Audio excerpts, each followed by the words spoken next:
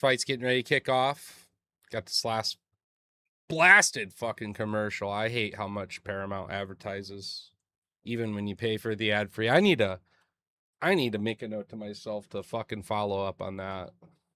Why am I paying for this ad free shit when I have so many fucking ads? I'm literally getting out a notepad right now so I can make a note to myself. This is pissing me the fuck off.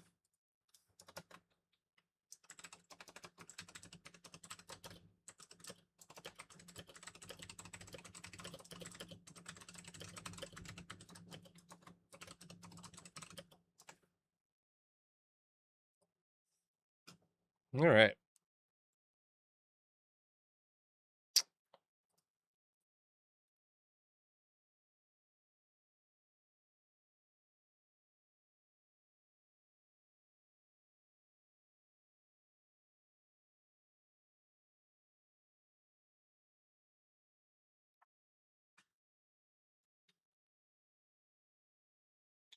I'll get this guy lined up and ready to go. A little bit of a green glow, but that's because I have this old green screen thing that I'm setting up and using to like block out the sun because my curtain's totally broke. So it's working out great. I actually like a little bit of the light bleed through too, so it's not like too dark in here and shit. So we'll roll with it.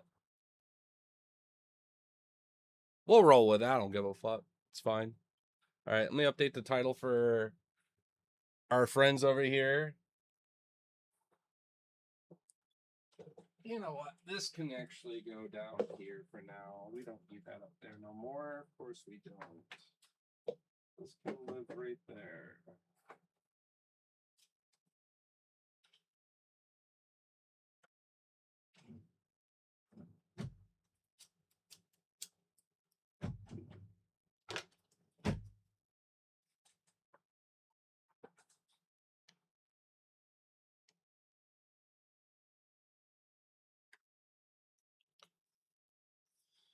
All right, title. UFC. Let's get this thing fucking typing. All right, UFC Vegas. I'm not putting the whole thing there. Fuck that. UFC Fight Night. Live.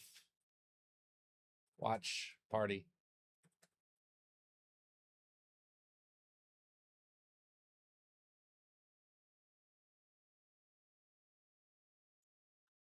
There we go.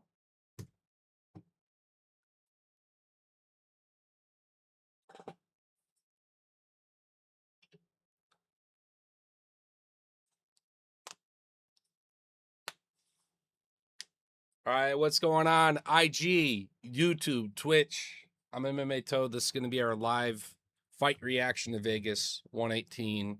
Very much looking forward to next week, obviously, but there's some pretty crafty fights on this card. I'm not going to lie. And I went through the matchmaking, did the picks, all that. I really think we're going to see a few finishes on this card as well.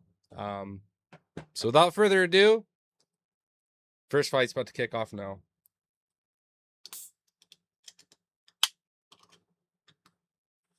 Who the fuck is this guy?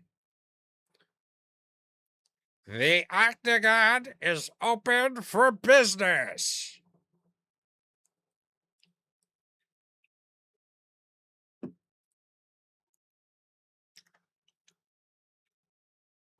Anyone have this midget ass Ariane to win this fight?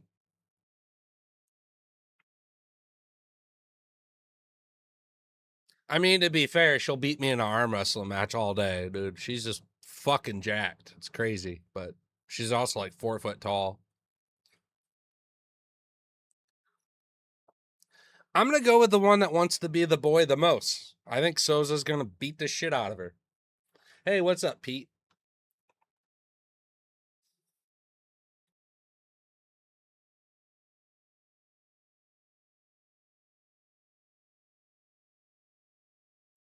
More tattoos, more like a boy, more testosterone. I think she gets it done.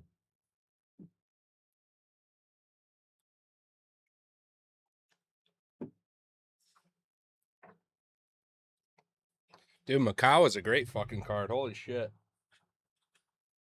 Probably one of my better cards for the year, too, in terms of how we finish. The Song Yadong long shot was just ridiculous. All right, here we go.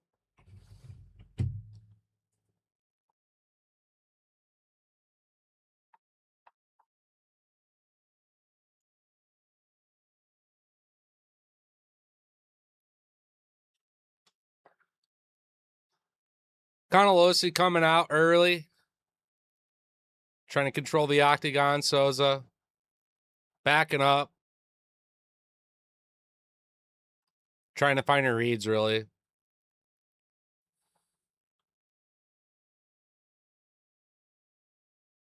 Ariane with the low kick there.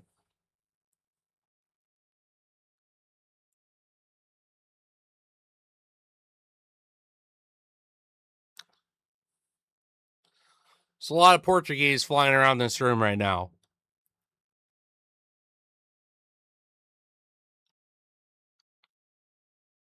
Souza comes in with a right hand over the top.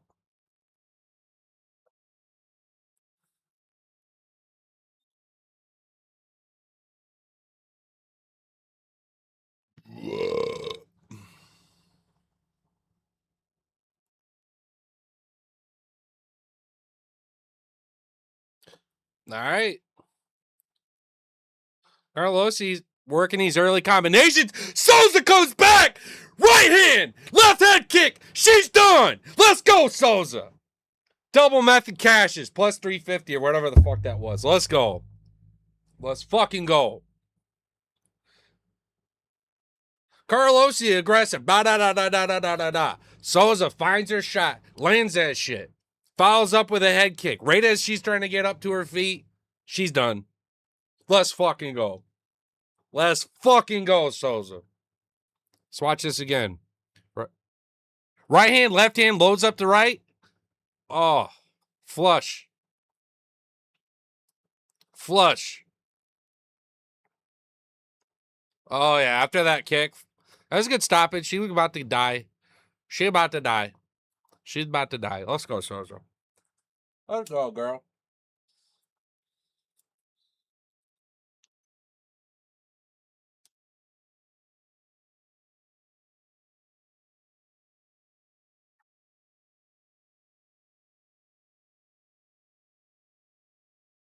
Dude, I'm down. Let's go.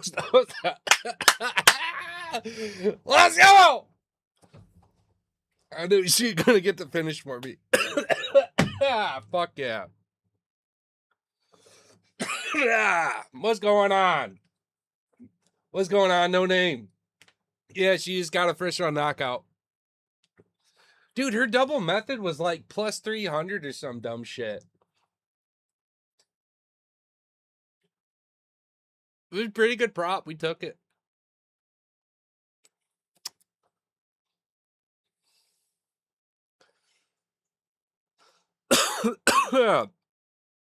I mean, I don't go too crazy on these, like some of these prelim fights, but that was a really good prop being, you know, as big of a favorite as she was as well. Gotta love it. I need to pull up my Tapology and keep tabs on how I'm doing there. I got like 2 challenges going on.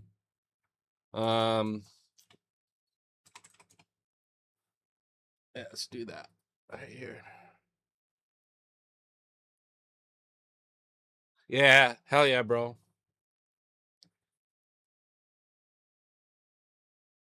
My picks. Wasn't expecting it to be that fucking quick. She hardly had any strikes thrown. She connected with 7, and 4 of those were final shots. Like, the fuck?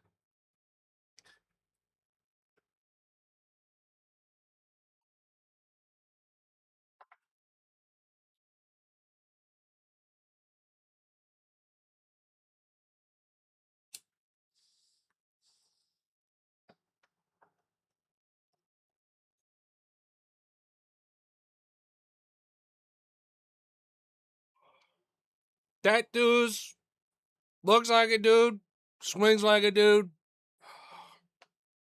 Cash it. Fuck it. Let's go. Let's go, baby. Dude, so prelims do have some really good value. And so it's not that I don't sometimes overinvest in the prelims the way I do the main. There's just some really good props on the fucking main, too. Bryce Mitchell submission, 5 to 6 to 1 odds, pretty crazy. I mean, you could go through the list and find some props that are like, that's really good value. Full camp, of course, that makes a big difference there, too. Luna looked like shit on the scale, and it's a 5 to 1, and he's one of these motherfuckers that will cinch up a twister. Like, he's good.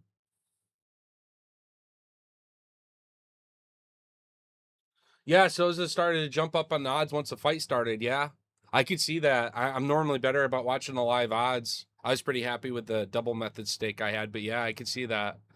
She was getting her reach. She was finding her time.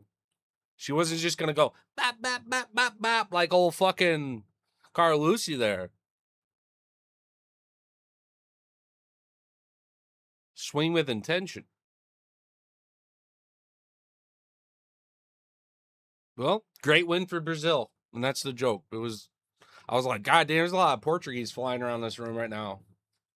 Swap out my battery real quick between these fights. About 24 hours apiece. These bitches slap. You got a little bridge they go right into. Shout out Still Series. I might even inquire for my old sponsorship again. I love this fucking company, man. All day. Oh, yeah, and you can do it on Bluetooth, all game consoles, PC, Mac, whatever the fuck you want. You put it on any platform, essentially. Even a Nintendo Switch links up with this shit. Let's go. Cheers, boys. We did it. We made it to another Saturday. Fucked it.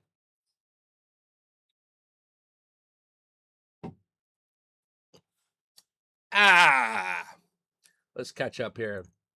I think prelims actually probably have the highest player edge, yes. Women's MMA especially. They respected Souza, right? But sometimes if the fighter's a little bit more girly, they're like, she can't get a finish, and they give you a 15 to 13 to 1 odds. Like 15 to 13 to 1 odds. And then you go through their Tapology. You go back, watch their fights. They're getting finishes maybe a third or fourth of the time. Well, why the fuck are you paying me 15 to 1 odds if in every 4 fights I get a finish? So Alexa Grasso, plus 2,500 for the knockout. I fucking love you.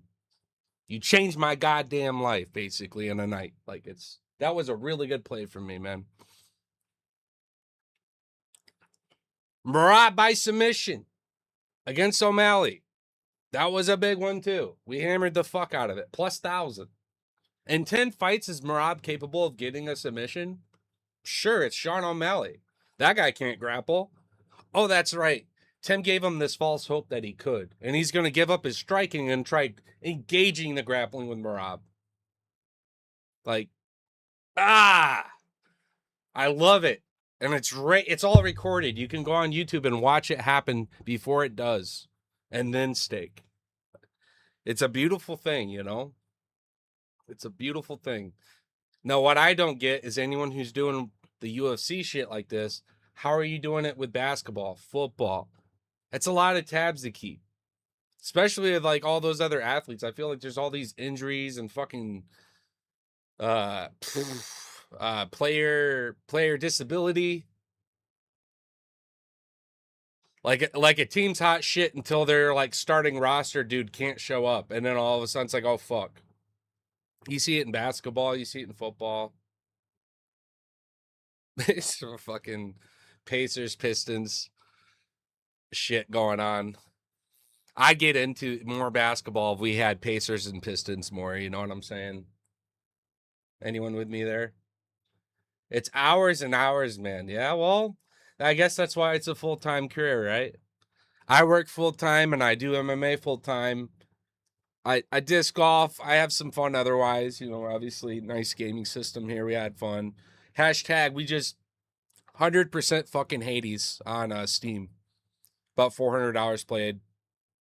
Bought everything there is to buy. Fucking been waiting to play that Rogue RPG for a minute. So Hades, sweet. Got Hades 2 and that game for $23 in a bundle during the Steam's winter sale. Can't wait to jump into 2, but I'm gonna take a break from that shit for a minute. 400 hours since January is a bit. I'm trying to get out, do some shit. Do hockey primarily, yes. Yeah, actually, everybody shout out Bookie because I'm an over-under guy. I like betting. It doesn't matter which team or which player wins. I'm talking distance. And so he really got me thinking. Hockey, first period, first 10 minutes, goal. First 15 minutes, goal. Yes, no. Hey, that's kind of like what I'm doing with MMA, but in hockey. And so I made some nice bread because of your plays. However many, a couple years ago when we were doing that together, brother, for the first time. And then, dude, he always hits moonshots, which I love anybody who's just having fun with it like that. You guys see me. Now, last week, I was a little bit more honest with myself, and I had some plus 900s hit and shit like that, plus 600s, but I also was like one leg away because of fucking Mountain Tiger on some really big plays, too. So those were security weaves, and we still surplus. But I'm talking, I had a 30-1 a couple weeks ago. I had a 350-1 fucking moonbeam. Like, when you miss that shit by a leg or two, and it ends up being like a favorable outcome, especially not even like an underdog. Like, shit, I already hit my hardest legs. That's the shit that melts me.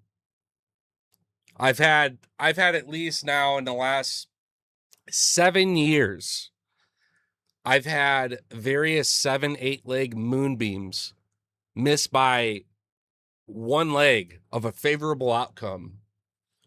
Like Piotr Jan versus Aljamain Sterling 2.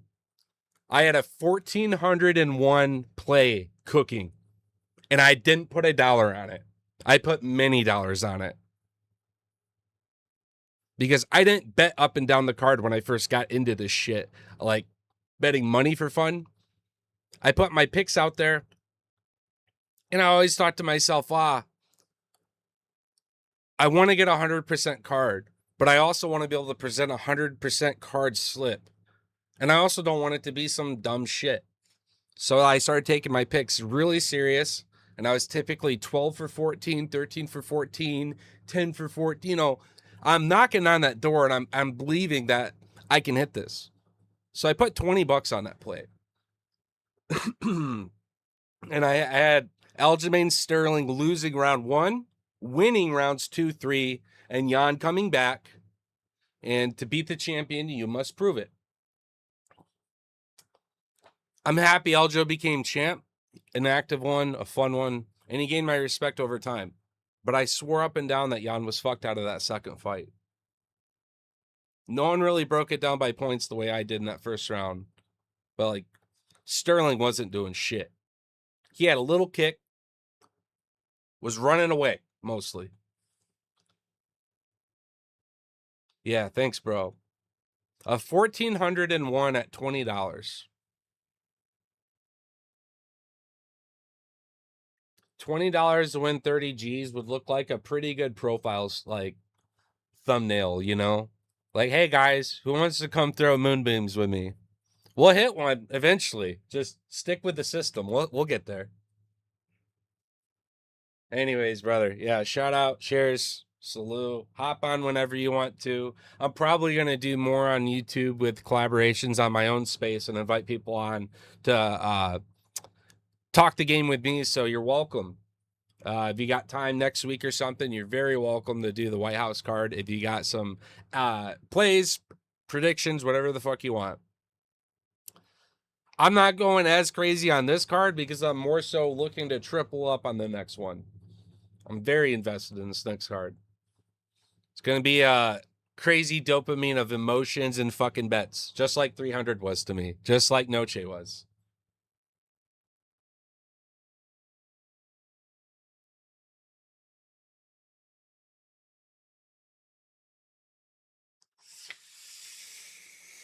What fucked me at 300 was I didn't get Wei Lee by finish, and I would have had a really good parlay hit.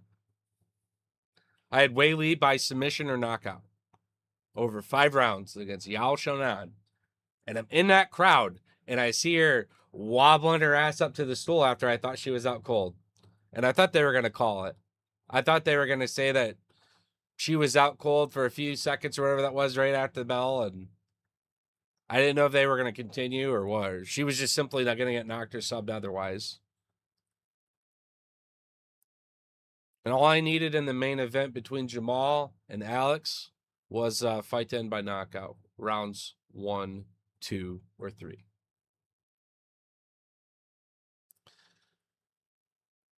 Poetan, I think, was plus like 150 for knockout at 300.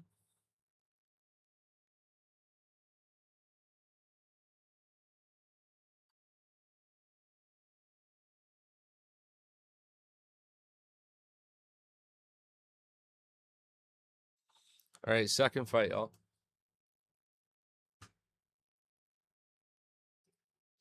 I got Chavez in this fight. I think she gets it done in rounds 1 or 2 by knockout.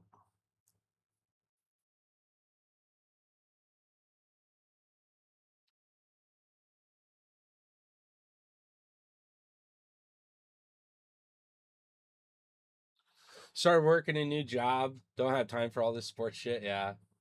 Oh, dude, forklift's sweet, man. I used to do a lot of industrial jobs right out of high school, factory work. I made all kinds of condensers and car parts for Corvettes, BMW. Worked with what did I work with? Japanese manufacturer. Did all the Honda, Toyota.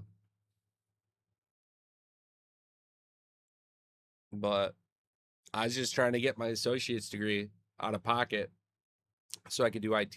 And that's all I did. Did actually a lot of sales and like IT work at the end, hybrid work, but no, I've been in this space for over 10 years now, so it's been good.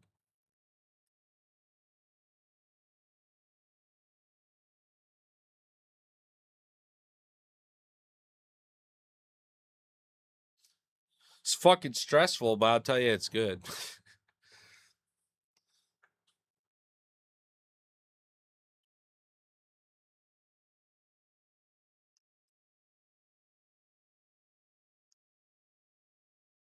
All right, Chavez, we're thinking knockout here in the first few rounds.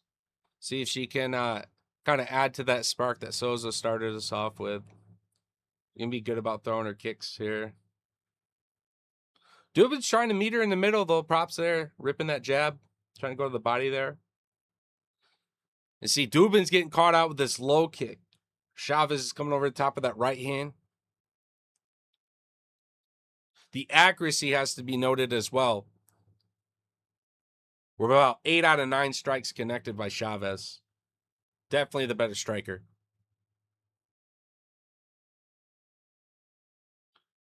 Dubin with the level change.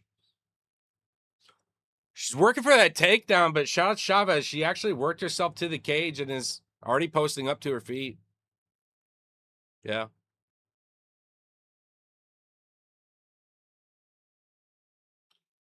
Yep. Dubin got a little shiner there around her eye. Immediately decided to dive in for that takedown. Chavez playing the game off the cage now. She'll be back. Watch the clinch work too with these knees. There's one. Dubin's trying to exchange knees with her. She's going to get toasted. Chavez breaking away with that right hand. Oh, shit. Frank Disc. What's up, brother? What's the line, bro? Let's see. You like this fight card, you mean? Or the play that I got Chavez by knockout in this fight against Dubin. She's way better striker.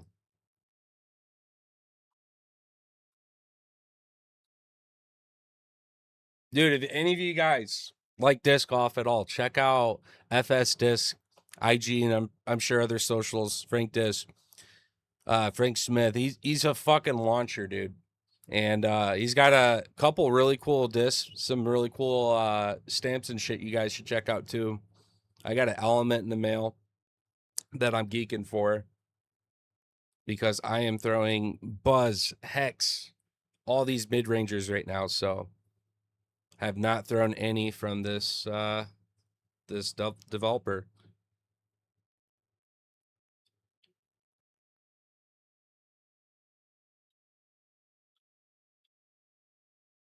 I think I learned something about my backhand on my last time out that I'm gonna adjust at Spring Valley tomorrow. And if I'm right about it, then I know I'm gonna get at least like A, better accuracy, but B, probably like 70, 80 feet further consistently. I discovered it at the end of Romo on 17, which is just a nice, beautiful straightaway. And I'm like, okay, I can work with this. I think I figured it out.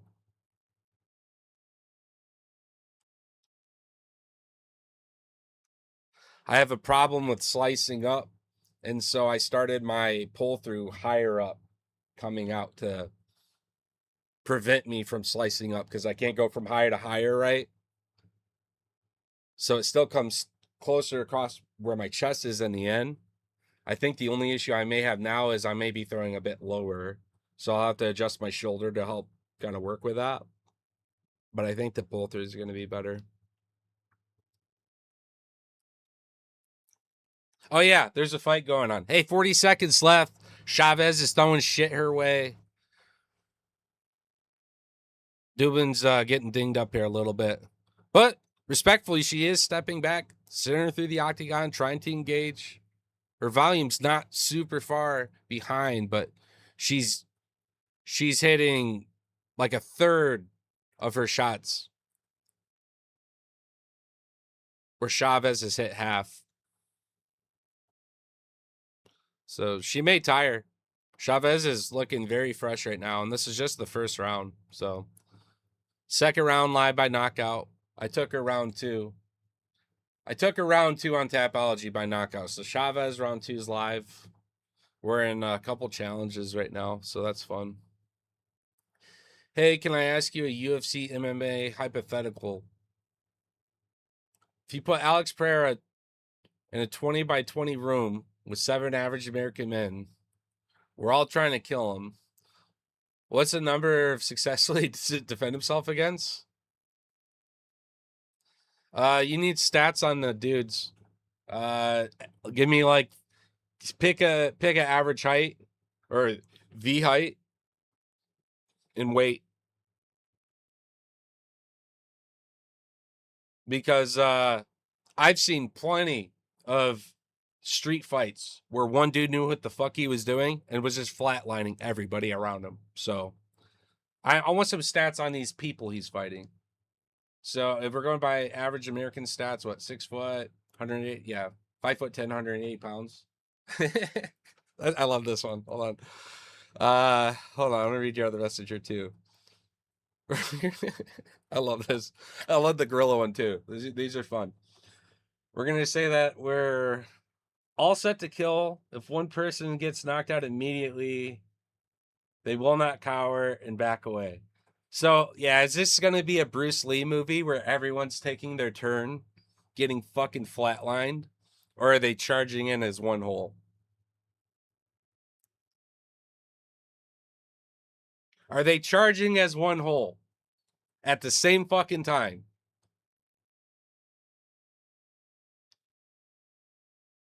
Because if these guys are trying to sit at range and shot select, it takes one punch from Pereira. And now it's 6. And then it's 5. And then it's 3. So you almost wonder, can Pereira throw 6 punches? Bop, bop, bop, bop. Trust me, he'd flatline 7 schmucks all fucking day. But if they're not doing this shit like a fucking old Chinese karate movie one at a time and they decide to charge him, he can't swing 7 fucking shots. He'll get coiled up and taken, and everyone will lay on top of him while they fucking choke him and do whatever else.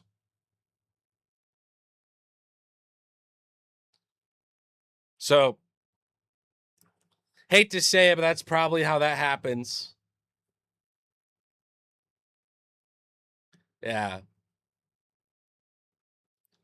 It's a Saw situation. Yeah, it is one of those. It's fucked up. No, I love Botan. He's one of the best things that happened to the UFC. We've had a lot of talent into the UFC, but not everybody. I love that you're going around asking this question. Hey, no problem, dude. Drop a like and a subscribe. Come back anytime. We'll play more of your questions all day, brother.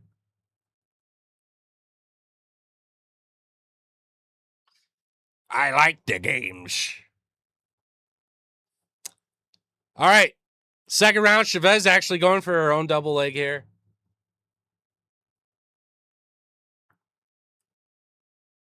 I'm surprised to see Chavez fucking grappling, but nice. Pulls Dubin away from the cage, lifts, puts her head off to the side, drives through, gets a nice dump. And Chavez doing a good job working for this wrist control here.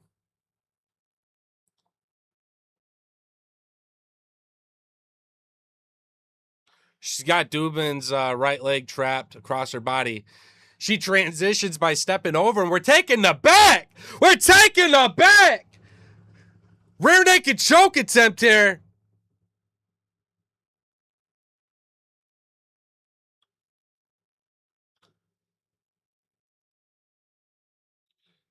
Chavez by a fucking submission was not on my bingo sheet, dude. I had her by a second round knockout. All right. She might be yeah, she's giving this up, I think. She transitions across with her other grin, but Dubin's not actually fighting the hands better than what she was. Oh. Just called it out there. Chavez has never won via submission. So left hands are getting through. Elbows are getting through.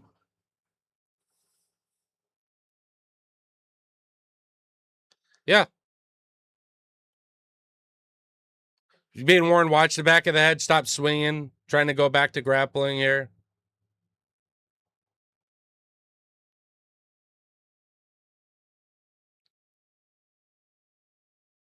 She's got a nice body triangle here while she's working off the back of Dubin.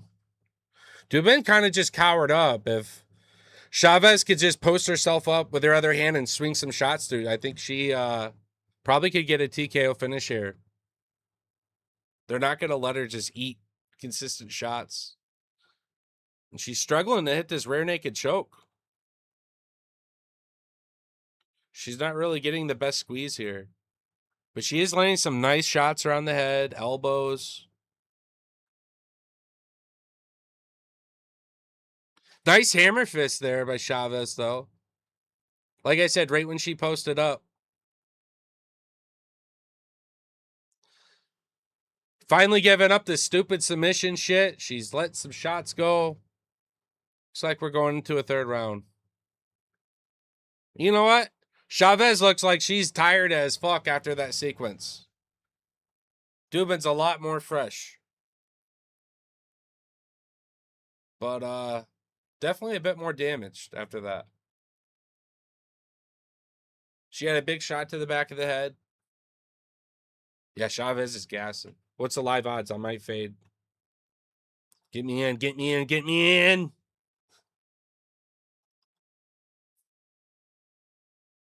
Yeah.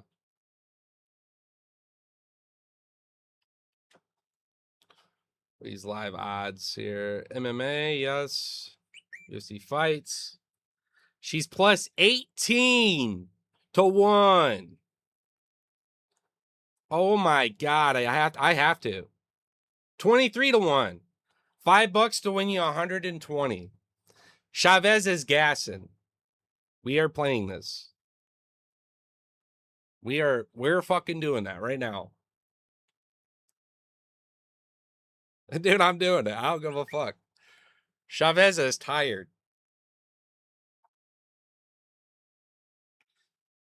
What the fuck? It dropped it down to 1340 for me. I got nerfed. All right. I shouldn't complain, though, because if that hits, that's still fucking insane.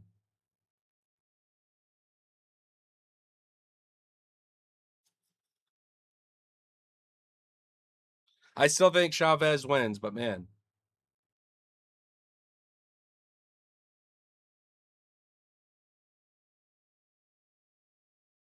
Now it's back up to 2,300. Yeah, grabbing the cage there.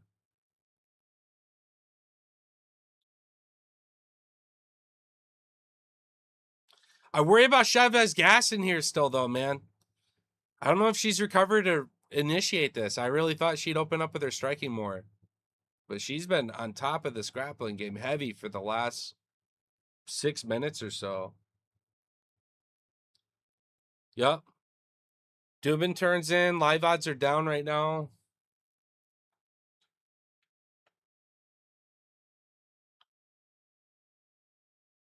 Dubin's back to the feet.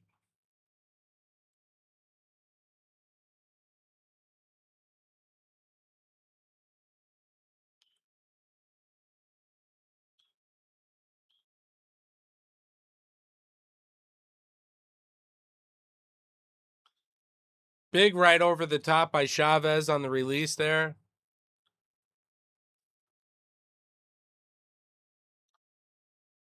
Oh, shit. Left head kick attempt by Dubin. And Chavez stepping in with a nice counter shot that drops her. Could have been a slip, but was close.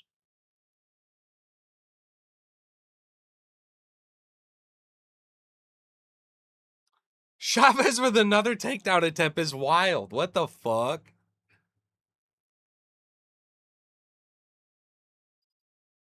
This has to be like, I'm doing this to believe in my new skills I've acquired before this fight kind of moment for her. Because she is still working for these submissions. Like, it's impressive, actually. She's in these positions a lot. She's just not getting it. But now we got 2:30 to cook.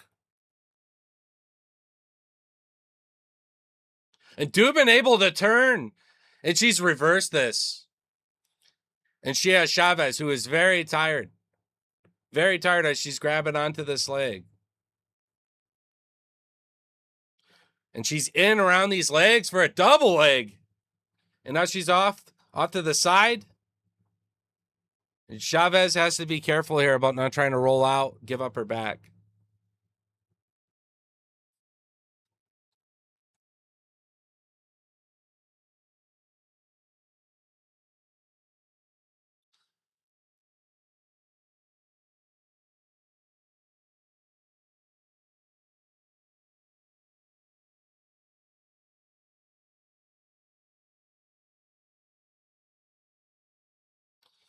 Yeah, see, she's already was gassing. We got a 30 with Dubin off across the top of the head, or off to the side, dropping these elbows onto the head. 3/4 mount. And she should try to step through with her knee. Her left leg, she should try to step through and get into full mount. And I think Chavez is going to make the mistake of giving up her back because she's sick of these elbows. More slicing elbows from Dubin. Putting her elbow down on the neck as well. 50 seconds to go. Chavez might be able to squeak it out based on the first 2 rounds, but Dubin making this fight rather interesting here at the end.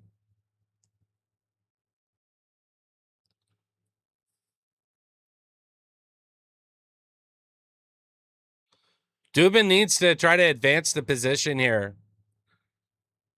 Post up with like a full mount. She's a rip up over those legs. They're little baby shots at the end. They're not doing anything. They're not enough to win the fight. Yeah, see, that's what she needed to do before 10 seconds is posture up and try to finish the fight.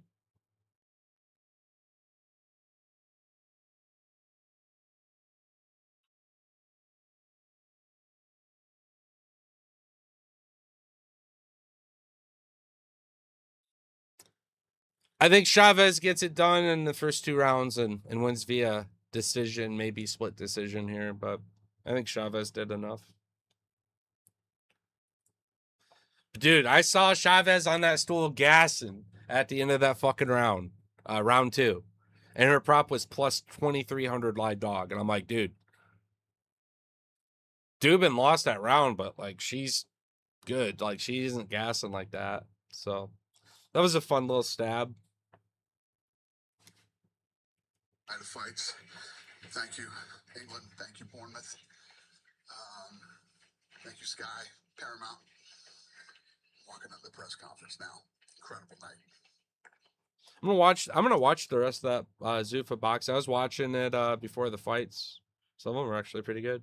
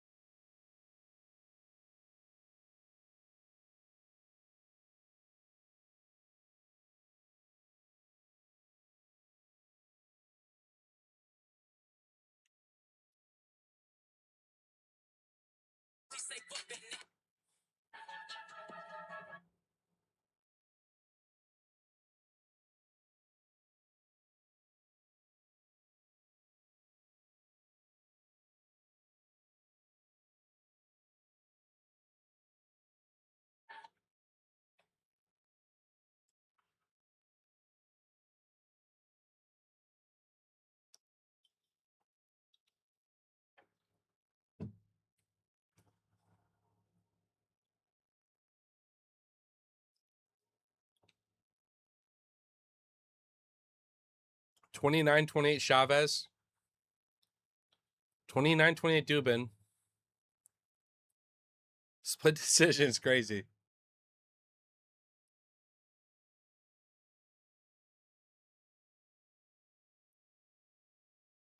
Chavez wins.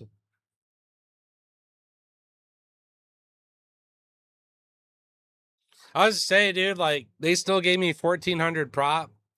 $5 would have been $70.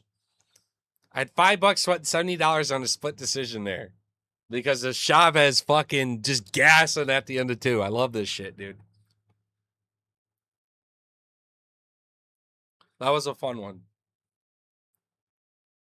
But the prop actually pissed me off. It was plus 2,300 when I locked it in. They realized they were fucking up.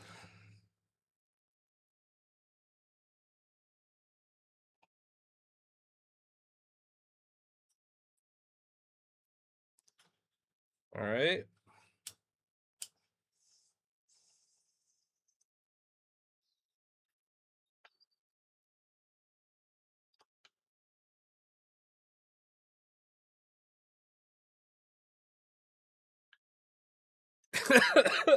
Jordan Levitt's like highlight reel starts off with him doing this shit. Fucking dancing around. This dude's hilarious. Shit was not a split. I agree. It should have been Chavez 1 and 2. But here's the funny thing, right? I just saw how gassed she was at the end of 2, and I thought, yeah, 2,300 to 1 odds. Of course, they gave it to me at like 14, whatever. I'll put $5 on it. Like, I don't know if she's going to come back in this 3rd round and look so hot anymore. And the fight's been kind of back and forth in moments when they were on the feet. So, yeah. Her grappling lust, I thought almost lost her the fight, essentially. She gassed herself going for it in 2. She started fucking up in 3, got it reversed. And we had like 2 minutes to cook. And I'm like, dude, this long shot actually has a shot. And then I'm sitting there thinking, watch a judge fuck this up and have it be a split decision potentially. And it fucking was, dude. Like clockwork, UFC continuously fucks up. And these are people's livelihoods because they don't make their full purse. It's a win-lose system as well as the contract, obviously. So I feel like we as fans take this shit 10 times more serious than the people who are in those fucking seats. The privilege of being in those seats on a monthly, weekly basis doing this shit. Now, they can't see everything that we see, and there's going to be some limitations there. But what I saw is one girl just winging shit out there and hitting a third of the time, and another complete striker who is definitely doing more meaningful shots and hitting at least half the time. She had it 2-0, lost the last one. Jeez, at least it went to the right one. Shout out Twitch, YouTube, and IG. Those are the 3 platforms we're on. I'm going to play around with some streaming tools. We'll probably snowball all chats, all feeds together. And we're doing that right now with Restream, but we'll do IG as part of the loop. We'll get everyone kind of talking amongst each other kind of thing. So, or if possible, we'll look into doing that. So, shout out to everyone tuning in. Last couple cards have been really good for us. Picks bets have been pretty okay. So, looking forward to the White House card. I'll be very invested into that card. A lot of plays. I've had some plays cooking for a minute, so I'm excited to potentially catch some of those. I've been betting on the White House card for a minute. So, yeah. Could be some crazy outcomes, some crazy upsets, but nonetheless, I think it's written in stone that we're seeing some fucking finishes, some spectacular finishes, one way or another on that card. Shout out to current sponsor, Toasted.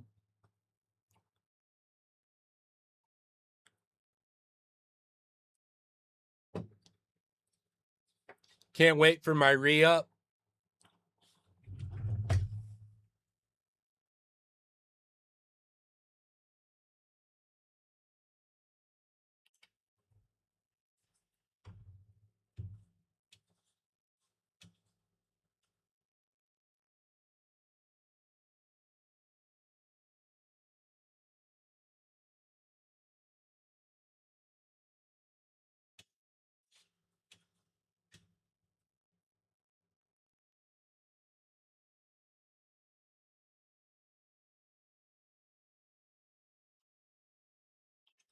I think Britu comes out here like a loaded gun.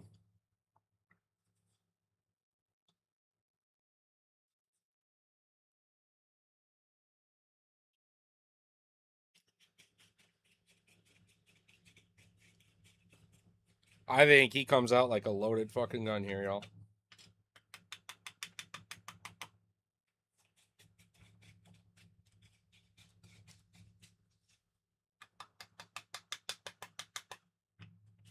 But Levy is kind of crafty at times, too.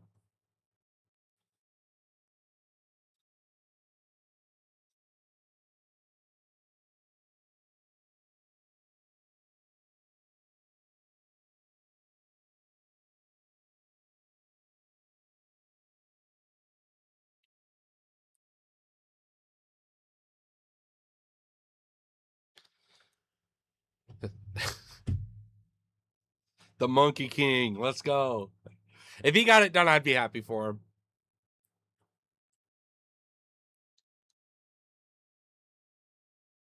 He needs wins every now and then to stay around, you know what I mean? I don't know what his contract looks like, but fuck, I'd be happy for him all day.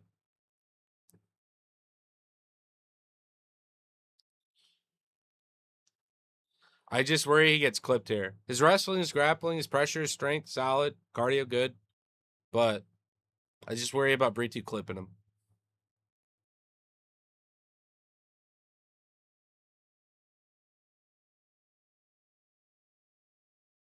Levitt already stumbling on his back foot. Goes for a shot immediately. Britu able to reverse it immediately here.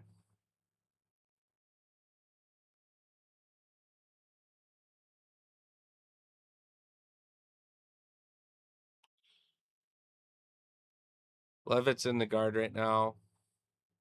Britu trying to transition to the side. Monkey King trying to prevent it. Working his head under that arm there. Trying to set up like a guillotine maybe. Yeah, he's trying to get up around that neck for a guillotine. Scooting his legs. Pulling back. Rolling Brito in this guillotine right now.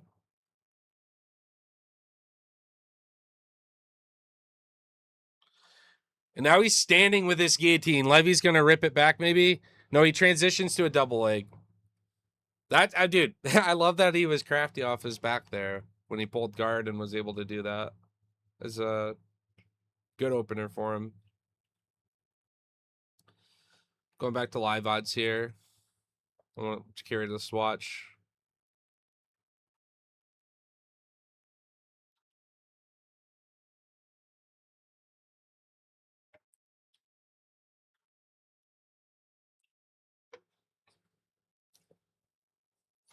Jordan's got to watch that knee. We just had one that looked pretty close to like a low blow a little bit.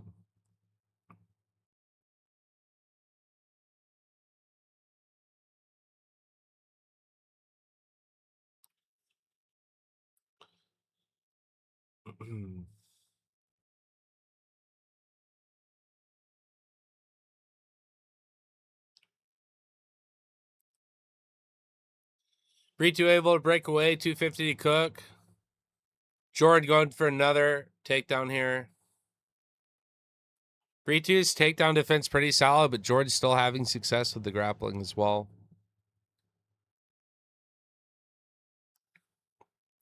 He's going to need to keep it on the feet, I think, Brito. Needs to get his hands going. Kicks.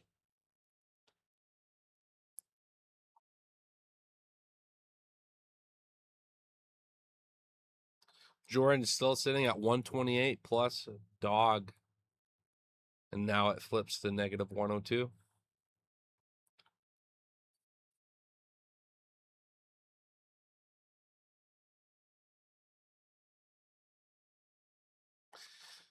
Levy's saying that he's grabbing his glove.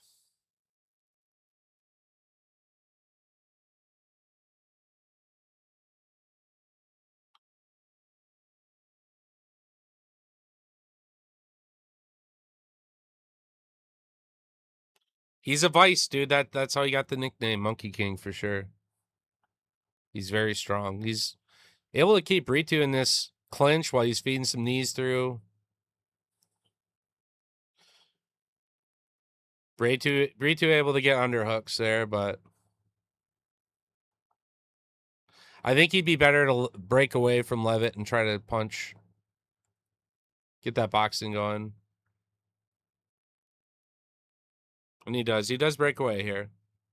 Got a minute 10 to go. Levitt, as he retreats, throwing a spinning back fist, which I kind of liked. Brito finally letting some strikes go.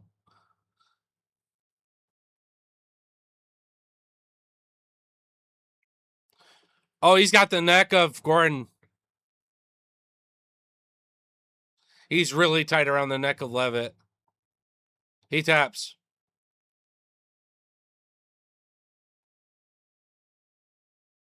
Brito just ripped off his trunks.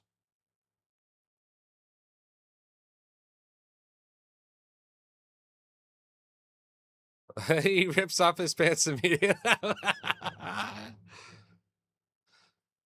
And he's getting up on the cage after he took his pants off. With his fucking jockstrap around. Shorts. Let's go. Nice win for B2. Yeah. Desperately came across. The odds transitioned right as Jordan, right before Jordan got cinched up in that choke. So Brito actually went plus money as it went off before it closed. We had Brito double method, so I'm happy with that.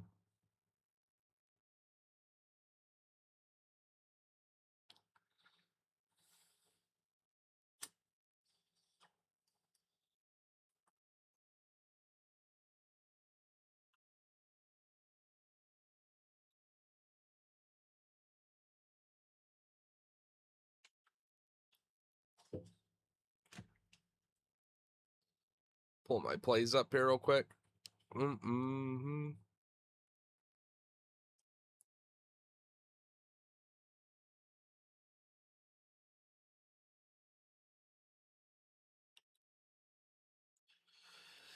Do.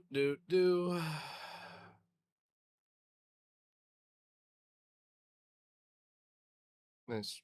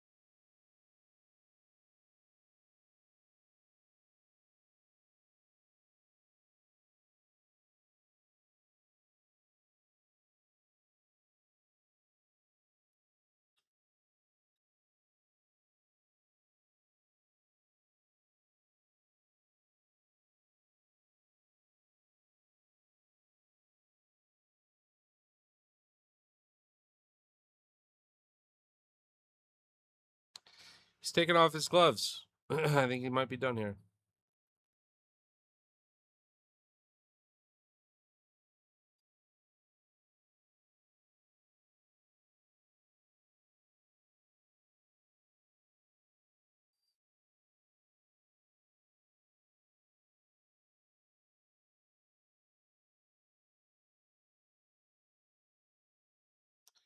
Think I heard him say paying bills in Portuguese, like literally. It sounds just like paying bills. He's taking his shit off, so I think he's done.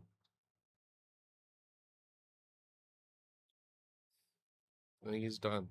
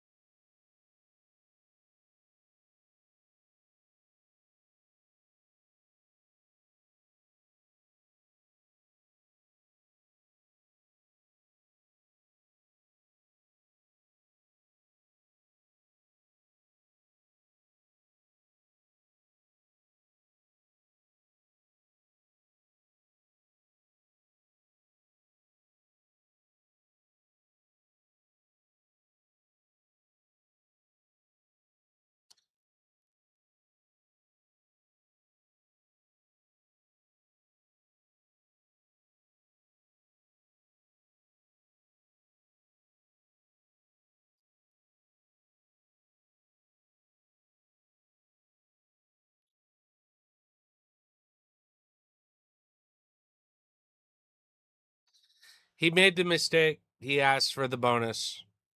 He was maybe gonna get one. He was maybe gonna get one, and he fucking asked, dude. I don't know how. Oh, these people don't get it.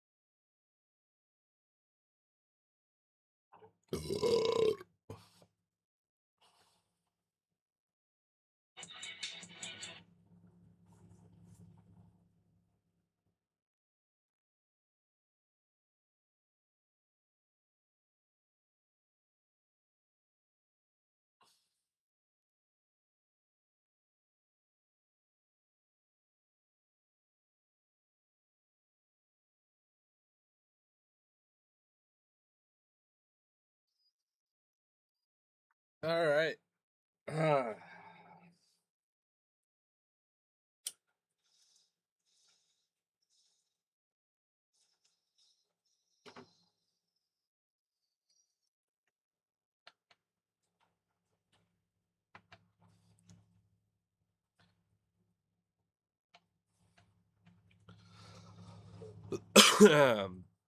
Let's see if Zombie Woman can show up.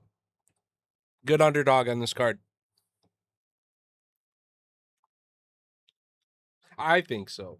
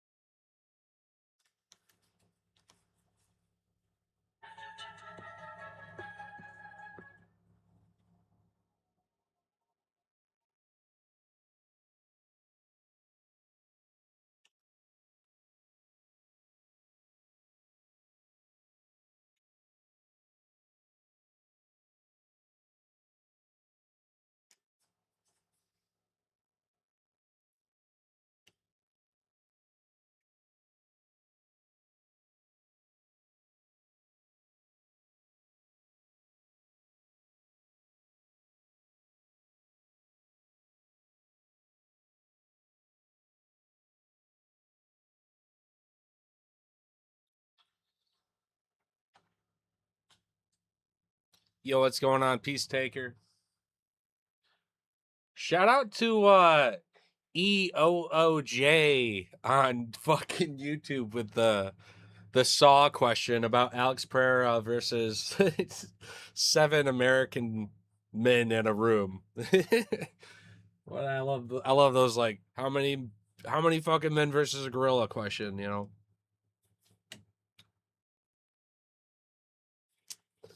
Let's see. Pulling up props again. Seeing if there's been any movement that I'm interested in. Let's see here.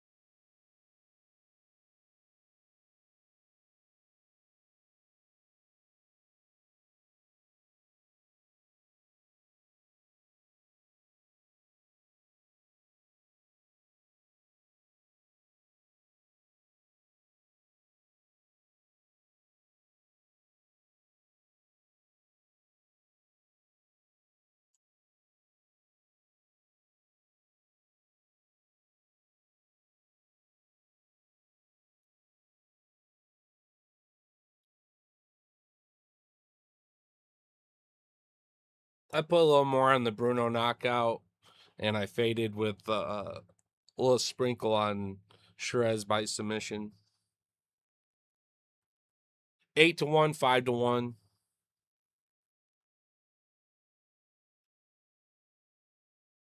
It's a good fight by finish either way, though.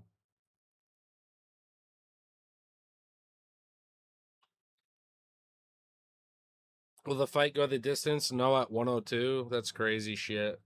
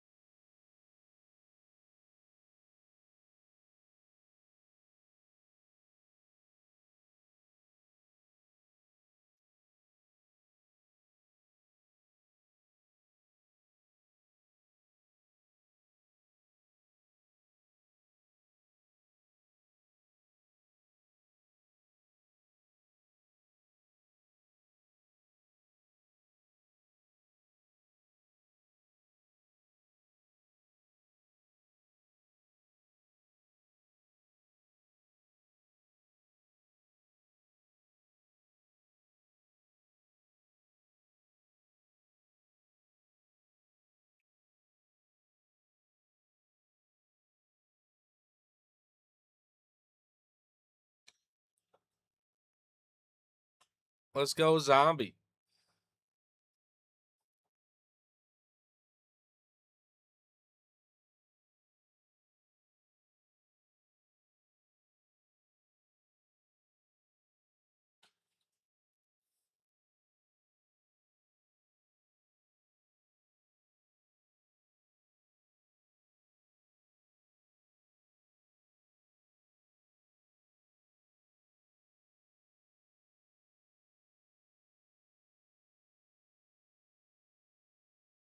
Zombies dropped down to a 108 live prop right before the fight. Or movement. Turn this off for a minute here.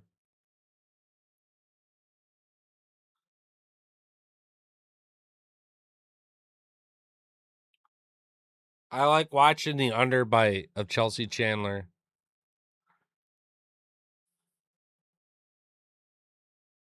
She reminds me of an American bulldog. Her underbite. And Zombie's already popping it. Chandler's going to start running here any minute, dude. Chelsea's going to start running any fucking minute, guys. She turns 180 and runs. But see, Zombie is doing the right thing. Keep her back to the edge of the octagon because then she can't run away from you.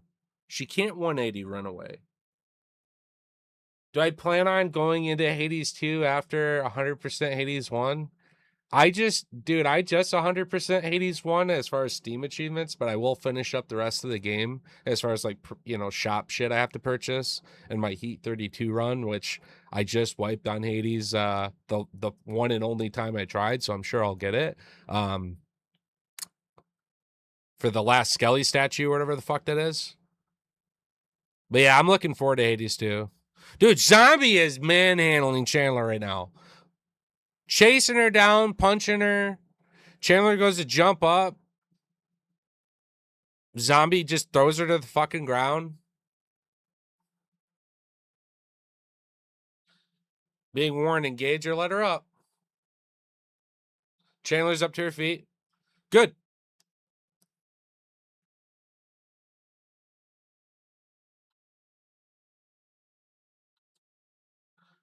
Zombie able to protect her neck. Breaks away with a nice knee. Oh, Chandler dropping Zombie there with a big shot. Now Chandler working for the submission here.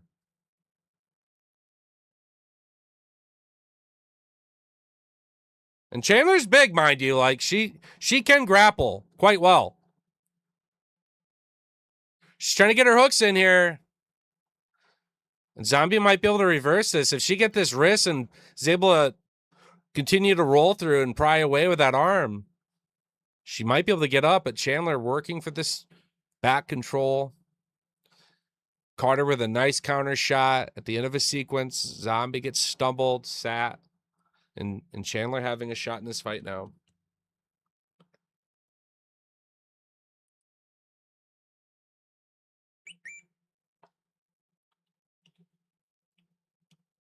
Turn off screen timeout.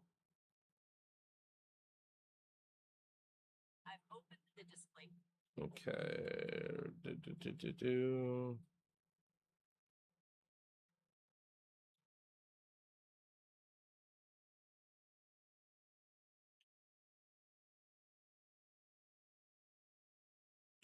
Says while viewing, keep yeah, let's try this setting. Should have done this fucking forever ago. All right, I'm waiting for live props to post. I'm curious. Chandler's raining down elbows here as she's fighting for this arm control. She could go for an armbar, Kimura. Going for this armbar. And she's got it. There's a tap. Chandler gets a submission. And she let off a little bulldog bark.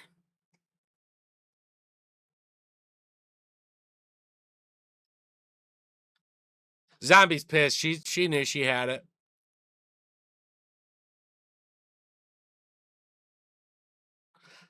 Chelsea probably needed that to save her contract.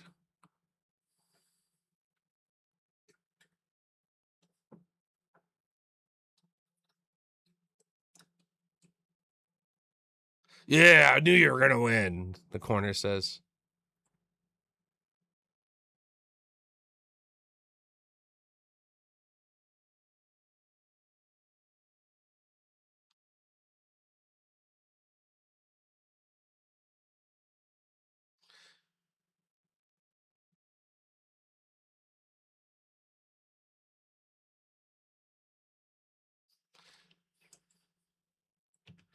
Dude, get a better camera angle of her face right now, please. God, they're just showing only the back of her head because they can't stand how fucking...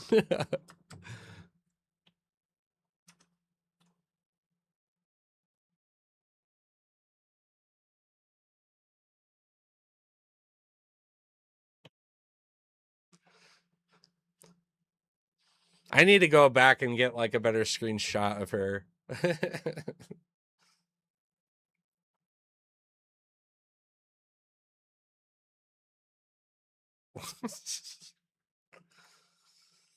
Zombie was looking good till she wasn't, man. She got countered, sat down. Damn shame. I think if you ran that fight back, she'd probably win it. But Chandler saves her contract. That's good for her.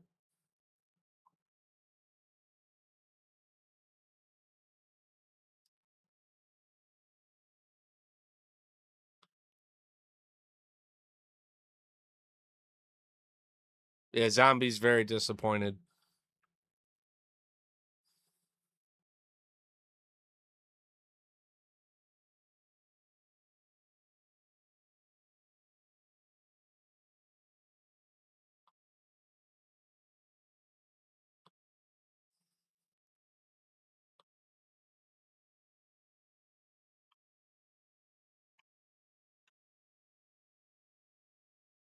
Yo, what's up, Elevating?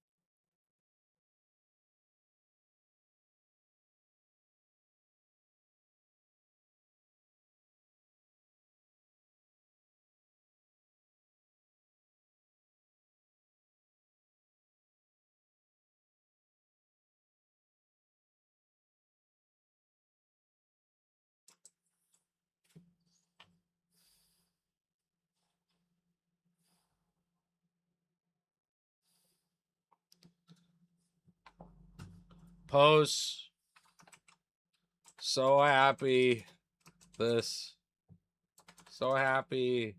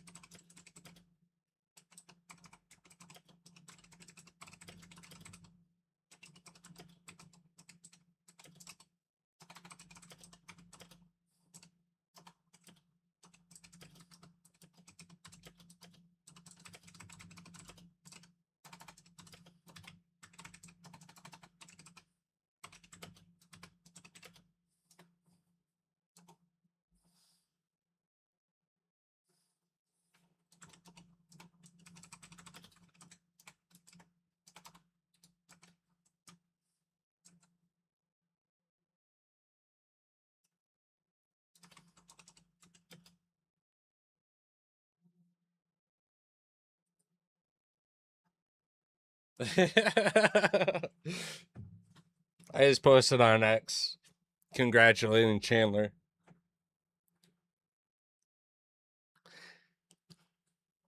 She did good, but I'm telling you, you run that fight back, dude. Zombie was fucking her up. She got countered. Terrible transition.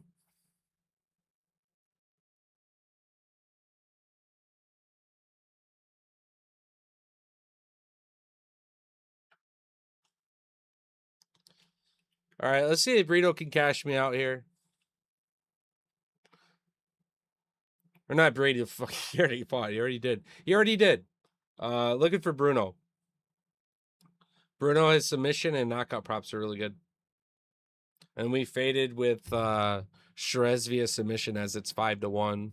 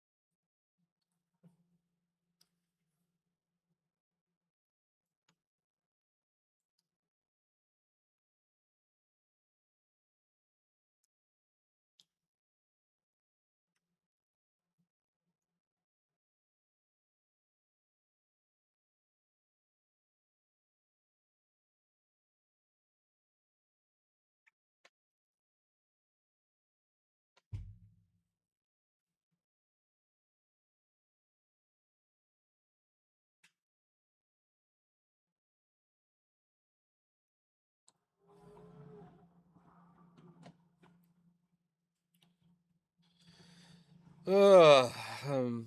Hmm.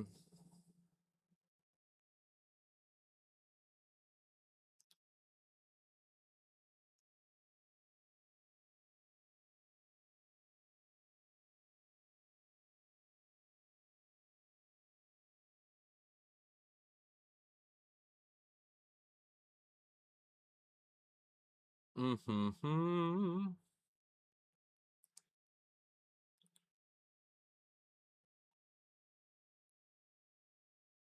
Gable Stevenson is a negative 2,500 favorite. I love that.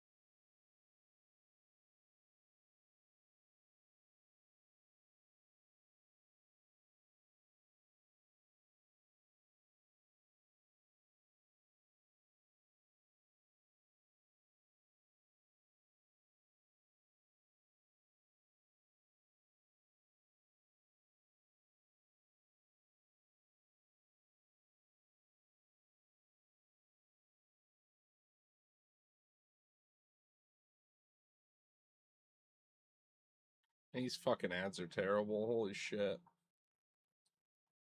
All right.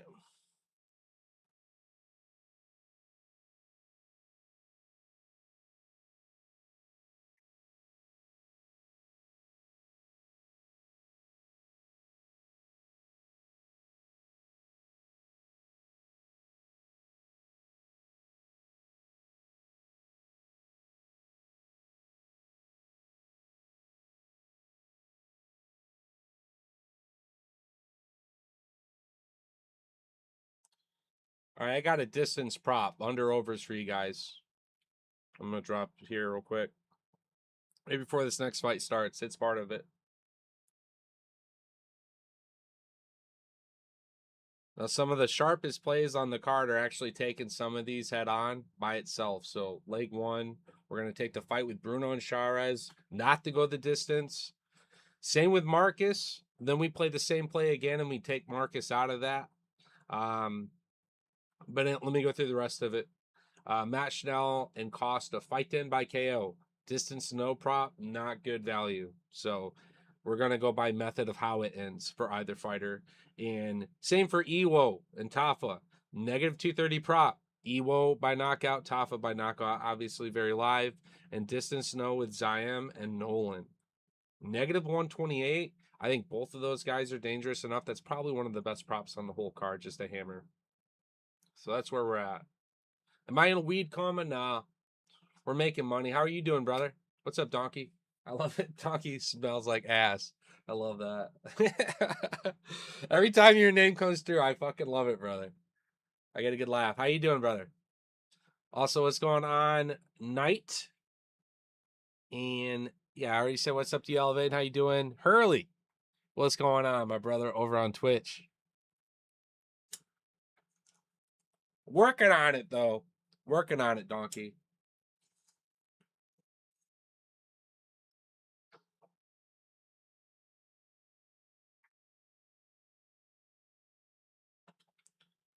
We are working on it. Oh, shit. Saved.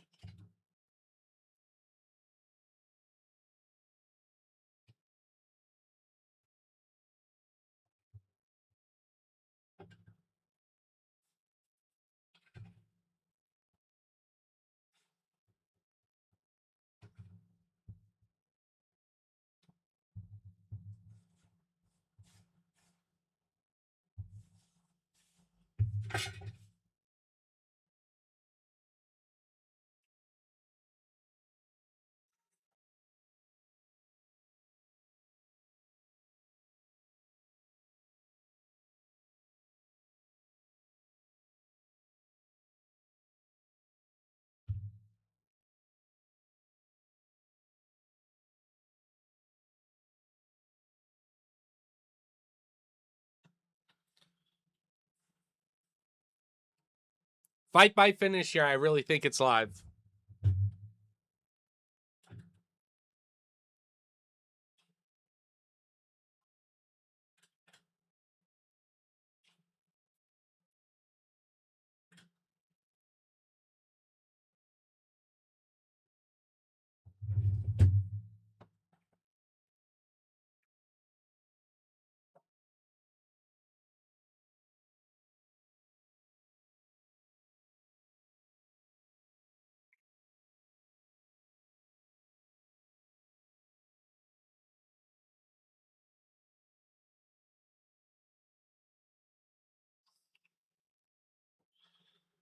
Let's go, Bruno. Bruno by knockout here. Submission here, very live. Charez by submission as the weave 5-1. Get back some of that payroll potentially, but I think Bruno gets it done here. Let's see.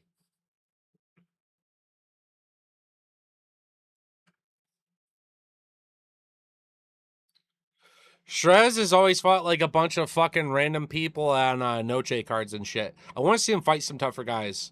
We already know Silva's a pretty solid fighter, but both guys dangerous in their own regard. So fight by finish here is very good, safe play, I think. Now they are flies, and flies like to go the distance, but not these two flies. They're the kind that like to fucking send it. Shire's a very good frame, too. I mean, he is long, rangy. But Silva owns it. That's why he's the fucking bulldog.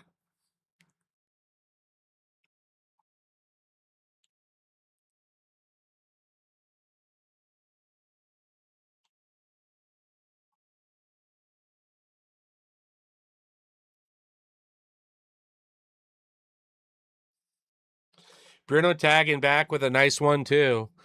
As they're sitting there glazing Shiraz's boniness and his long jab and his long arms.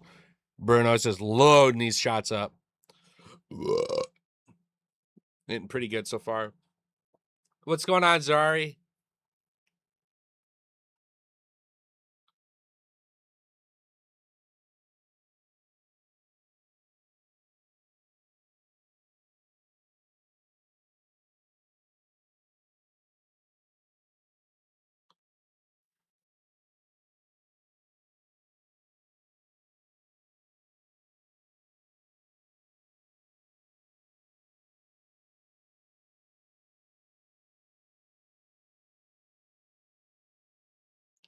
Bruno being warned about his fingers here.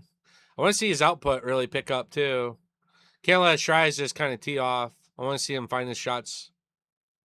He's being a little bit more selective, which is fine. He's got to be careful about crossing the void and being countered, but just want to see that volume come up.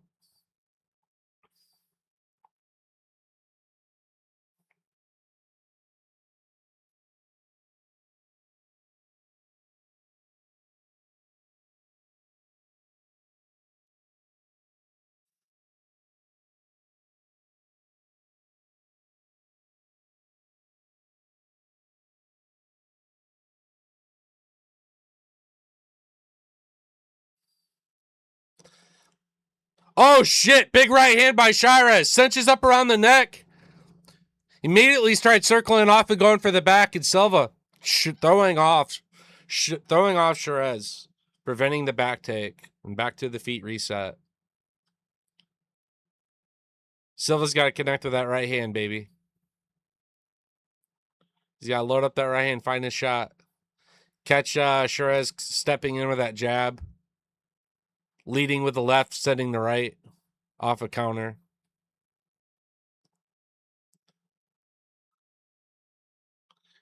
Shiraz continuing to pop that left jab out. Going for the level change. Shiraz throwing off Silva. Not allowing. Minute 38 to circle here in the first round.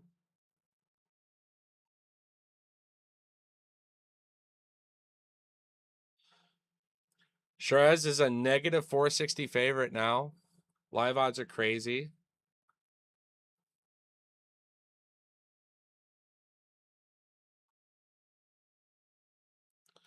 Big right hand from Silva.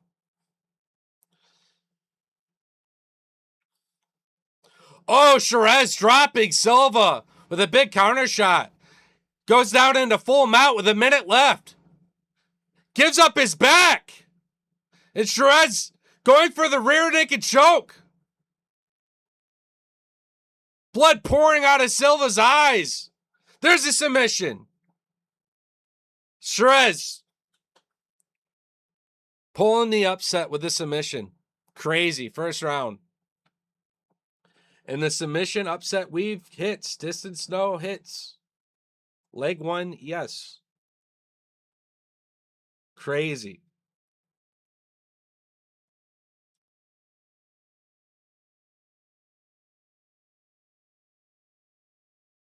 Yeah, Shiraz submission is plus 550. So that was a good prop.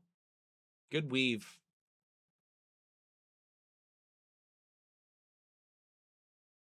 So the play was Bruno by knockout. Bruno Sprinkle by submission because that was plus 800 and his knockout was plus 600. And then we obviously played Edgar by submission. So going to the judges or Edgar by knockout would have technically lost that play, but he likes to cinch up those chokes whenever he can. Good for him. Good for him. That was a very good first leg for sure. We are happy with that.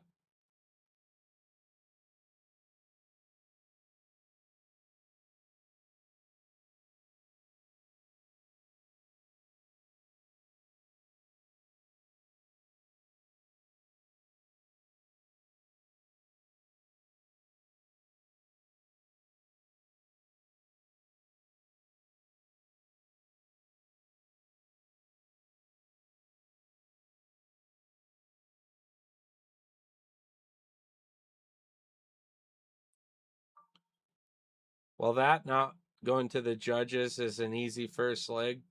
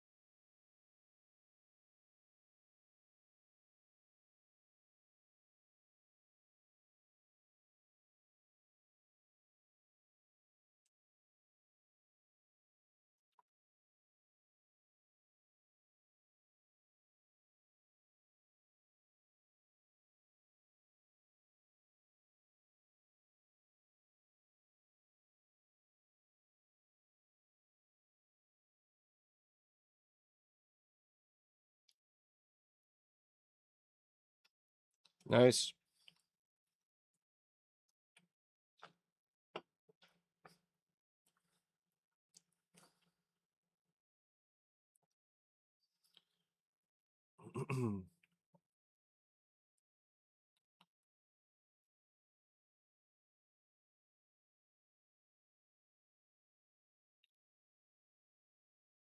Giving some love to his family in the crowd. Having a heartfelt moment, of course.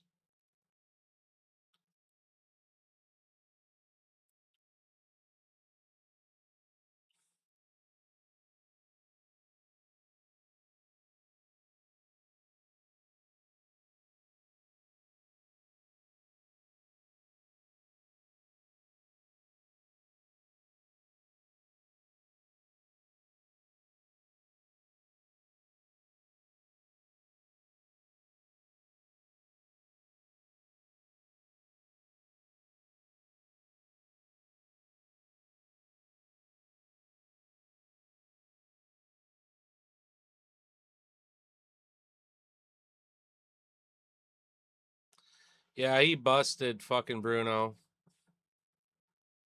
That submission was solid.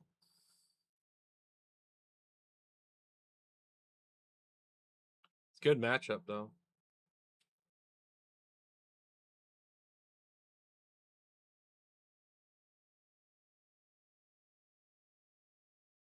Yep, plus 550 submission. Very solid prop for him.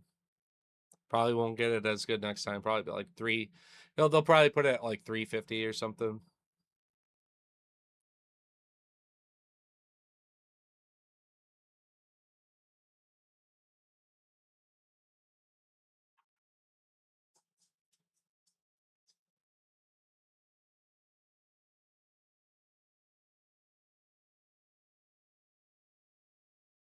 Everyone's asking for the bonuses, dude. I wish they'd fucking understand you don't ask for the bonus, and then you probably get it. Yo, what's going on, Curry Ninja? How you doing, brother?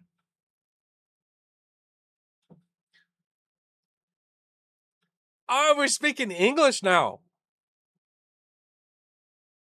Number 10, my life is fighting. I fucking love this. Fuck yeah. Hey, good shit. Good shit. I've always liked his fights. They're always good fights, so good shit. Happy for him.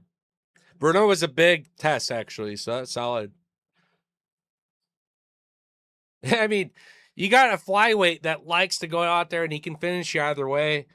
Those guys definitely work their way into the top 10. So, and there's a bunch of them there. Um, a bunch of old ones too that are on their way out. That's the beautiful thing about this guy. He'll be around. 31 or no, so I'm looking at that last fight. Let me scroll down. I want to see how old is he. I thought he's in his 30s though still. This shit. They don't show those details. You know, the profile and check. He is 30 years old. Yeah. Okay. He's in his fighting prime. Makes sense, right?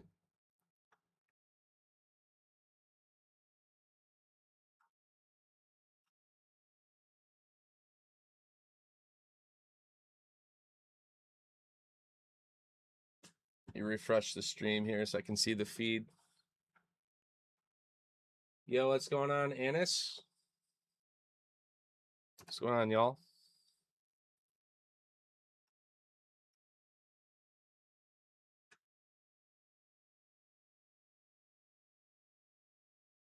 There we go.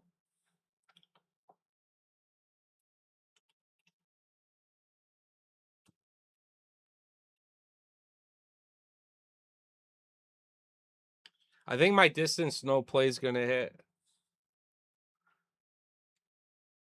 That was the easiest first leg. Those other fights throughout the night, those were fun, but acting like they're worthy enough to be into a parlay piece, it's like, a lot of it's women's MMA, you know what I mean? Play the singles and move on. To weave those fights in a long shot, I don't know.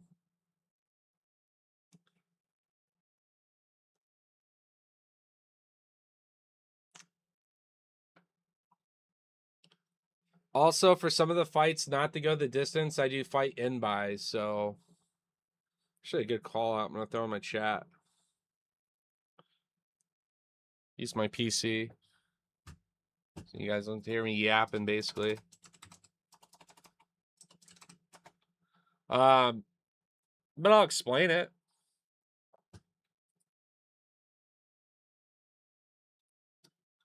Pull this up so I can type it as I kind of say it to y'all.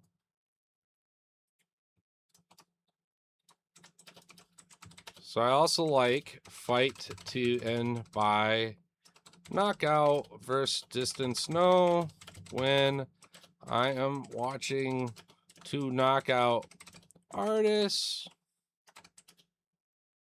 or typical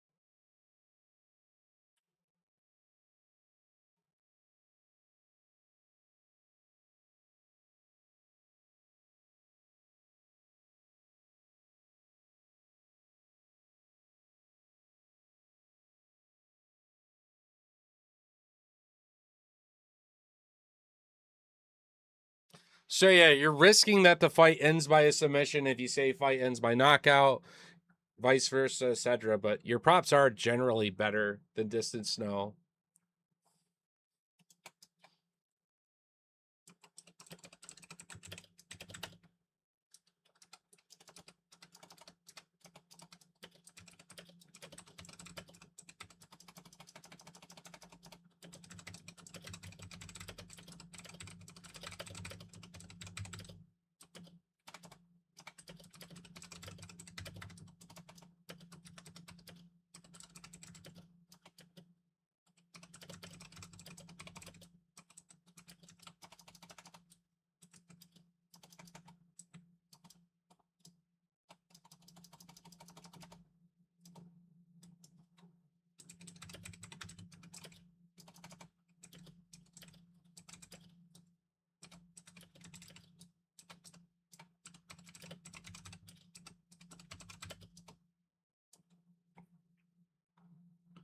So I'm going to show you guys one of the best examples of this weave. Shaving off one of the methods for distance. I'm actually hammering it as I do this, so that's why I'm pulling this up.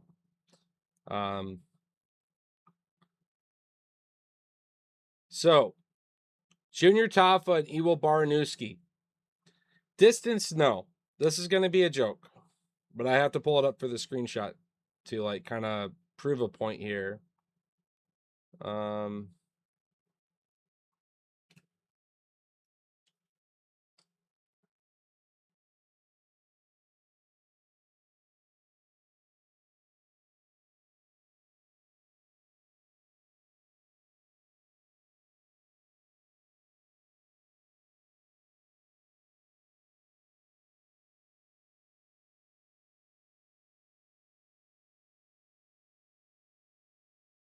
And then you say, how will the fight end instead?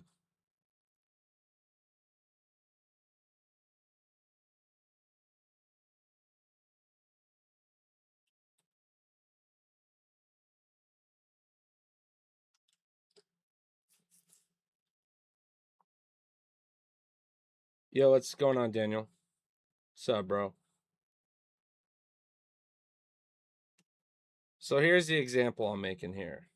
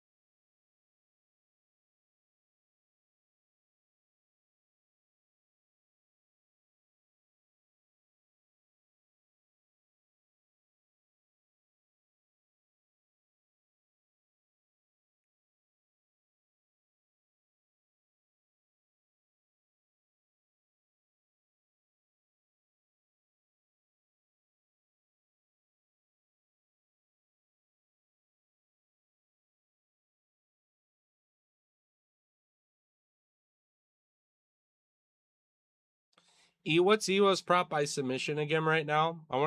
They've been talking about him wanting to grapple more. I think it's like plus 500 odds. Iwo by submission. No, it's down to 300. So the odds there aren't that crazy, honestly.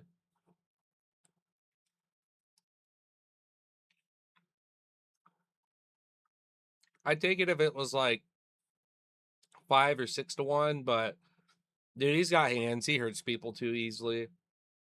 Not a good prop.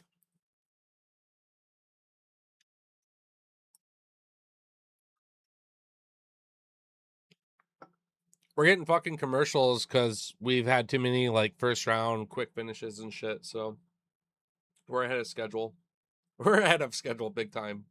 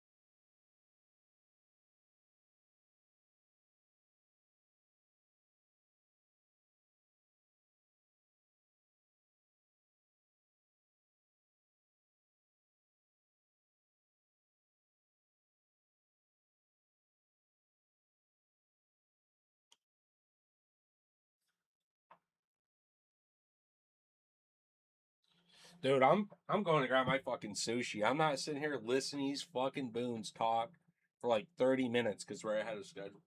Fuck this shit.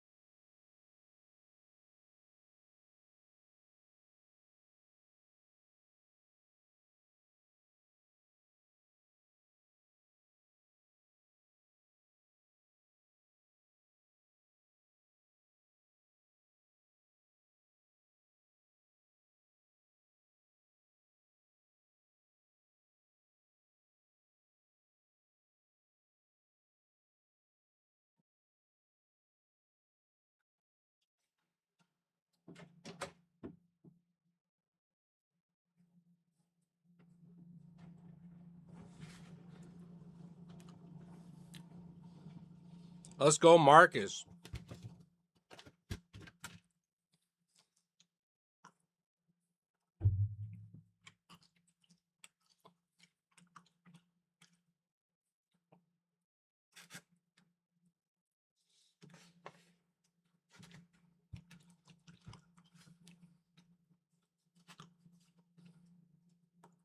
You guys want some sushi?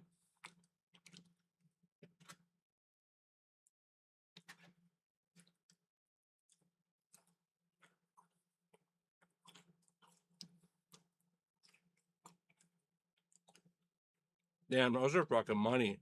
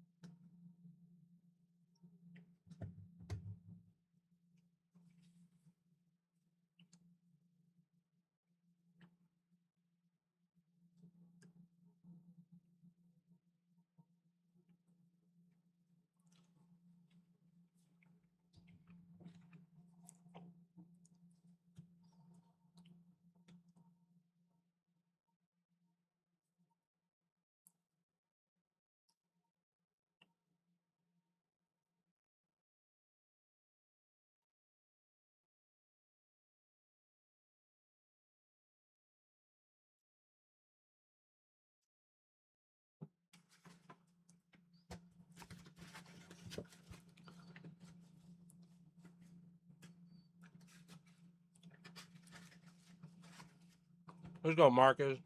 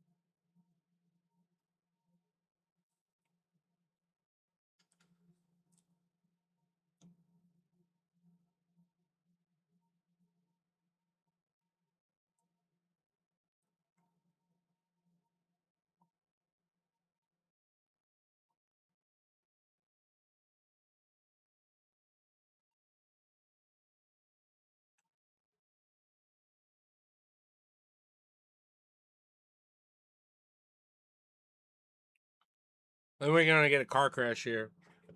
I got McGee. I got McGee by knockout. I think we're gonna have a nice little car crash here.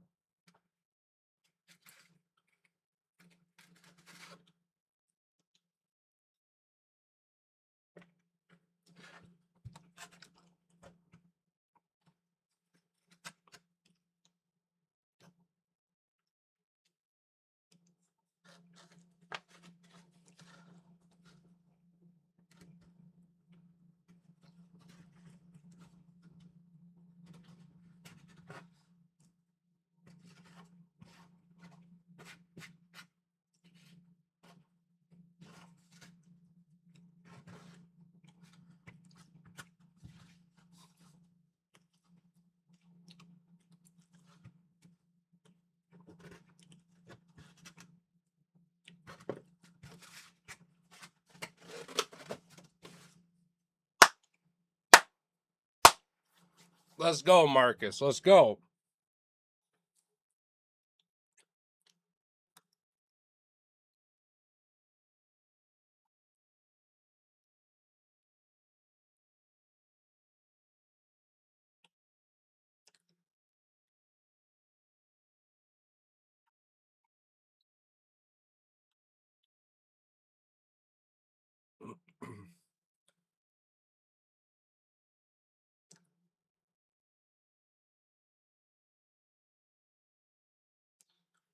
Leg one of the G.I. Joe parlay. Marcus McGee. Powerhouse. Cool ass dude. Tough. See how he does. Giannis is definitely at a huge size disadvantage here. Though 6 of his last 8 wins via knockout, his prop was 9-1 because Marcus being so heavily favored. High level of oppositions. Higher, we should say.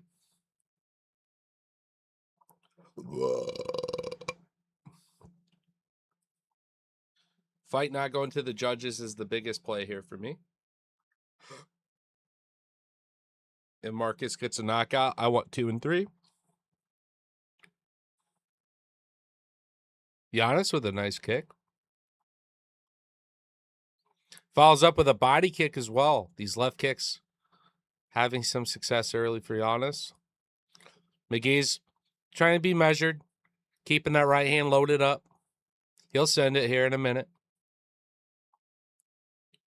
Hits a nice little 1-2 spinning heel kick. Partially blocked, but still love that he threw it.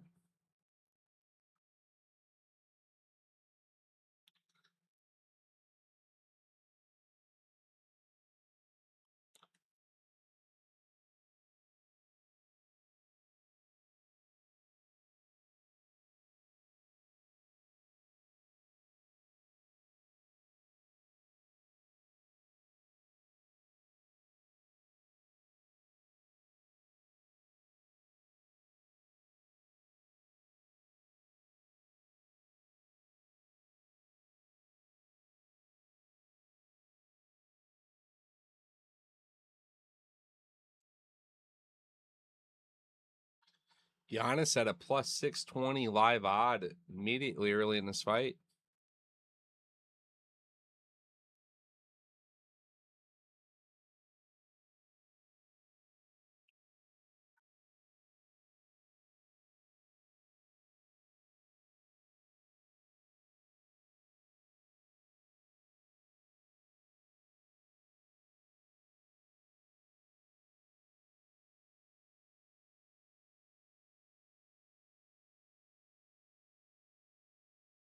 He's a skateboarder. He likes learning new tricks. He's going to like to learn new stances, new things about MMA to give him the upper hand in his fights.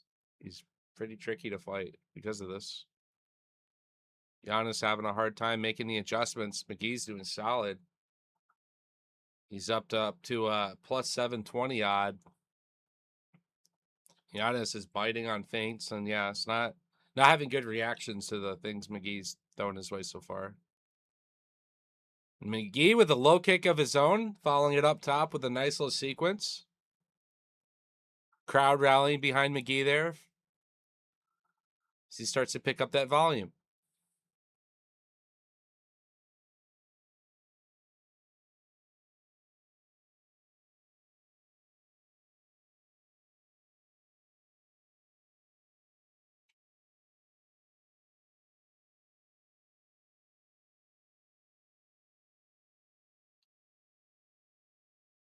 McGee negative 1,300 prop as he's looking better than Giannis in just the first round.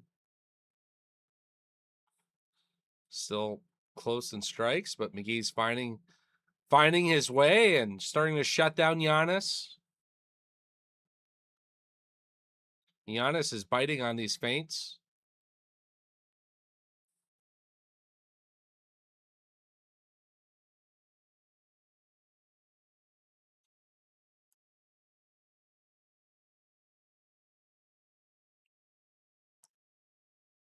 Giannis coming in, finding his timing against Marcus, who does get connected on there.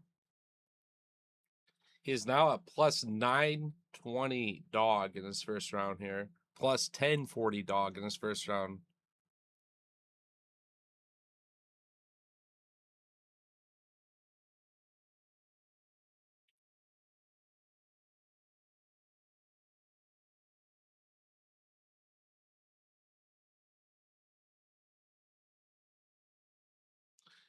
Giannis is a plus 1040 live dog in the first round of this fight.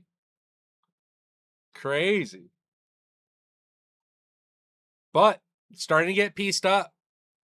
McGee finding his timing, started getting him biting on these feints, throwing the spinning heel kick in a few times.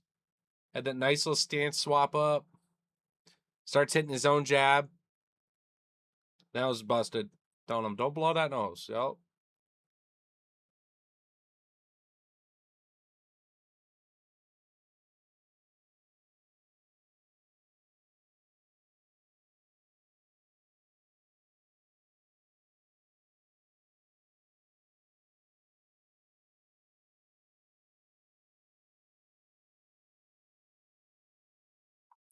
McGee, cool as a cucumber right here. Feint and cutting angle.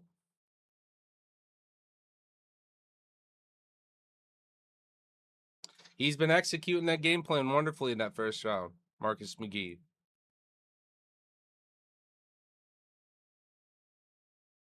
Giannis has dropped to a plus 580 dog.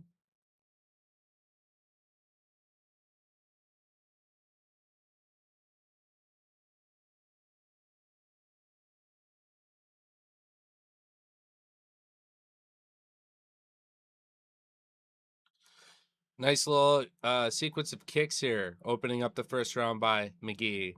Chopping, low kick, and then feeds it up high. Doesn't get through, but McGee with a 6-7 kick sequence off the start of the second round.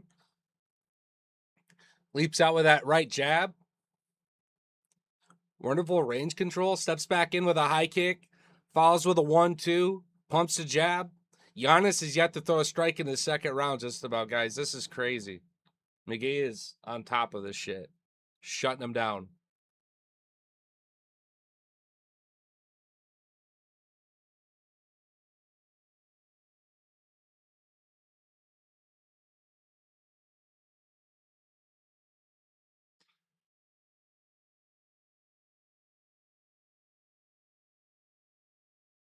Marcus with a nice 1-2. Giannis eats it. He's trying to fire back. Nice little exchange in the center of the octagon now. Giannis finding a couple shots here of his own. McGee loading up on some of these counter shots, looking to put him out of here.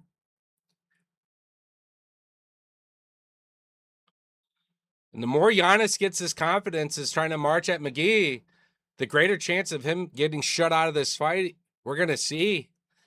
He's got to go for it, but man, McGee hitting with a counter shot will put Giannis out of this fight. They just have too much power. He's going for these leg kicks on McGee. McGee firing back one of his own now. McGee down the middle of that kick. He's going to work these kicks again. Giannis doesn't do well with these kicks. He's not checking any of these. And then he rips them high too. And even those are getting blocked. They fucking they hurt. You can fuck up your arm real quick, easy. McGee's tough, man. He's just fucking he's a skateboarder, dude. He's used to this shit. We're sweating McGee for a second round knockout right now. 2:30 to go. Giannis starting to fire back a bit more.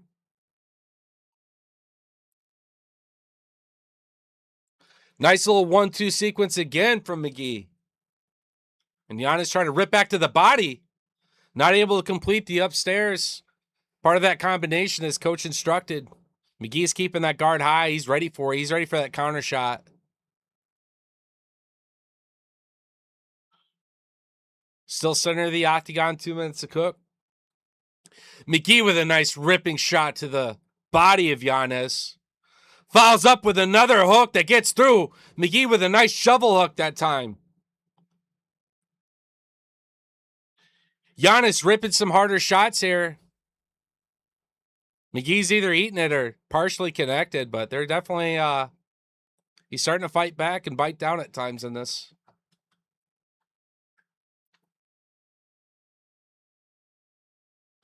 McGee with a quick little combination there. McGee with a huge combination, setting back Giannis, who's starting to retreat. Let's go, McGee. Jumping knee. Giannis still trying to grit down and find an opportunity to counter here. Elbow strike. Firing back with his left hand. Some of these do get through. There's another counter left. Hits McGee with a right.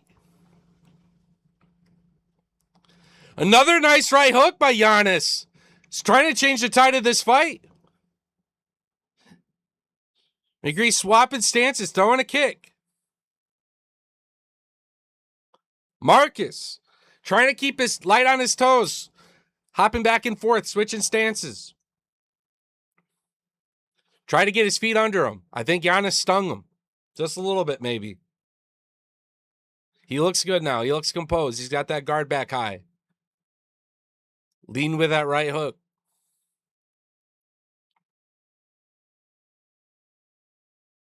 Marcus with a nice right. And Giannis is finding that body with his kicks. And now he's ripping to the body as well. McGee with a knee up the middle.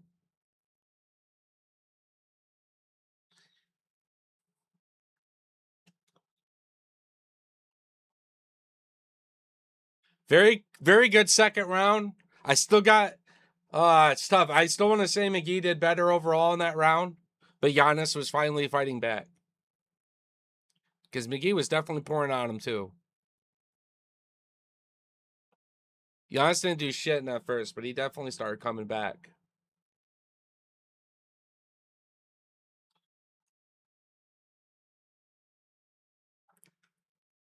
Telling coach not to brawl with him, land and shift out.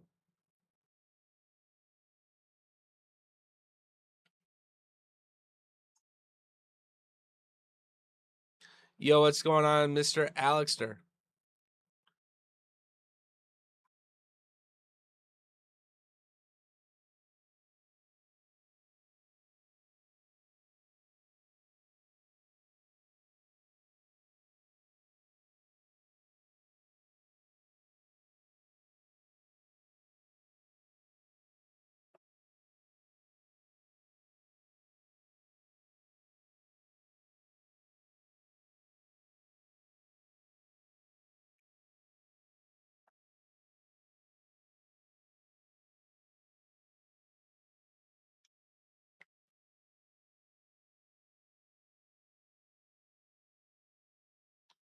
Marcus with a nice combination early. Right jab follows it with a high head kick. Just as he started the second round, aggressive with these kicks early. Very light on his feet.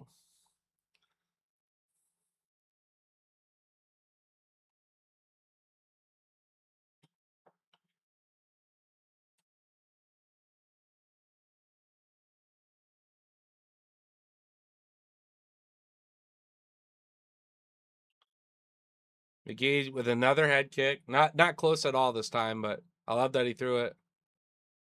Giannis trying to keep that guard high, finding his opportunity across the void, trying to lead with that right jab.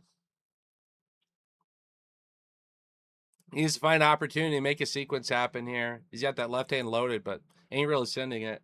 McGee stays way more active, pumps his jab, demanding some respect in the center of the octagon again. Giannis is hunting for the head. McGee trying to poke and slip. There's that spinning back kick from McGee.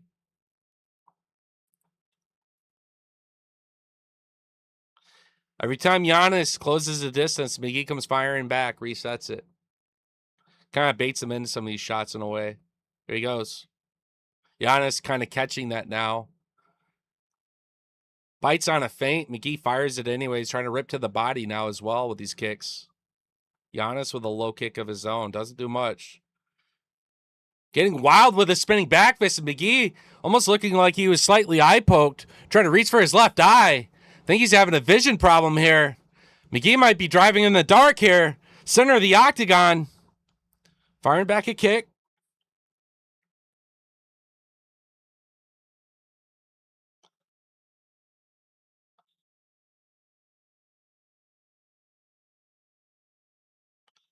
Nice right jab there by McGee.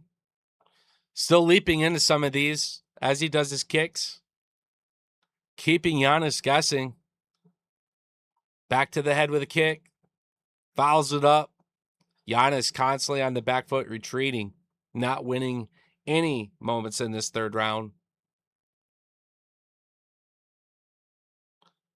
Now he's biting back again. McGee loaded up, ready to fire back with some counter shots. Gets reset once again.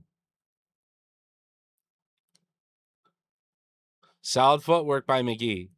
Pressuring back Giannis. Fires a low kick. We're baiting.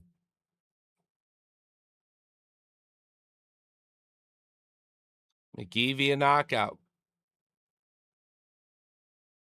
See if we can get it. McGee actually looked like he was going for his first takedown attempt there. Nice little kick to the body there as well by McGee. Right jab. Right jab. McGee trying to get Giannis to bite in for more to feed that left.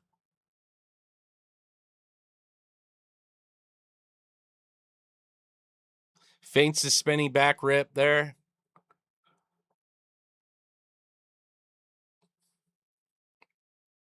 Nice low kick that time by Giannis.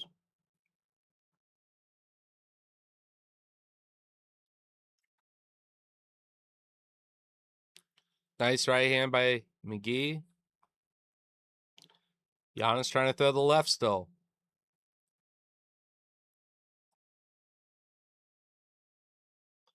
Home stretch for McGee. Has to not get finished. Giannis shoving off a takedown attempt, trying to throw a kick as well.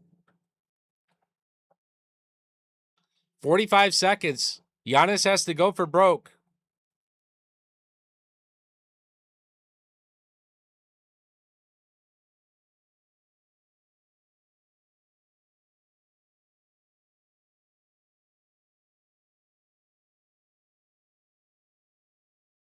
"20 seconds from Marcus. Secures the W.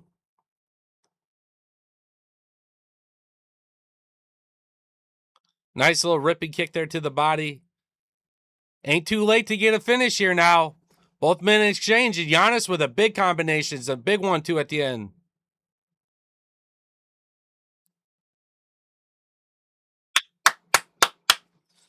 Good fight. Both boys showing love and respect.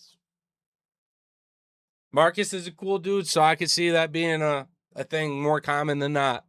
So, good shit, Marcus. Giannis showing some love in defeat. Good shit.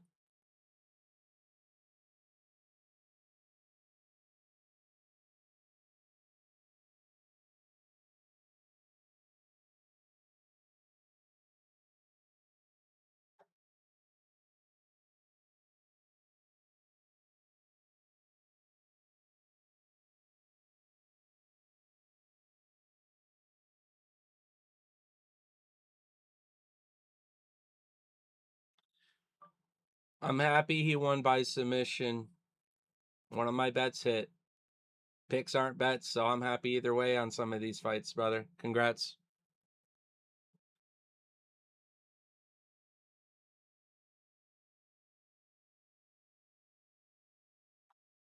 Let's see.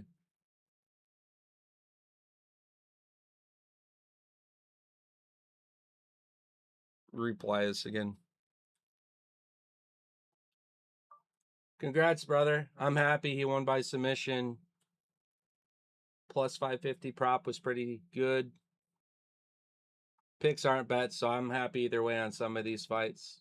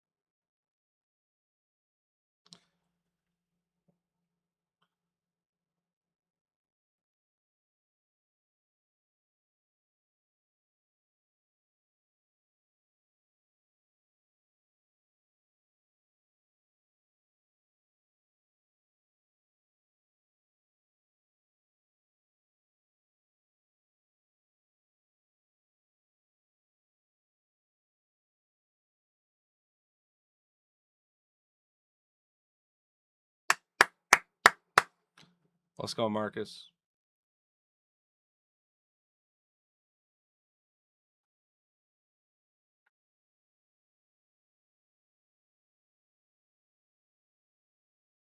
The leader of the Gorgonites.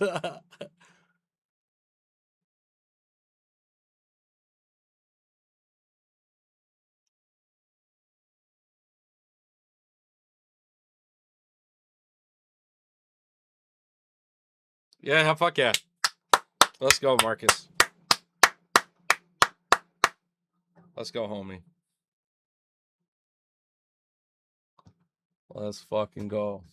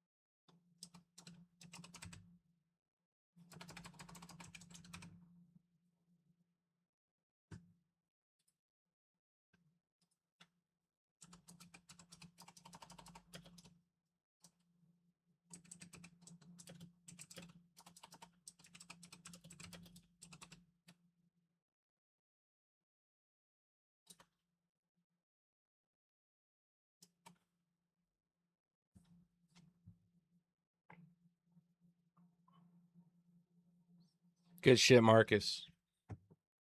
Good shit, Marcus McGee.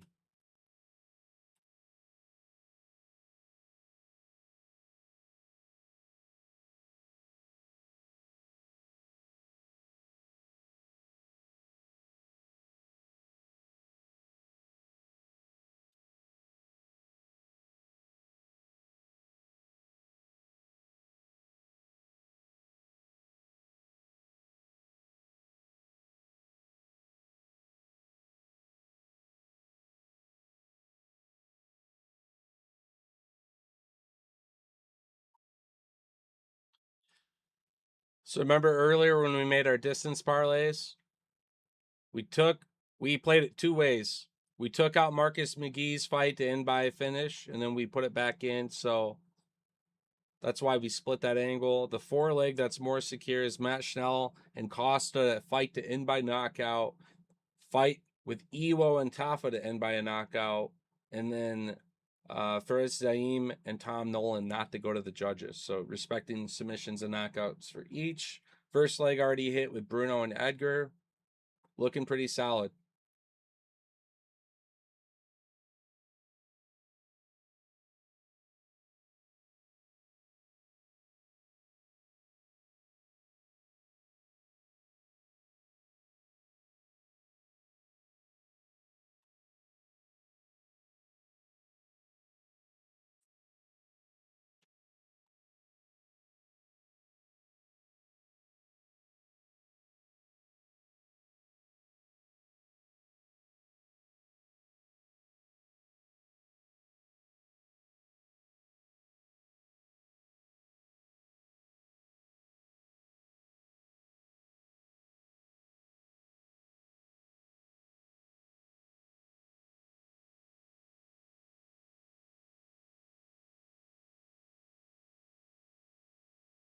I honestly don't even get on Twitch anymore. I just stream to the platform.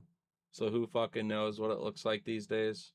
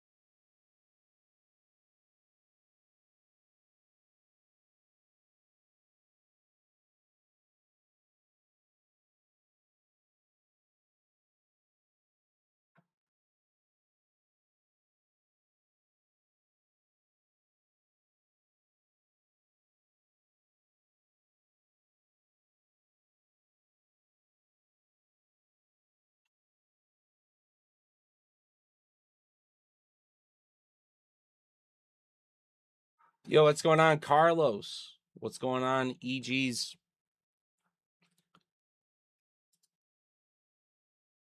How you guys doing? Dude, let's go Marcus all fucking day, man. All fucking day, Marcus McGee. Great performance.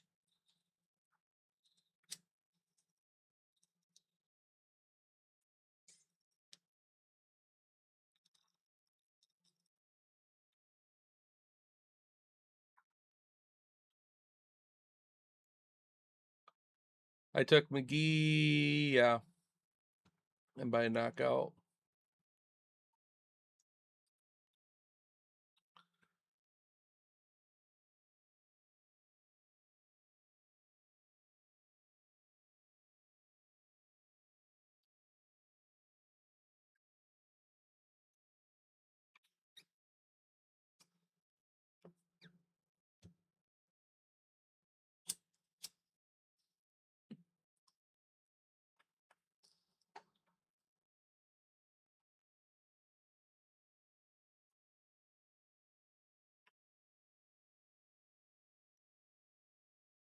How you guys doing? What's up?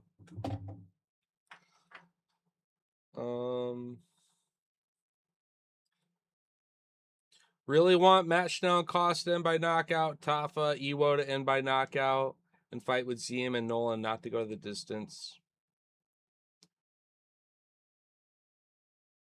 Pays 7-1. Not bad. Not a bad little play.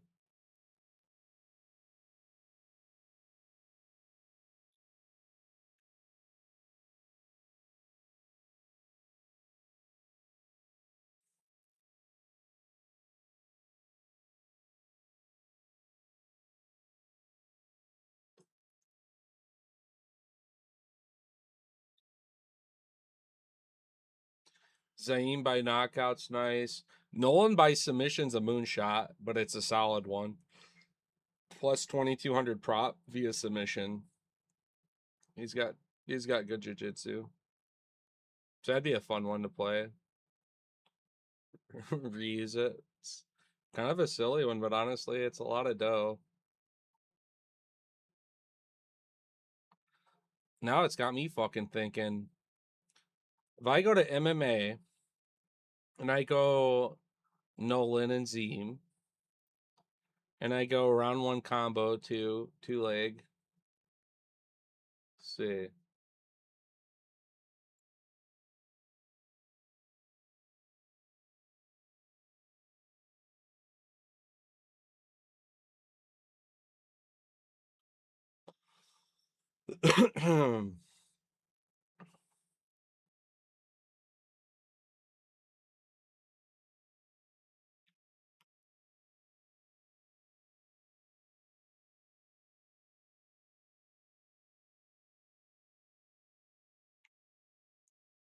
Costa should get this done.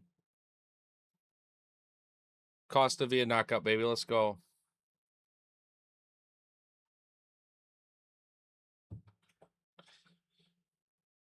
Training with Lopez all the time the way he does. This dude's a gangster too.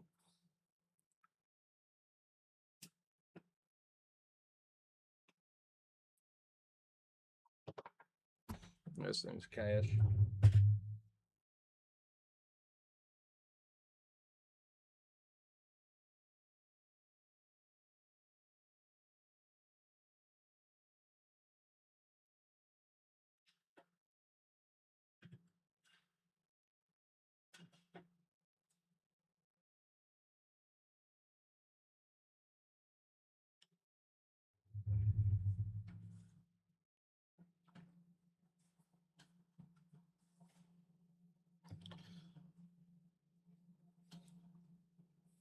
The old Herb Dean, if you know what I mean, baby. Let's go. Got this packed and loaded when this first leg, or the second leg of this main play hits. Fight 10 by knockout slide by either guy as well, but I think Costa gets it here. Catch weight, 130. Which is huge for Costa because he's honestly a fucking bit of a powerhouse at 125. Chanel working those hands early, whiffing the uppercut. Costa chopping low, investing leg kicks early.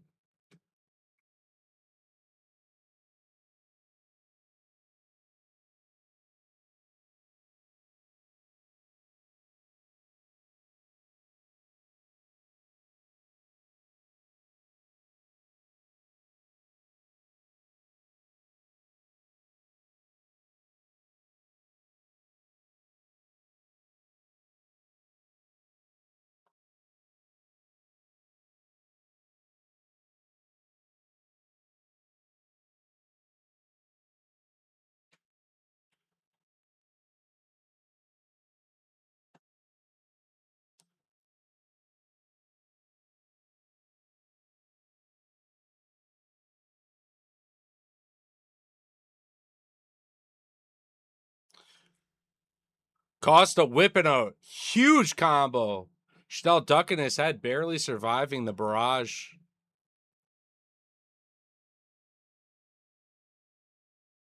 Chanel's gonna get fucking dropped. I have a feeling, guys. First round. I think it's going to happen. 3 minutes to cook here.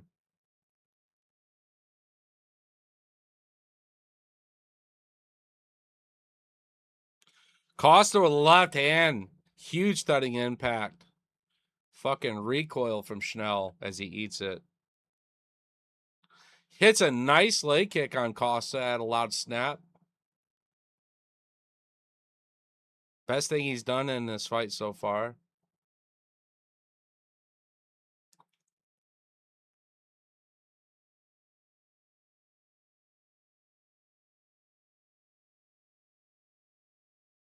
Costa with a big right hand.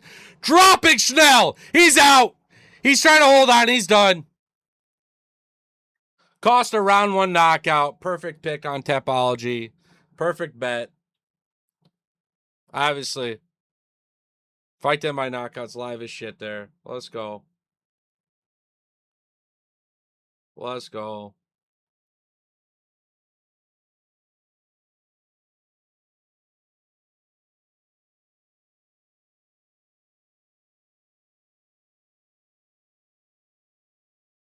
He was getting fucking cooked. What do you mean? He was getting cooked. What do you mean?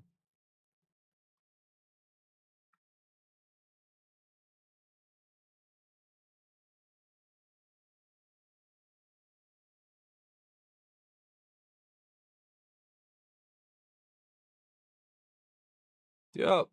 So I need fight with Junior Tafa and Ero to end by a knockout, and Zaim and Nolan not to go to the judges.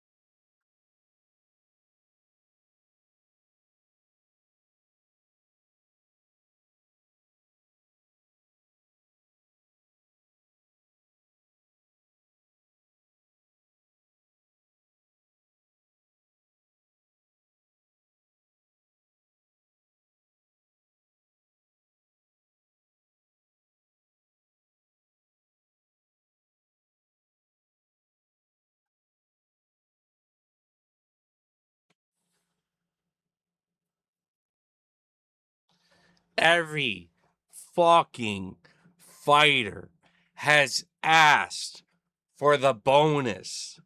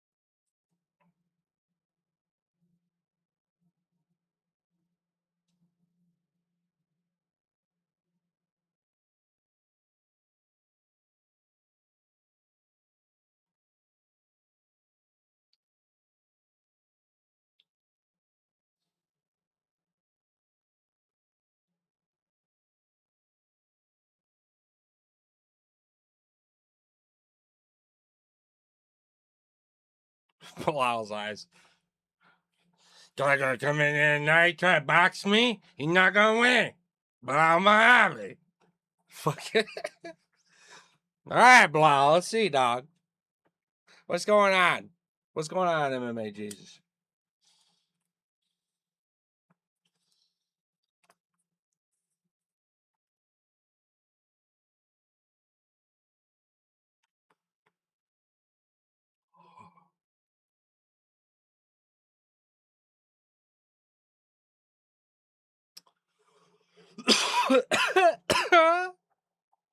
How you doing, brother?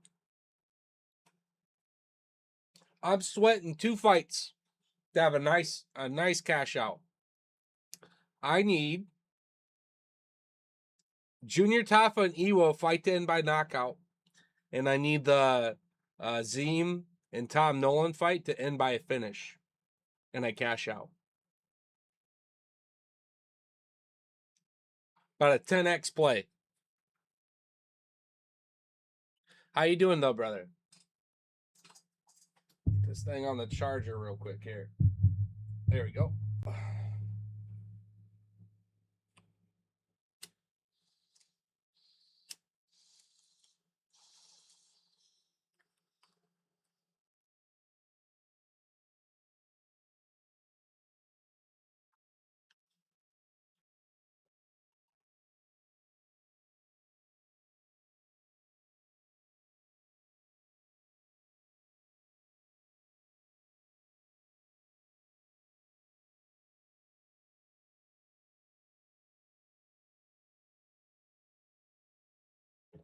All right. Got a nice little voice message here from Homie G. Let's hear what's up from him.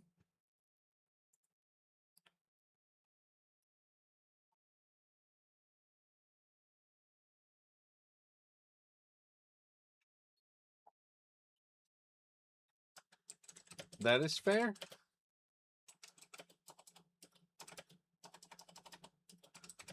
I am thinking violence, and I am wanting to make a statement, especially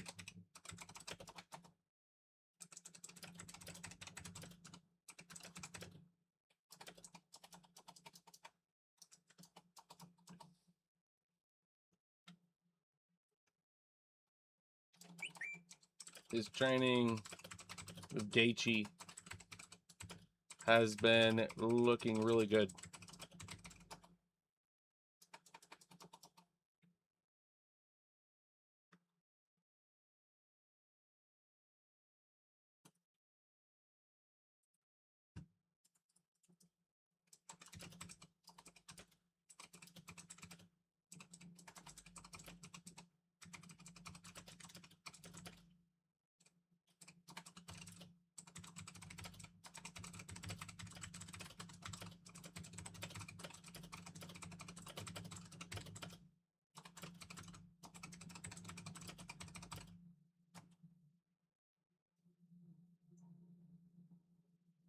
All right.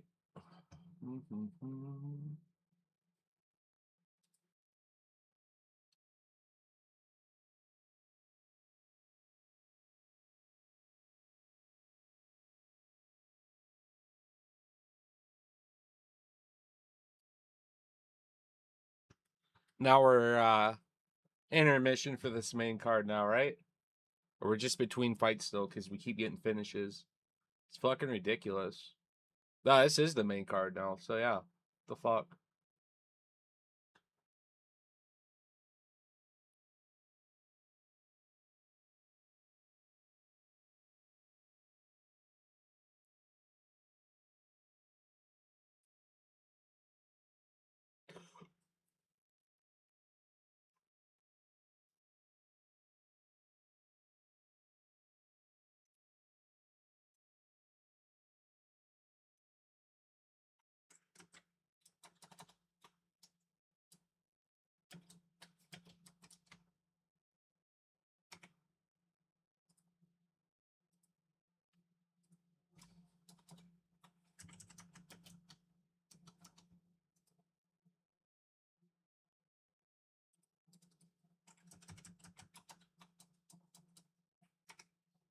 It's weird. I'll have to edit this post from my phone.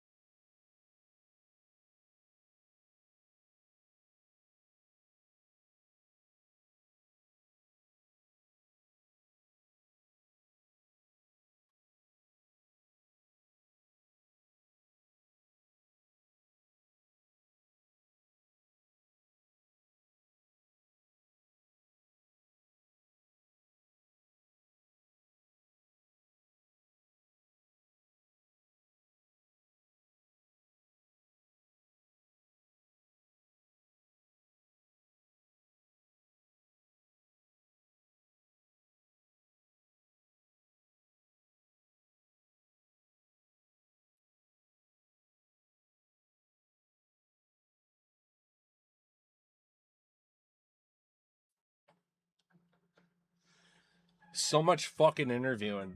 I hate this shit.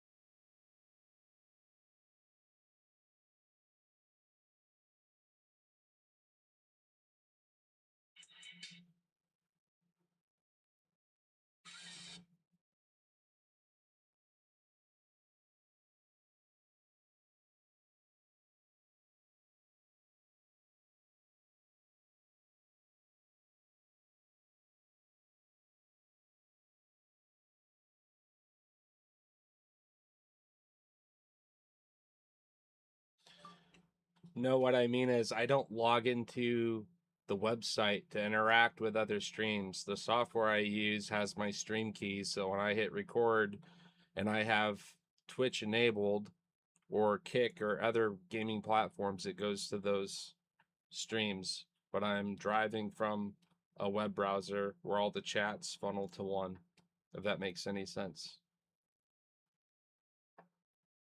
It's free to do. It's totally up to you. I don't really care.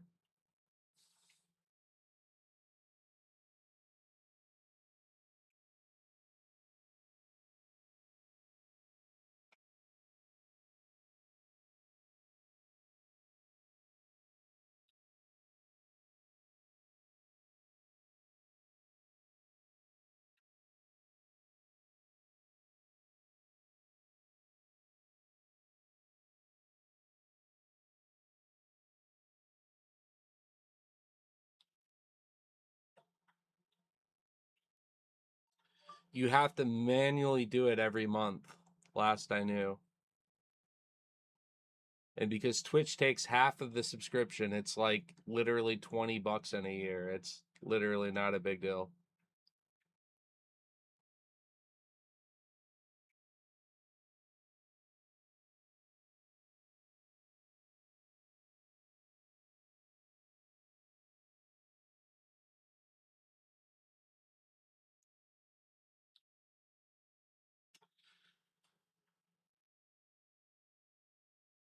All right.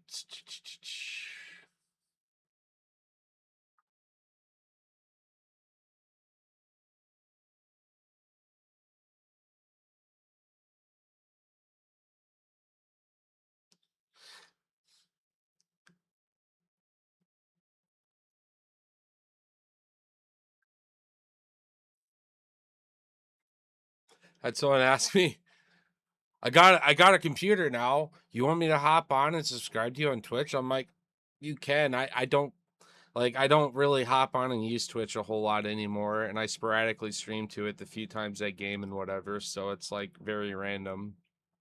And he's like, well, up to you, but I can do it. And I explained to him, like, dude, Twitch literally takes half a subscription. Amazon takes half a subscription. It's like $20 in a year. It's not a big deal. Like, if you want to do it, it's free, but you manually have to like log in and subscribe every month.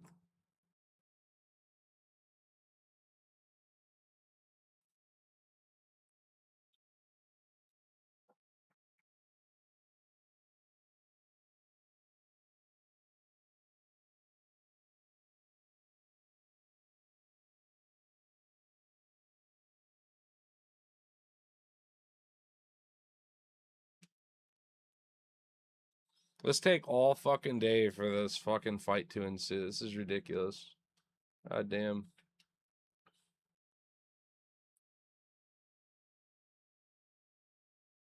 Genuinely, the only play that I had on this card was literally this dog shot.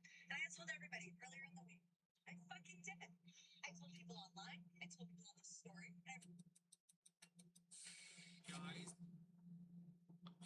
the flesh-eating screwworm is officially back in the United States for the first time in 60 years. They're saying that this worm has been tearing through Mexico with over 26,000 different cases right now, and it has now officially crossed into Texas. They actually found it in a 3-week-old calf in a wound that wouldn't heal. First time in 60 years, a flesh-eating Fucking screwworm. US that has the cattle industry on edge. But this isn't a normal maggot that only feeds on something already gone, because this one feeds on living flesh, and it actually burrows into them with screwing motion, which is where it obviously gets its name, screwworm. All it takes for the worm to be able to get in is an open cut as small as a tick bite, but they're saying that it doesn't even need a wound, though, because it'll go straight for your eyes, your nose, or your mouth, too. So what else? It's not just in cattle, because it can go after animals and people in the exact same way, and people have already ended up in the hospital from it, and there's still no vaccine. People have already been betting on Kalshi literally right now on how many screwworm cases will be reported in the US alone this year. I'm obviously going to keep you updated on this if anything else comes out, so make sure you go ahead and add me now. Jesus Christ.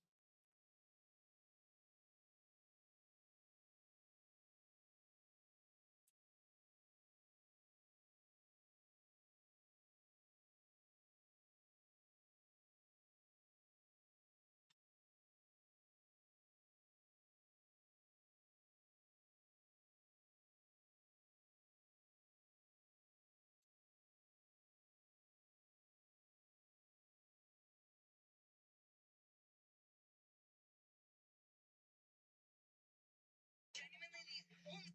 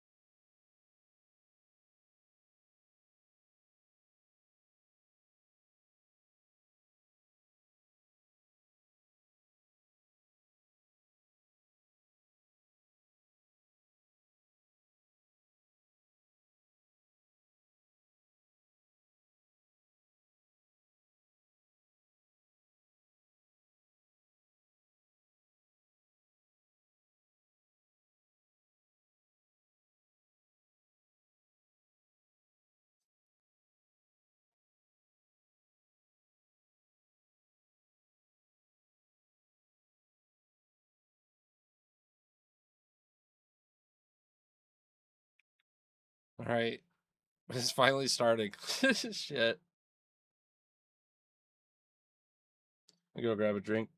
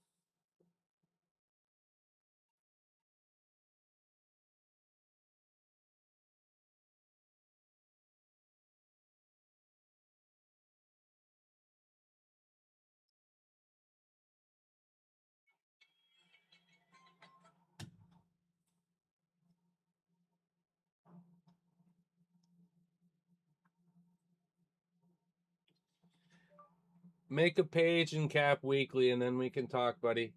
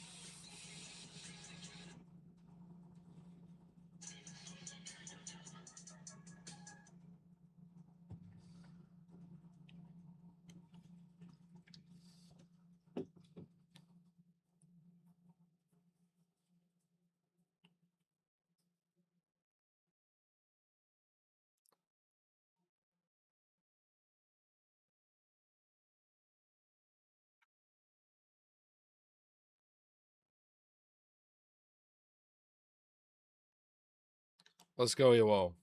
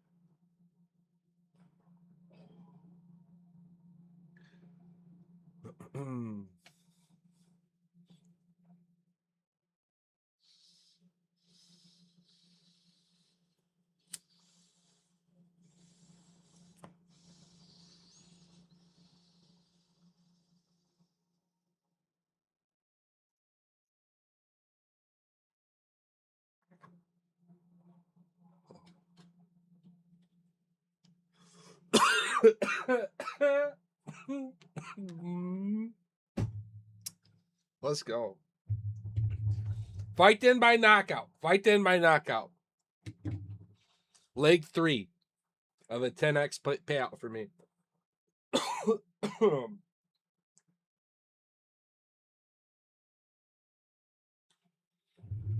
Let's go.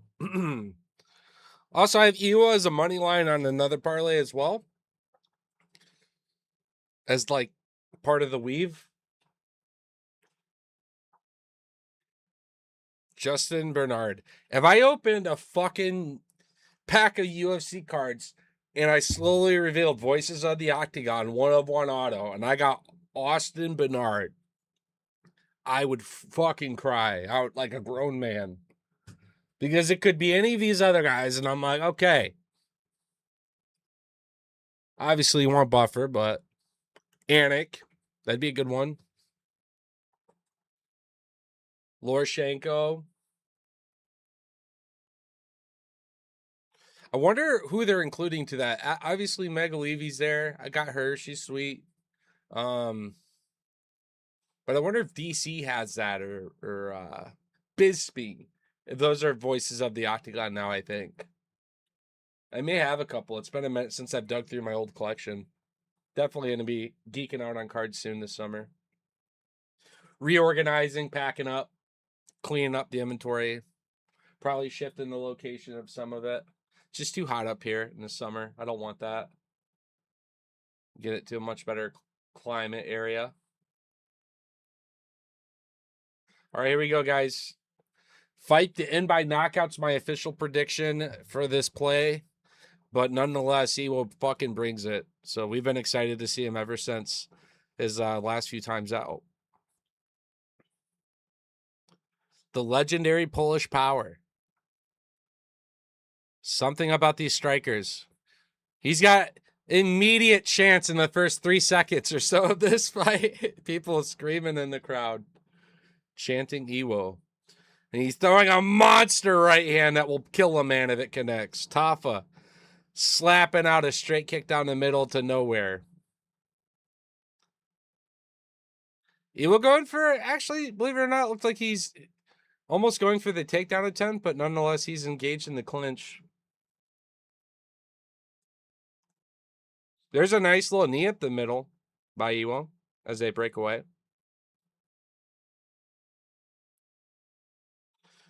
Tafa trying to throw a big looping right hand over the top at Ewo.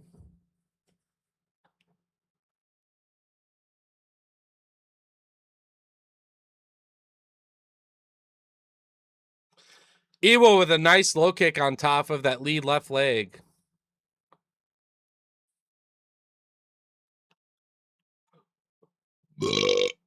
Another nice low kick by Ewo. Tafa falling to the fucking ground. He's got nothing. He's done. Ewo beating the shit out of him. Let's fucking go, Ewo. Let's go. Love this little fucking dude.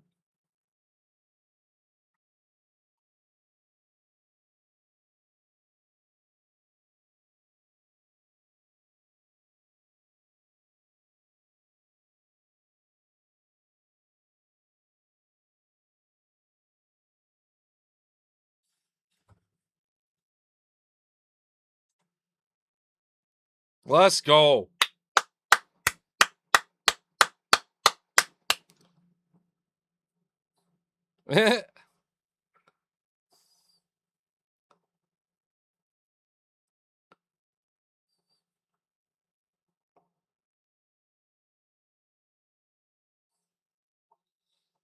Tafa's leg got fucked.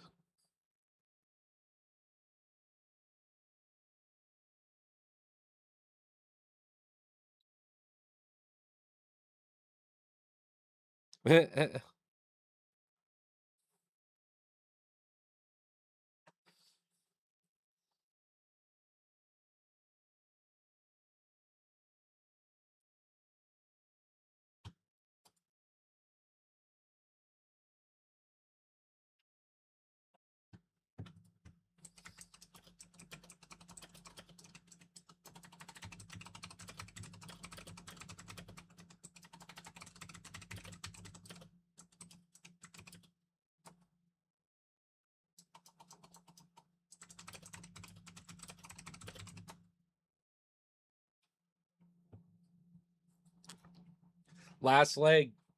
Last leg. Last fucking leg, dude. Gonna be a great play. Mm-hmm. Time to refresh this shit here after that.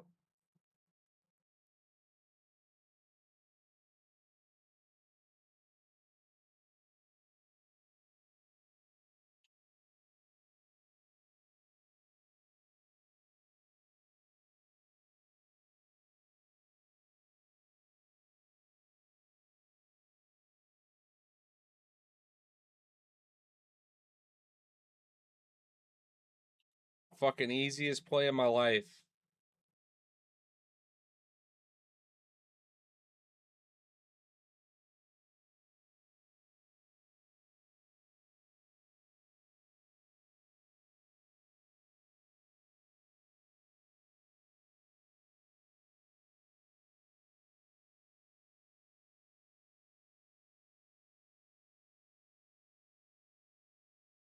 Fucking easy game.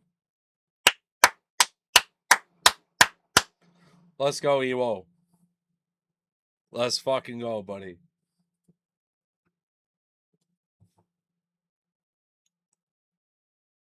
He's beating people like they owe him fucking money.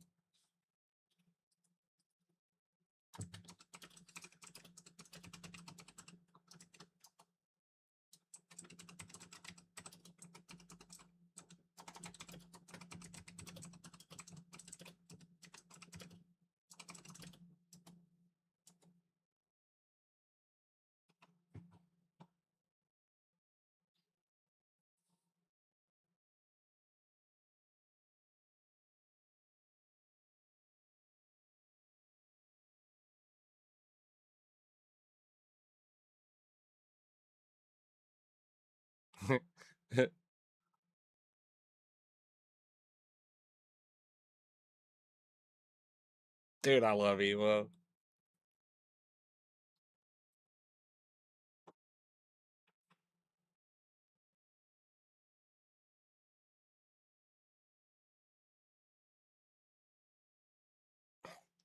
I can't imitate it, dude. It's too good. Zat, I want somebody top 15. Give him top 15 all fucking day.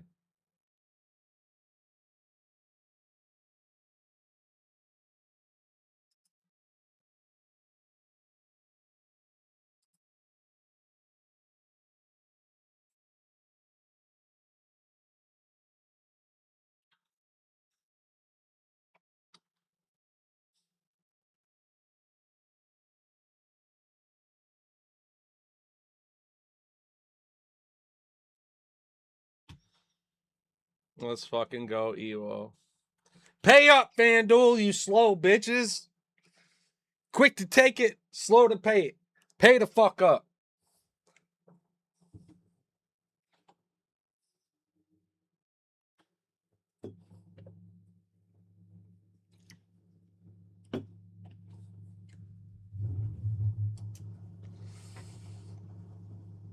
Mm-mm-mm.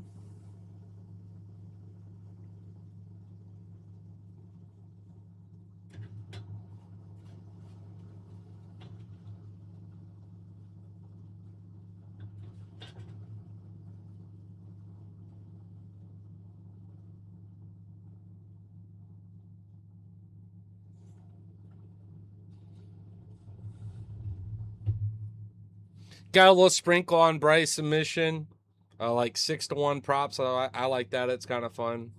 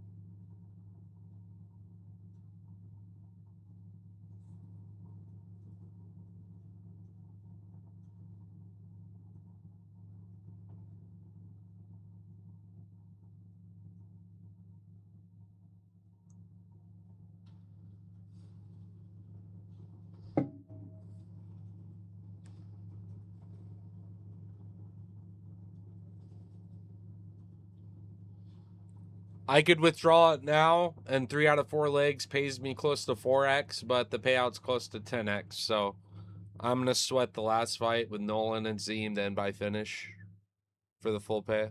The fuck's this movie?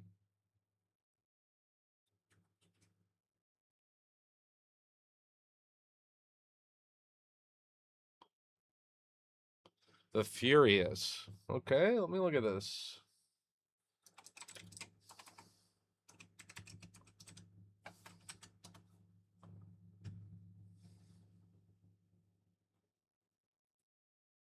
Comes out June 11th. Okay. The fuck are they fighting though?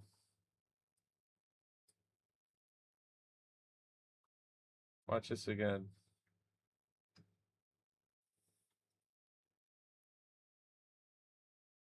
Watching this trailer legitimately now. The Furious. What we got here? Missing children. Oh, it's like fucking okay. Dude who's killing all these child traffickers and shit. From Lionsgate. Out in Asia somewhere.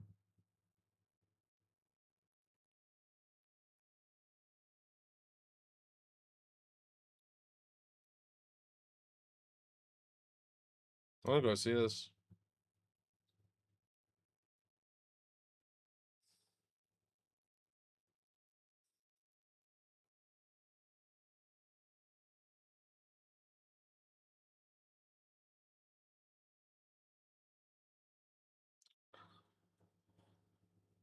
Oh my god, this trailer is fucking dope.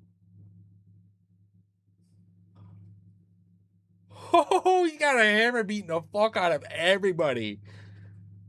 One of the best action films of the decade.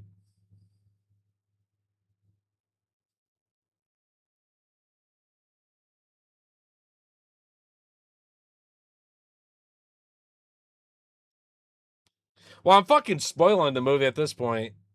I already know how to watch it. Showing all the cool parts now, like a shit fuck. All right, I'm definitely going to watch that.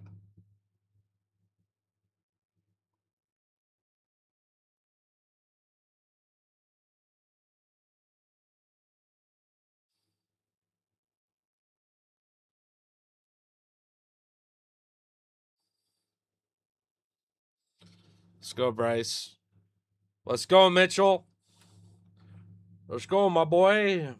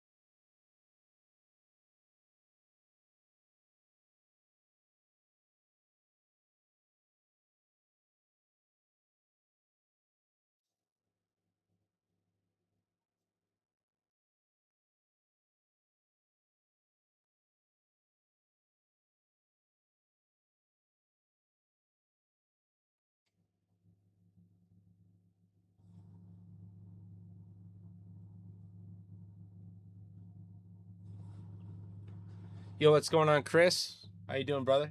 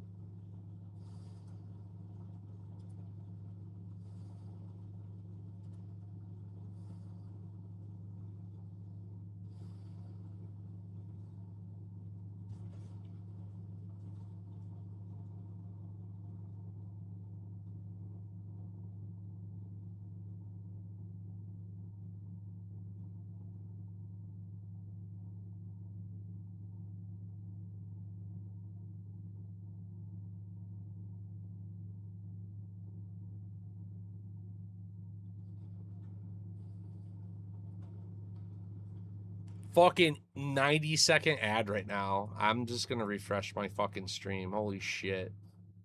It's ridiculous. It's you can't get out of it. I was gonna say we watched like 3 minutes worth of ads total already. I hate this. Why can't you see him walking out and shit?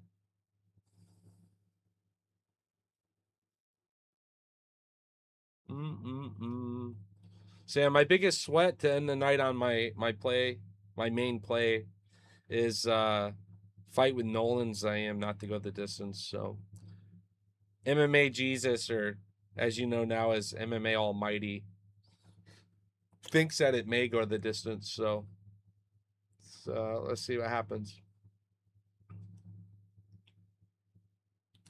I expect Zaim's gonna want a statement, something bigger, so he can try to get ranked opponents and start to work into this 15. I think he's totally capable.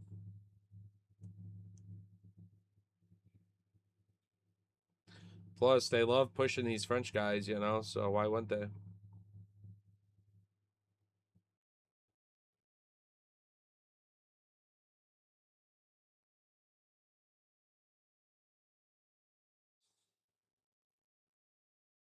He had Junior Tafa. Oh, man, that's tough. You watch this again. Dude, you got some balls if you're putting Junior Tough on your fucking plays. What? God damn.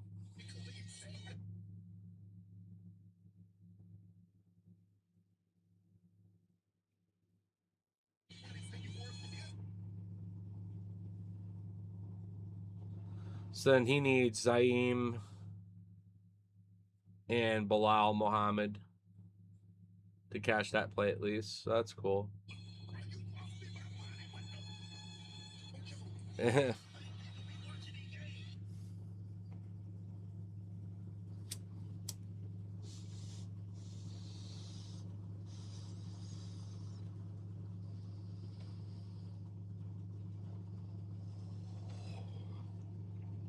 Let's go, Bryce.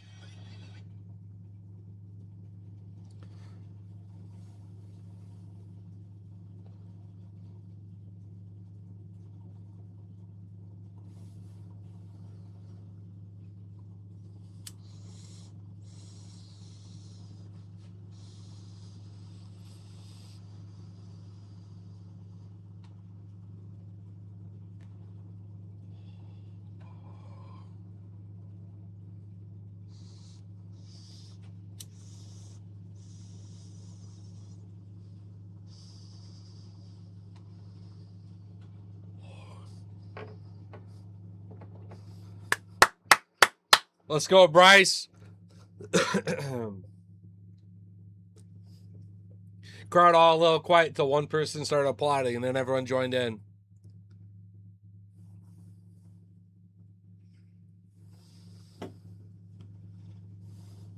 Thug Nasty Mitchell as he's sitting there doing one of them. Switches back. I love this shit. Oh, I love Bryce and all of his tisms. I'm a Mitchell too, so I can't help but root for him.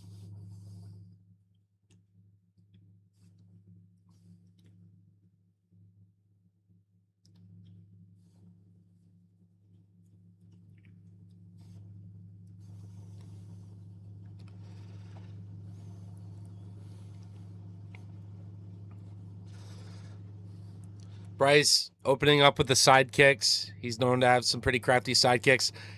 Nice little popping jab, left hand over the top. Working his kick still, oblique kick, right hand, left hand. Luna keeping that guard, weaving through, trying to cross the void, finding an opportunity on Mitchell still. Gets through with a nice one too. Bryce eats it.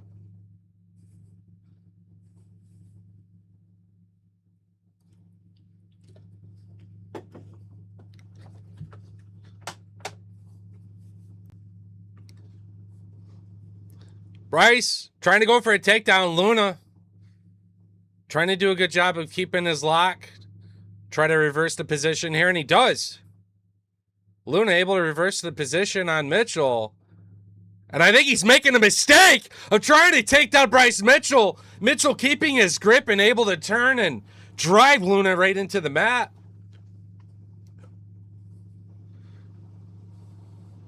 Mitchell's live for the submission.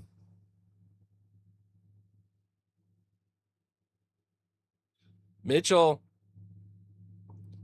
5 or 6 to 1 on that submission prop for those who believe. And Arkansas's finest, Bryce Mitchell, a man of the land. What you're seeing here is raw egg yolk, eating the shells, covered in shit still, and raw milk. That's what that is. Corn fed as fuck, Bryce Mitchell. Let's go, baby. Let's fucking go, Bryce. Finish this fool. Finish this guy. Come on now.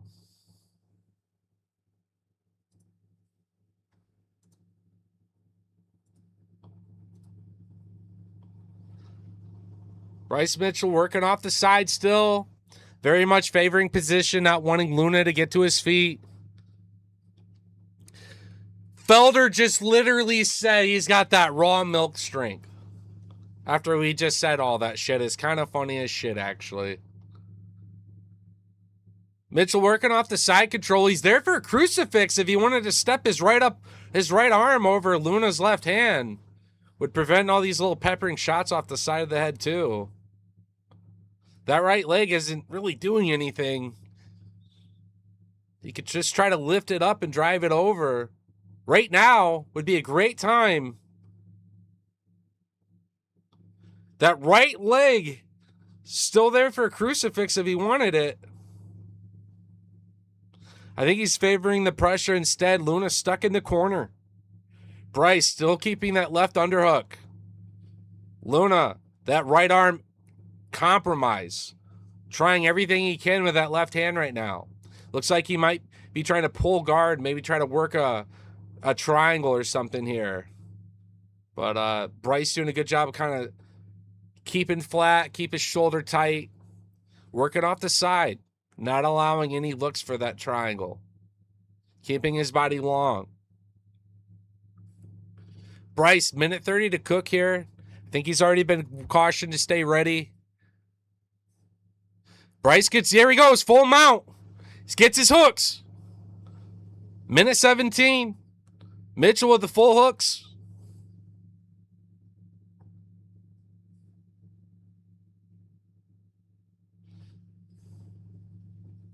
He could post up anytime if he wanted to here and start raining shots. Luna trying to stay busy, left hand, right hand as he lays on his back. Mitchell isn't really getting off any strikes here so far, or submission attempts. He's just had some wet blanket control time, which isn't a good look.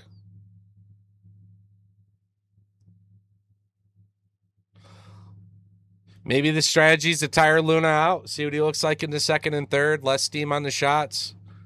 Final 35 seconds, and they have not been stood up, which is kind of interesting too.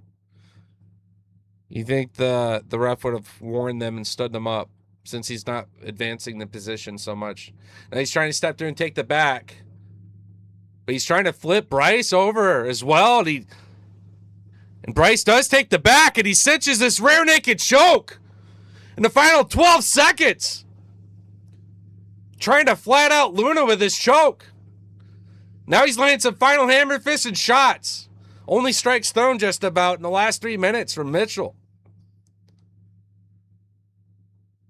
Luna had a hell of a grip around Mitchell's neck and was 75% through of reversing position and rolling him. And Mitchell able to work off to the back, and you can see the big little knot in the left side of Luna's head that Mitchell got off with that hammer fist. Big, powerful shot. And that's what I was hoping he would do from full mount.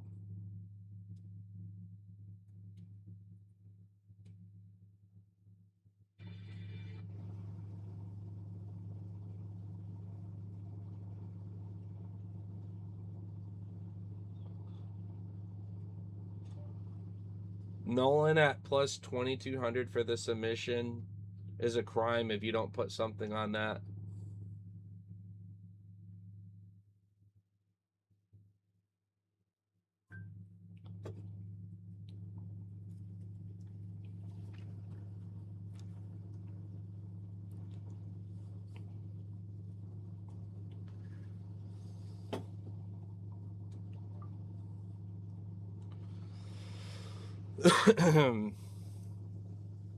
Mitchell with a very boring round one, probably victory. If they're going to score the takedown and the control time and the last second submission attempt, ever so slightly weighs it in his favor, I think. But Luna's live now that he's back on the feet, and I think he's going to get after it with the striking. I think he knows that Mitchell doesn't really quite want to strike with him more so and would rather grapple. Mitchell's already back to getting his underhooks, and he's working right now to try to take down Luna again. Luna countering the double leg best he can. Mitchell driving through like a fucking mule, trying to get his hands locked here, and he may transition to another trip. Mind you, Luna committed to trying to take down Mitchell, and Mitchell was able to reverse him. So let's see if Luna bites in on this again. Let's see. Big test of the grappling as well for Luna. Mitchell hitting knees up the middle. Trying to stay a little bit more busy here. Mitchell so far incomplete with the takedown. But he does work a trip. Luna sprawling out. Trying to keep a single leg. Mitchell trying to reach over the top. And he's working off the side. And Luna's going to be able to stand up and have control. And Luna's on top. Now Mitchell's the one off his back here. Let's see what Luna's got off the top here.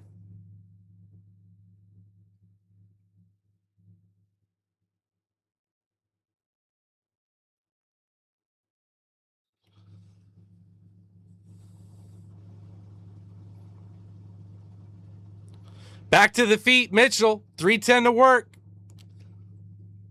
Luna sees the jiu-jitsu and immediately gets up to his feet.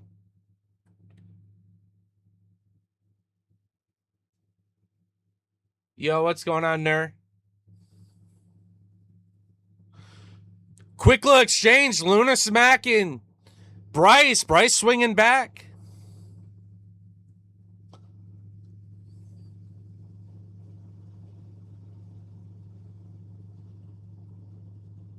Mitchell continuing to charge through and commit to these takedown attempts. Working off the side now of Luna as he's got this really nice grip. Trips the leg and immediately gets Luna back to the ground, flat on his back. 220 to cook. 3/4 mount. Immediately gets to it. Let's see if he can be a little bit more active with the striking or advanced position sooner for a submission setup.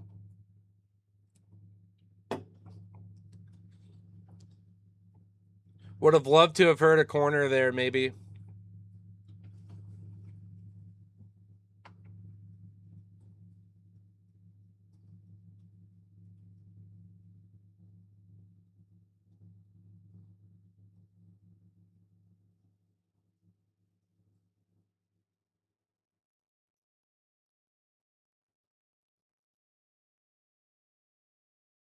All right. Mitchell's still working, but he's trying to advance position for this head and arm.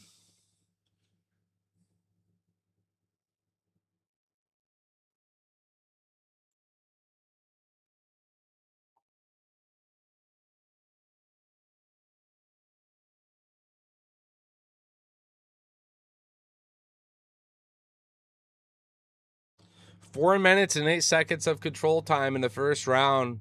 2 minutes and 24 seconds in the second. He's got to get that strike output a little higher, but otherwise I'm in love with what I'm seeing here from Mitchell. Luna transitioning, putting Bryce in a north-south position. Bryce is going to scoop back Luna and get his feet away from the edge of the octagon. And now he's on a nice side mount here. He could transition for the back or start to land elbows here. He's going to try to step over and post, I think. Feed some left hands through. Nothing too heavy, though. I think he's respecting what Luna can do off his back here as well.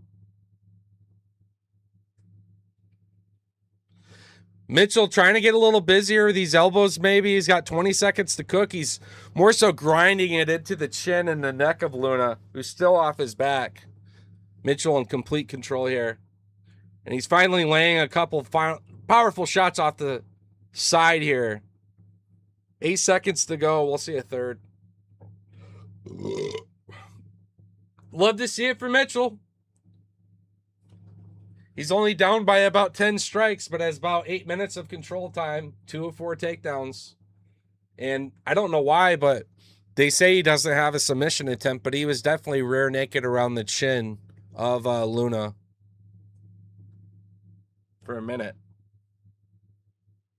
End of round one, that you're not going to consider that a submission attempt? Luna needs a finish, I think.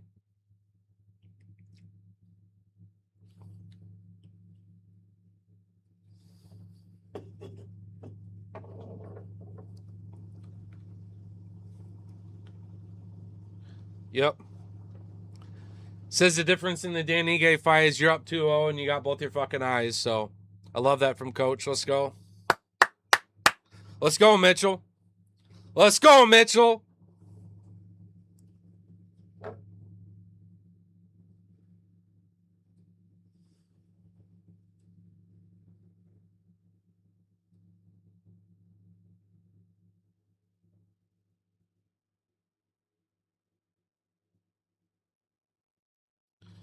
Luna getting after it at the start of the third round. Mitchell trying to answer over the top with a head kick.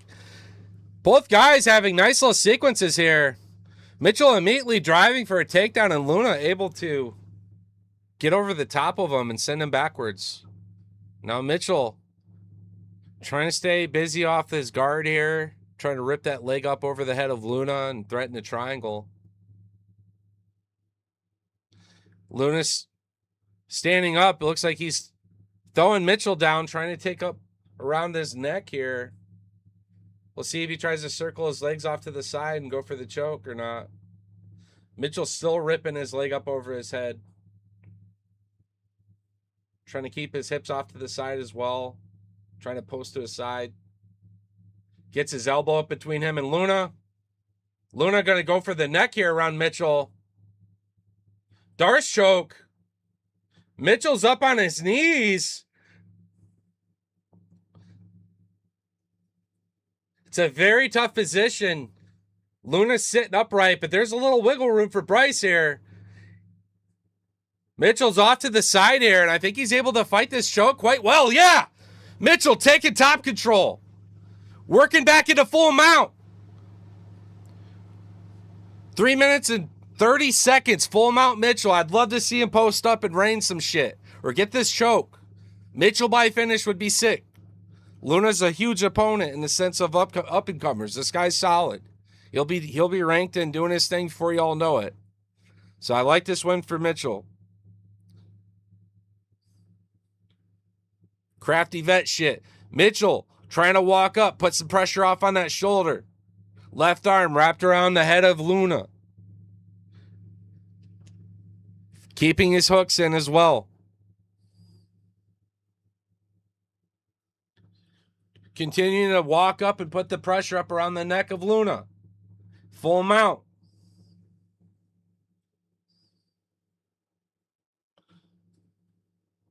Mitchell trying to go for this arm triangle still. He's trying to walk it up, put some pressure on it.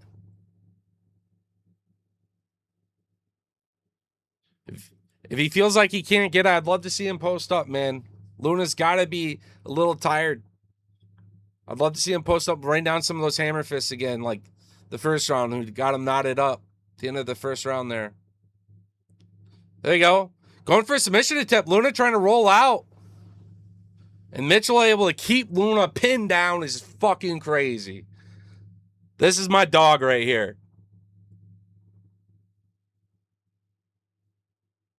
Mitchell post up. Elbow the fuck out of him. It pays out to the moon. Let's go, Mitchell.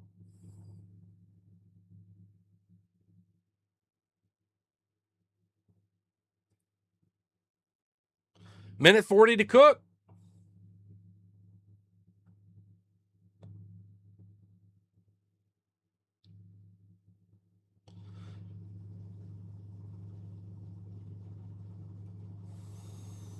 I'd love to see the ref caution Bryce so he gets a little busier with his striking or advances his submission a little further still. Urgency for Luna, needing a finish. Minute 16 on his back still. Mitchell slowly climbing this arm triangle, but I don't think he's going to get it. Yep. Mitchell warned. He's trying to post up right now. 59 seconds here.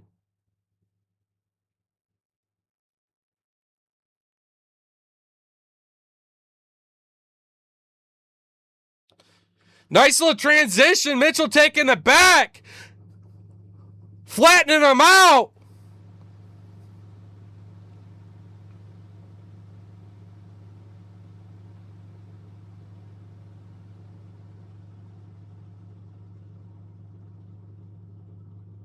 "29 seconds.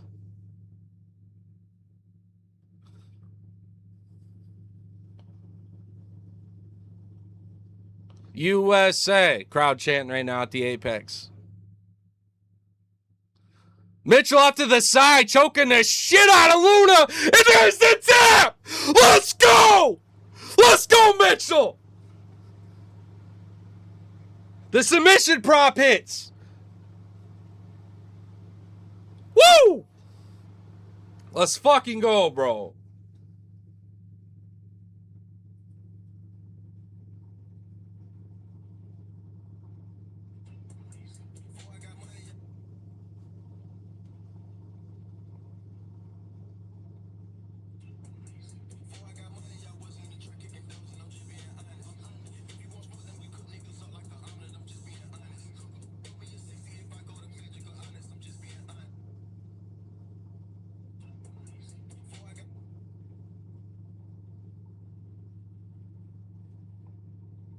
Let's fucking go, Mitchell.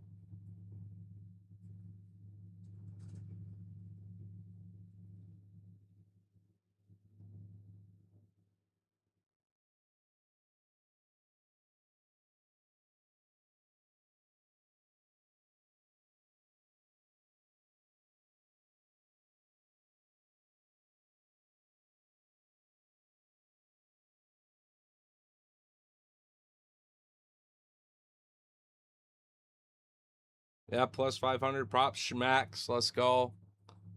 Let's fucking go, Mitchell. Let's fucking go, Mitchell.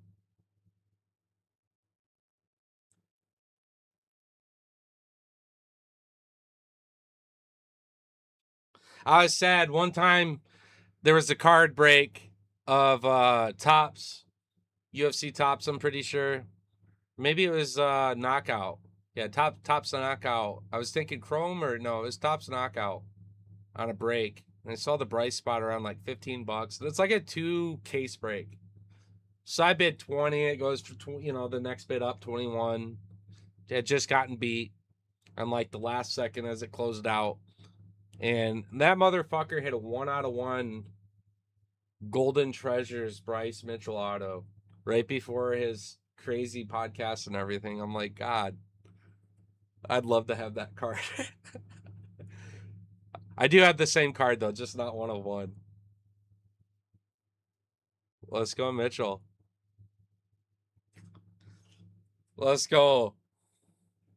Let's fucking go.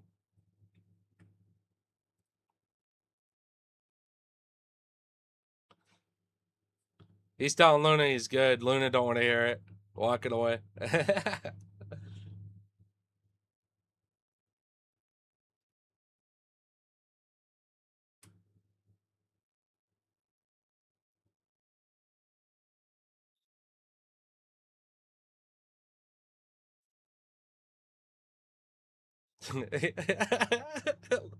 Let's go, Mitchell. Let's.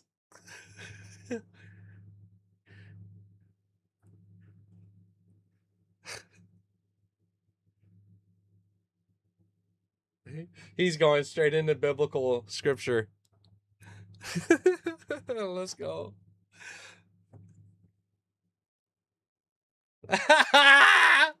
Let's go, Mitchell. I'm buying them trunks right fucking now. I'm done. I'll at least turn on some filters for a signed pair, I guess. But fuck. I'm going on eBay right now. We're done. God damn it, Bryce Mitchell. I love you, dog. I'm buying a pair of them signed camo trunks now. Bryce Mitchell.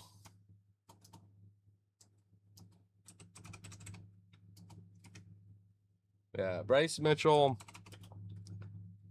signed camo suit. That's what we're looking for.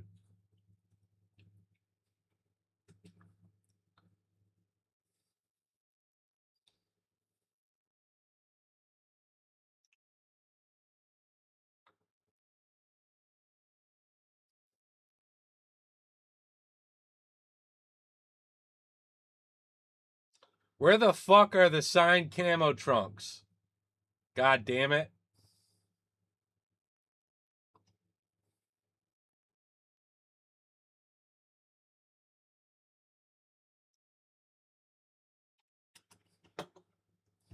I guess I gotta buy a pair and have them sign them, I guess, right?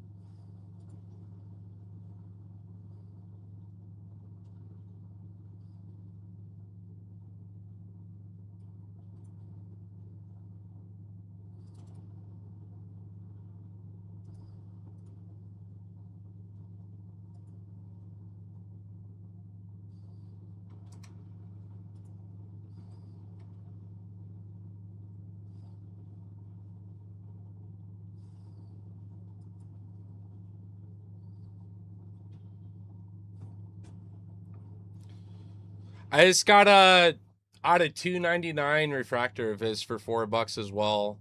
That's like sparkled and shit. It's pretty good. Pretty good deal.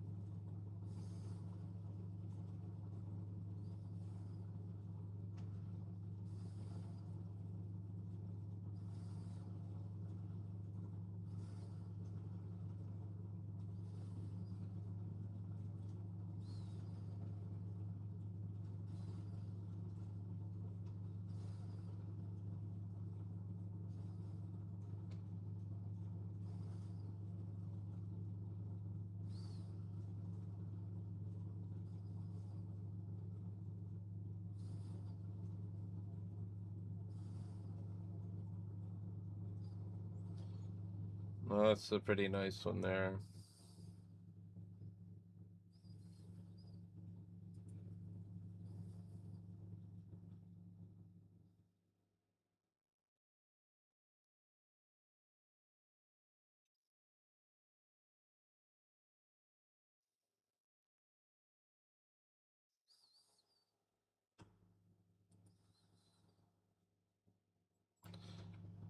Well, that was a steal.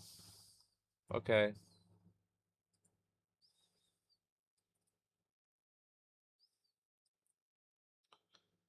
That was a steal. I just got a Bryce Mitchell Immaculate rookie out of 65. So that's 2021, first ever Panini UFC. Immaculate being like the best of the series, like Topps royalty is technically, right, for Topps. Rookie out of 65, $25. You go buy a shitty blaster pack for $30 and not even get nearly A, the same card, and B, that's immaculate. You ain't mind blasters of that shit. I'll take it. That's a great deal. Thanks. Fucking steal. It's been a minute since I've really been grinding cards these days, honestly. Really focused on my betting, and eventually when I get the fuck out of this house, I'm blasting an AC right now on myself because this office just doesn't have, this upper floor of this whole house doesn't have proper ventilation. Advertises full central air, but kind of catfished, really. The house is shit, the landlord's shit. So I rent a month to month. I'm just trying to keep my options open in terms of buying, or whatever that looks like. Might have some opportunities with a buddy that's got some property, lots of it, that I could buy a portion of and build there, maybe.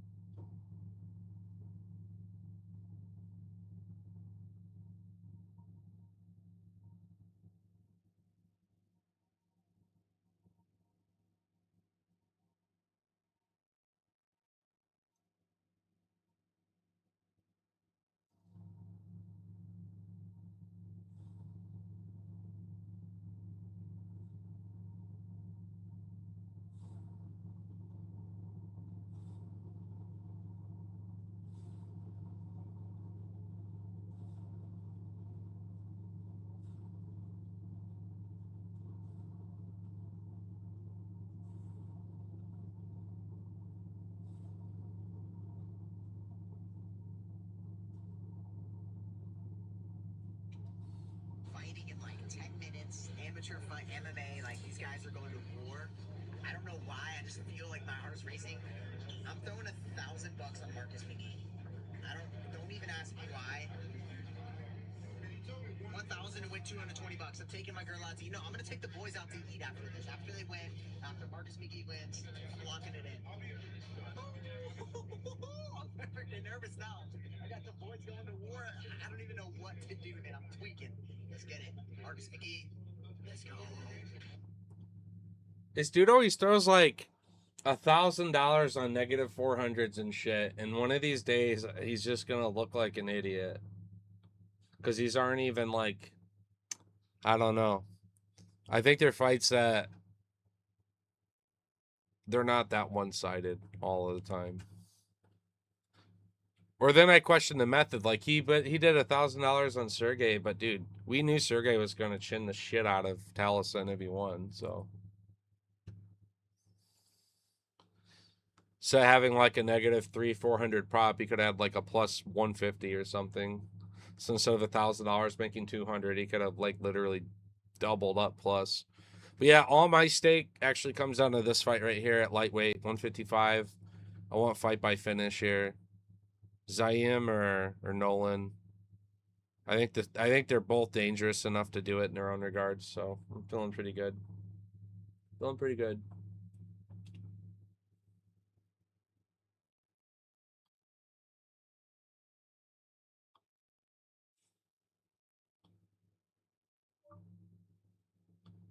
Might be by submission if he does.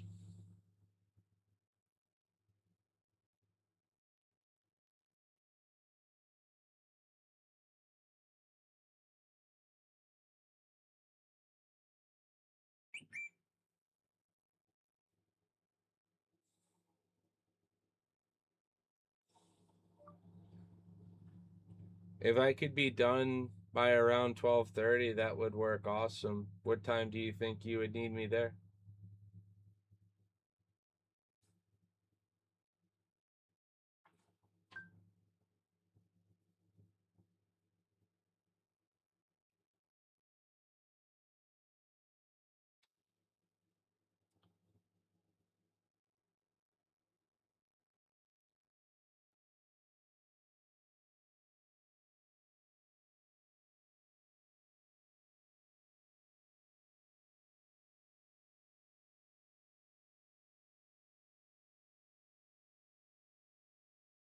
Get my oil change tomorrow with my homies.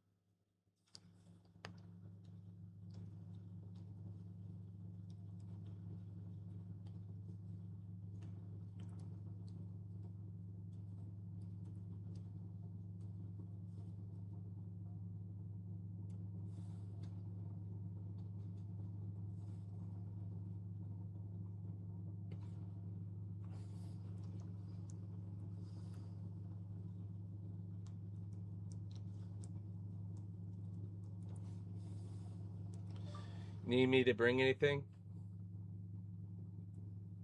Or do you got the oil already? And the filter and everything that you need?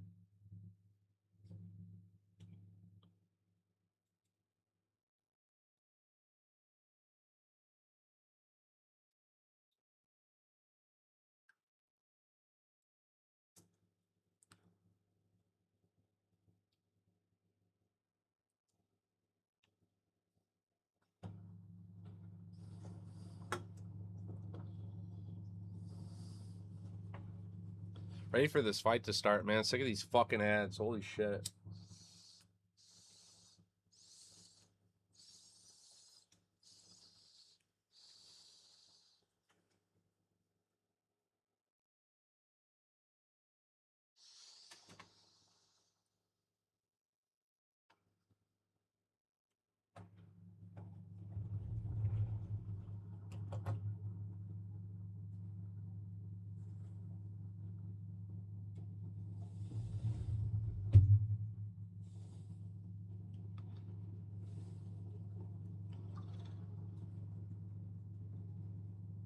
Bro, your service is so state of the art. That's a legit question I had to ask.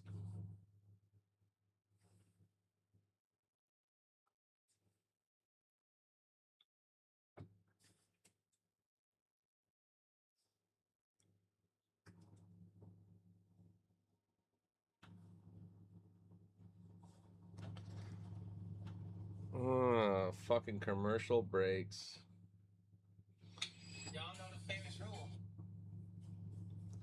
This one's a legit commercial ad that says commercial break Paramount. Like, I'm getting a fucking screenshot of that so I can send a goddamn message and be like, dude, just unsubscribe me from the version that's supposedly ad free because that shit's not. What's the fucking point?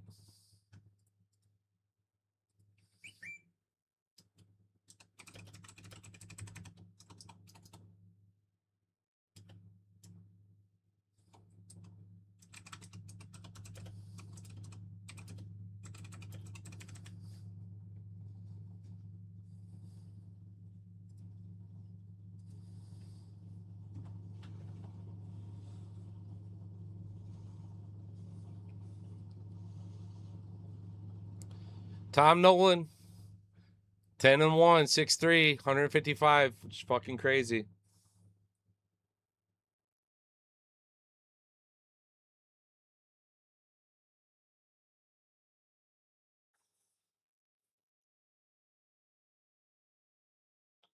Absolutely fucking mad.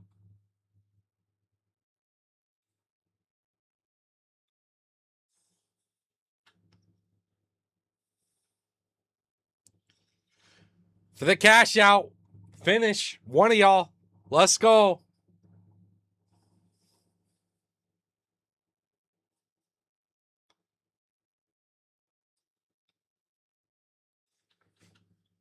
Let's go, Zam.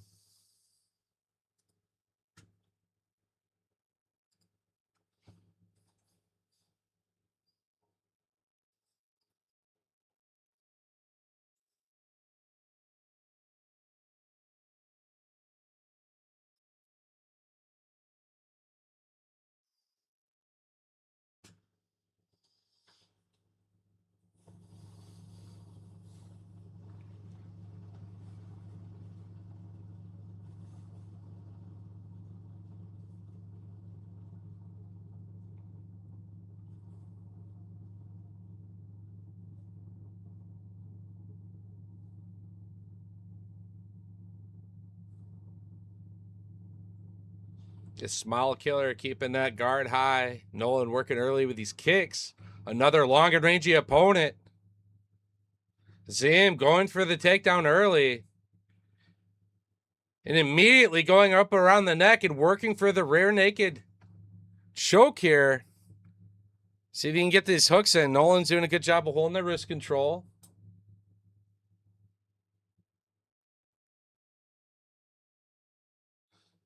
Nolan walking to the fence, trying his hold on here.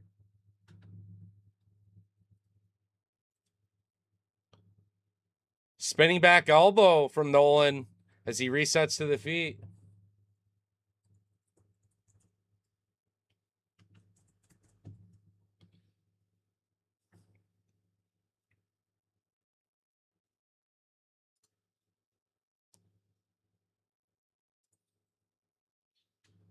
Nolan and Ziem to end by finish.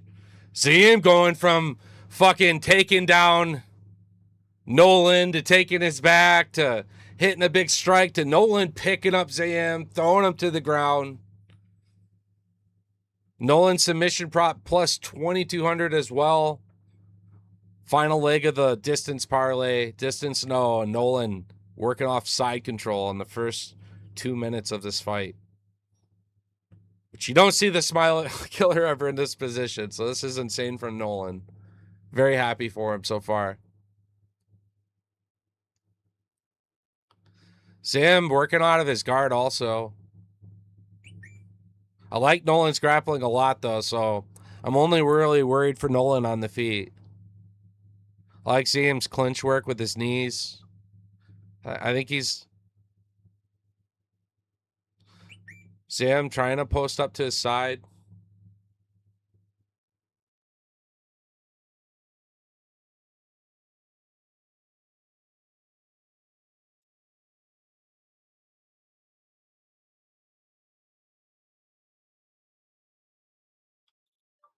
Yeah, before disc golf.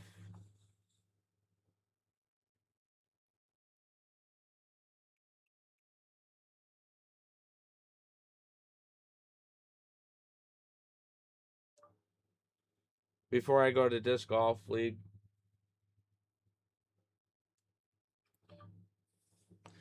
Nolan working off this fucking side here.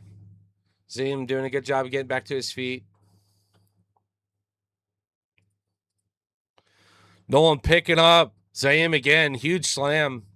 Still in the side control. Zayim may very well give up the neck. Oh no, he's able to reverse control here. Working north-south position here. Nolan, feet to the cage. May very well try to kick off and roll. Lost the position though. Nolan. And is really his strongest martial art, I think. Smile Killer working for the back now. He's going to be feeding some big shots and try to fish here potentially.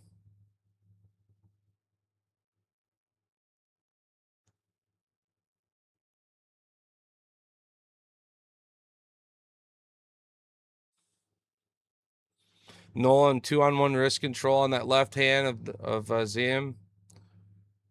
As these guys get back to his feet. Zim working those knees in. 45 seconds to go. Nolan trying to turn back into Zim, who's still working off the back here with this vice of a grip. High crotch, able to go right in between, but Nolan's so tall, he's able to actually balance it out and land on his feet. We're back to the feet with 30 seconds to go. Very interesting round. Nolan looking quite well in the first round here.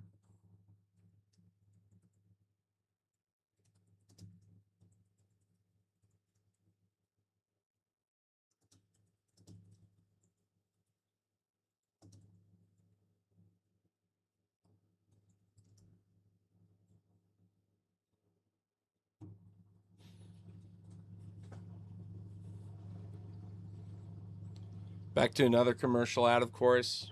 We're back on IG.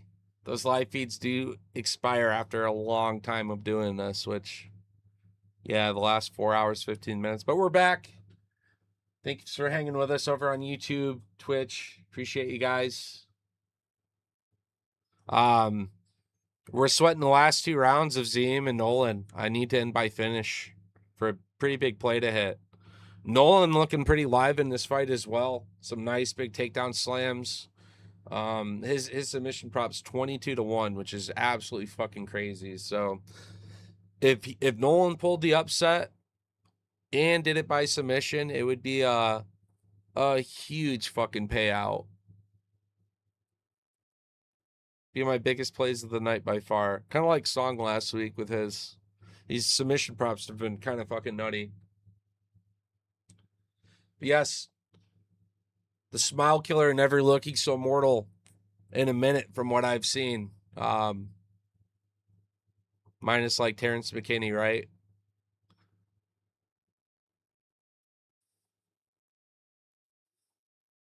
Yep. I do like Zam on the feet, though. Not that Tom can't throw a great kick. Look at that. Big left hand, right hand. My official Tapology prediction was Zam, second round knockout. Let's see if we 100% it. We're streaking the last few so far.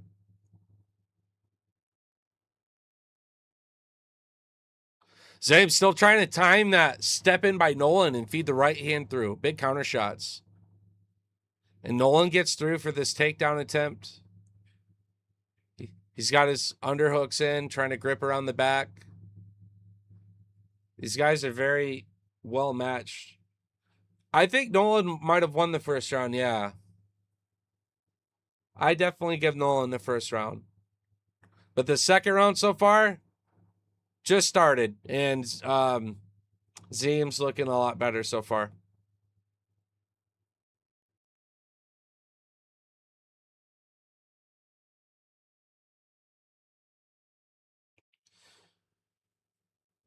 Zayim working in the clinch. He's very good here with knees up the middle. We called that out on our predictions of this week and why I'm taking him. His clinch work, his striking, his grappling is very good. And this is just such a big test for Nolan. I don't think Nolan's fought nearly the same guys Faraz has, but he's showing up. Did a good job reversing position off the edge of the octagon here. He's got the underhooks. He's trying to work around the waist now. Try to get to the side of Zim for a trip or takedown, I'm sure, for another slam. High crotch, something. These guys have been slamming each other. That's good. About equal in control time. Nolan's got a bit more. Oh, Nolan looks like he dropped Zayim. He's going to be, he might have been hurt. Trying to say that maybe he's off balance. We got 240 to cook. Nolan on top of Zayim. Nice elbow there from Nolan. Nolan by submission, like I said, hits both bets. Be a huge play. Nolan doing a good job of staying inside this guard. Busy with the striking. Elbow now. Yeah, it was a spinning elbow that missed from Zim where he just kind of tripped or lost his balance. So Nolan taking advantage of this opportunity, accruing that control time, and really just extending his already lead after that first round. It's rather surprising to see Nolan show up this well against Zim. Zim working really well on kind of sliding his hips side to side, trying to post up, work off like an arm, a Kimura attempt here, it looks like I'm seeing. Zim going for this Kimura. Nolan's got his right arm getting trapped here. And Zayim able to almost get to his feet with that Kimura attempt, and Nolan stepping up and over. And I like Nolan standing guillotine from here. If he gives up his neck, Zayim is posting up to his knees with 1:20 to cook. This has been a great fight so far. Big toe stomp there by Nolan. Zayim still fighting down from that knee. Nolan, a minute to be crafty with his grappling. Again, he's got a great submission game. Tried setting his weight back, and it allowed Zayn to actually turn back and gain both feet back. And he is still trying to break away from this grasp of Tom Nolan with 50 seconds to work in the second round. Zayn able to reverse position. Goes for that high crotch again. Again, he gets this, but Tom Nolan's so tall, so well balanced. Does able to stay on his feet. He hasn't been able to hit this high crotch takedown attempt, and I'd like to see him give it up and try to work his striking a little better. I think Zaim's really disregarding how well of a striker he is here in this fight and challenging Tom Nolan and his true martial art, his grappling, his jiu-jitsu. 15 seconds left. We're sweating the last 5 minutes of this fight, and I still think we're live for a finish at any point. Let's fucking go. Zaim hits a big left hand at the end of this. Follows up with a kick. And I think that's what he needs. I think he needs a little taste of that at the end of the second round to remind himself, like, he's got to get a finish, and it's got to come more than likely via his striking. So here we are. Great fucking fight so far.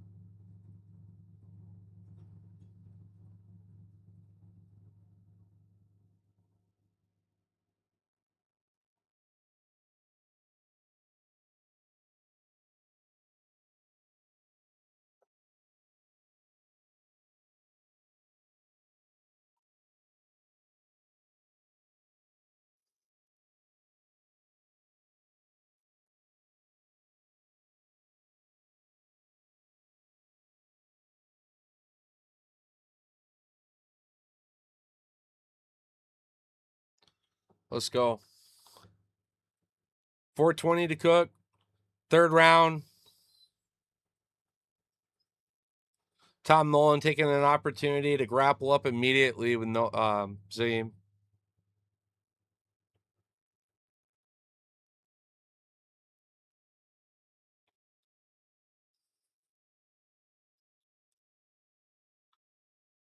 Zayim in the corner of his team here, but not really getting a lot of help in this situation.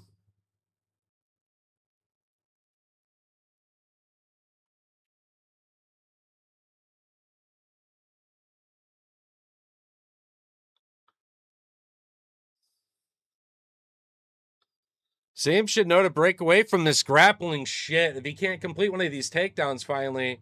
And he actually does. He does complete the takedown. He's trying to stack the legs up early here. Yeah, he absolutely has to get busy here. Nolan off his back's always a good thing for the triangle. But no, I mean, Nolan's safe to win this fight unless Zayim can get a finish. Too late for a 10-8 round, in my opinion. It just ain't going to save him. 3 minutes to cook. 3 minutes to sweat. Remind you guys, we want to finish in this fight. It'd be awesome. Nice little parlay hit. One of my long shots.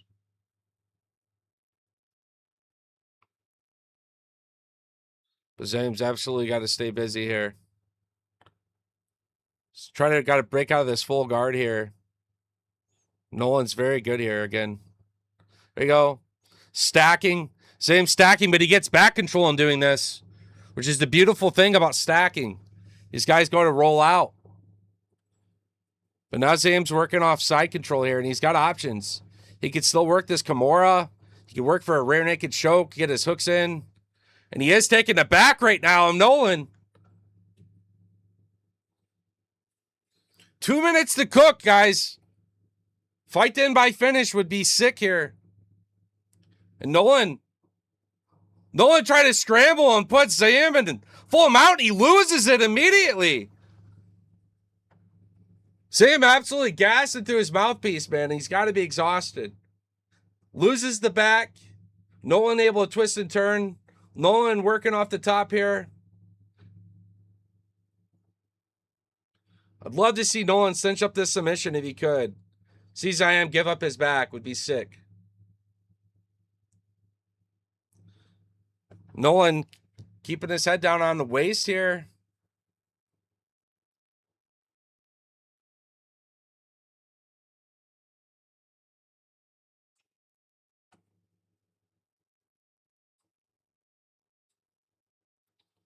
Nolan here, 2 of 6 of takedowns. Zayim, 2 of 4. The control time, 2 minutes. 2 minutes ahead for Tom Nolan. Last minute left, huge knee up the middle from him. Zayim's trying to pick up Nolan, gets another takedown. He absolutely has to cook here this last minute to get a finish, and he knows it.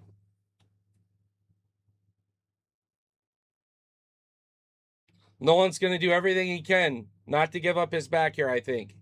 Try to stall this out. It's back up to his feet, but Zayim right behind him. Needs to get these hooks in again. He needs to step through and go around the neck. 30 seconds left. Right here. He's got to go for that. He's got to put his hooks in. He's allowing Nolan up to his feet again. He's got to get a finish. Or give up the fucking hold and swing on him. Zayim is just... He's got to go for this choke. He's got to get around the neck. 15 seconds left. Crazy work.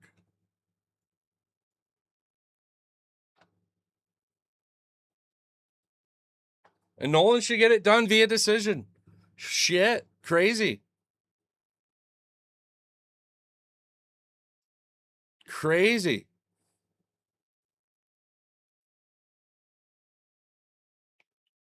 Comes over, where's my wife? First thing, I love it. That was a huge win for Nolan, because, dude, I hold Zayim up here. Like, he's got a huge ceiling, so Tom Nolan apparently is part of that. This again is easily one of his biggest tests. So here we go.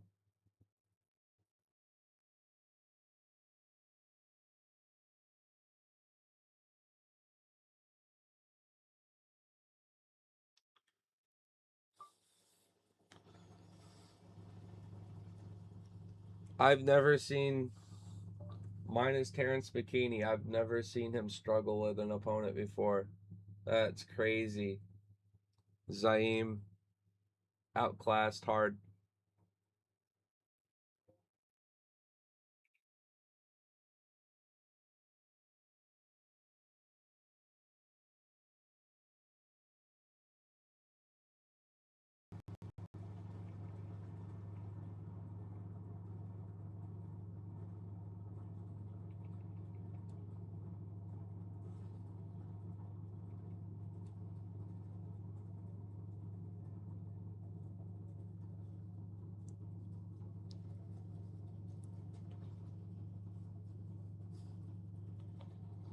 Both fighters standing with their hands in the air. Zaim, I don't know what you're on about. Put your hand down. Should be Nolan's. Let's hear. All three judges. Tom Nolan has it.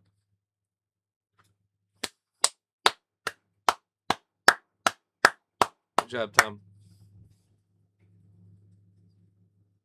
Kyle so killed in the crowd. Gotta love that.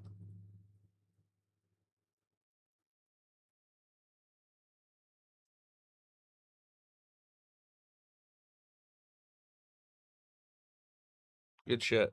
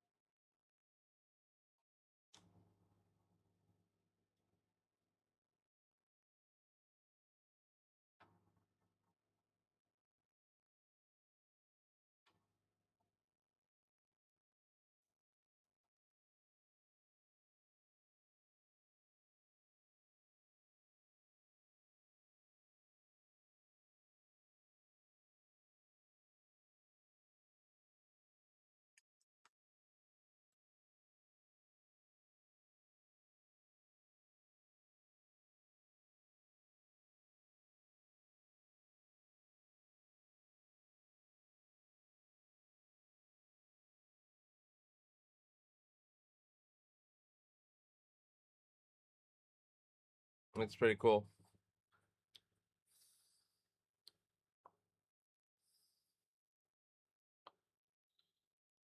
Too bad Joel Alvarez still wasn't around at 155. He'd be a fun matchup for him.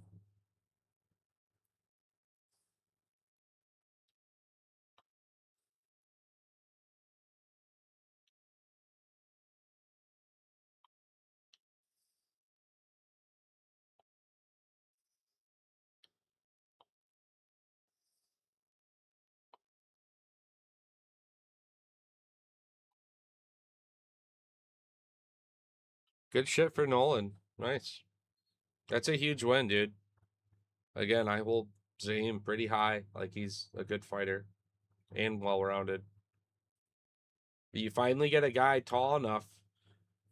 Zaim missed like his takedown, his high crotch, like 2 or 3 times because Nolan's just so fucking tall he couldn't do it. So,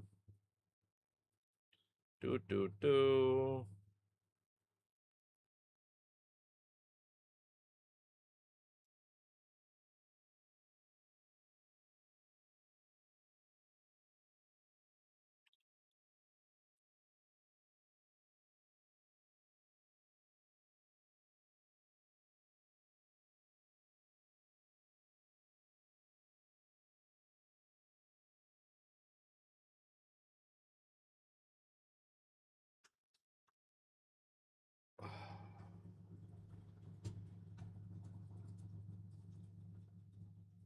See, I want to see what plays Mr. Azim.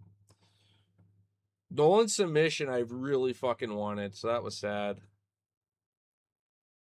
Yeah.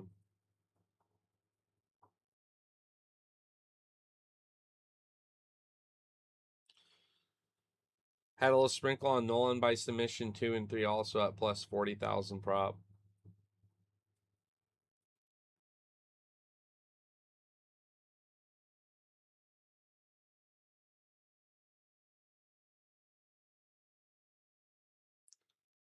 All right, well.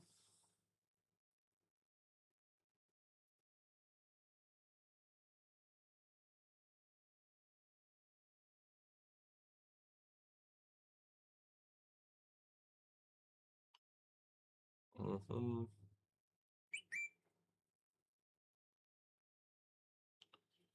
Let me do Allen by submission or knockout. And I'm going to do main event distance. No. Just kidding. I'm going back.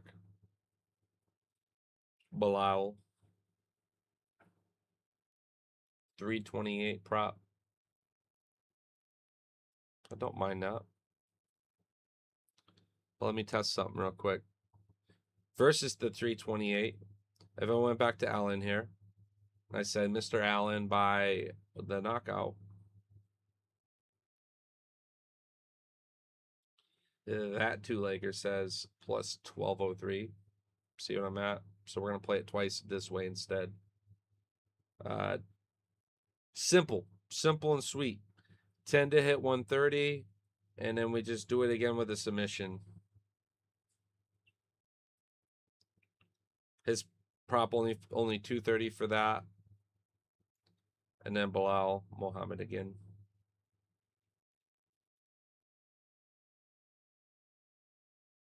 But actually, I want to look at round props instead too. Under or overs, no. How about, where are the round props at? Yeah. Fight to start round 2, yes. Negative 800. Round 3, yes. Negative 350. Negative 4. Start to round 4, negative 205. Bilal's hard to put away, man. That would respect both fighters as well, see? It's tough. It's tough on distance on that one, I will admit. Yeah, I'll roll with Bilal there. See, that's plus 514. I don't love that. I don't hate it, but I don't love it. It's a little...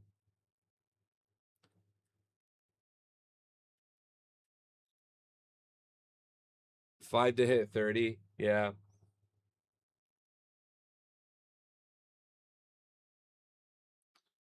It would likely be due to the submission, of course, but for a two-leg for that Valley, I don't want to put much on it. Allen's so inconsistent. I am doing one counter weave because Shabazian at least sends it with his hands. And I would do a round combo as well, like rounds 1 and 2. Knockout Shabazian. Almost plus 400 prop. We'll send that. And we'll double method bomb theme.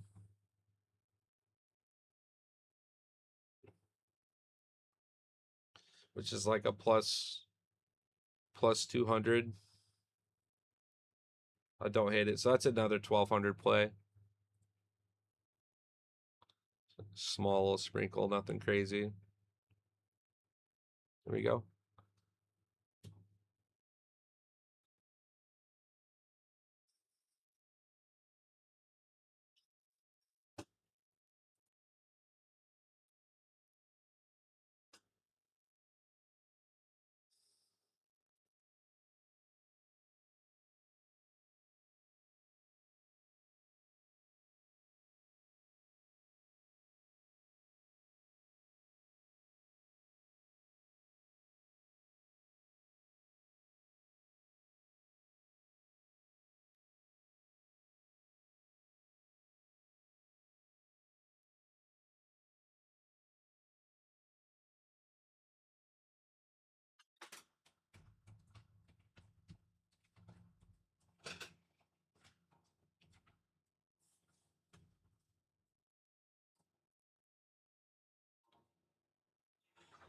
Couple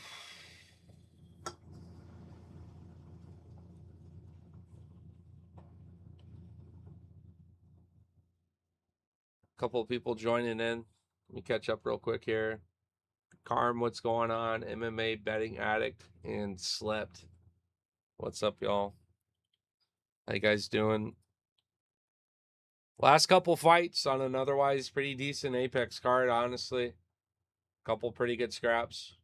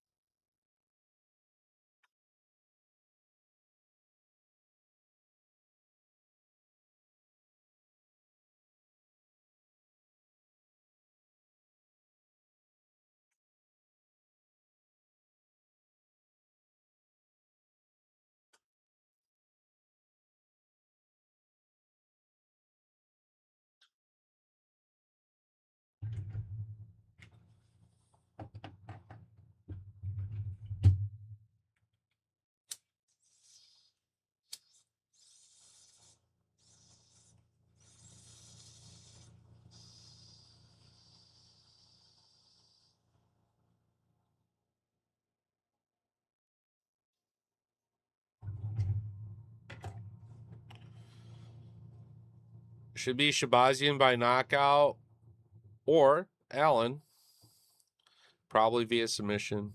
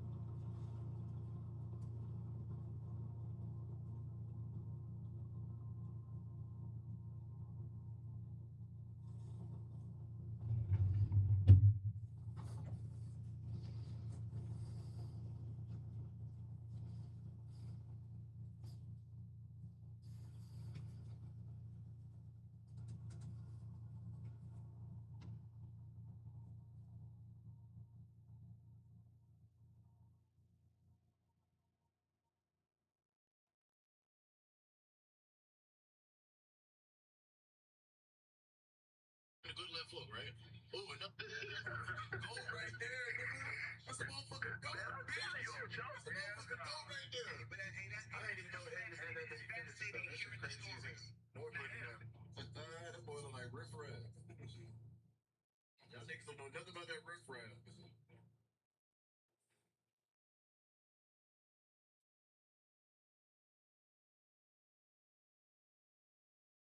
Love seeing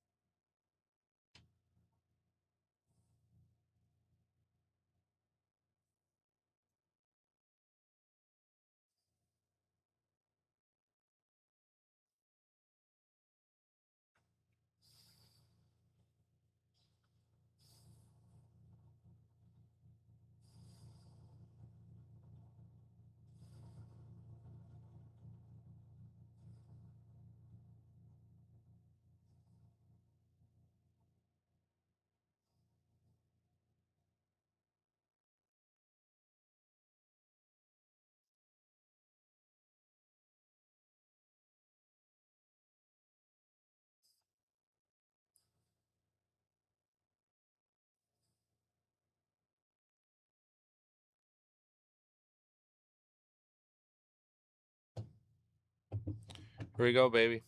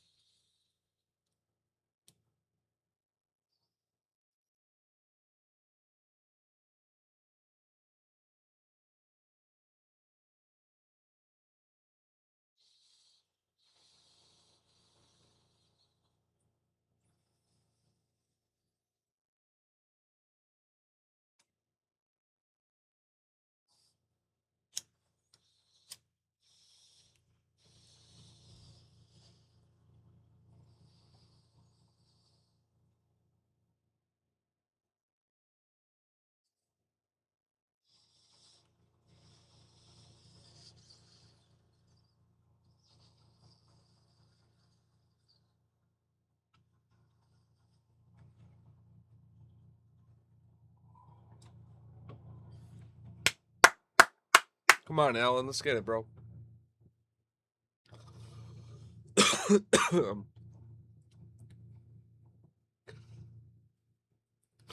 He pisses me off sometimes. I'm not going to lie.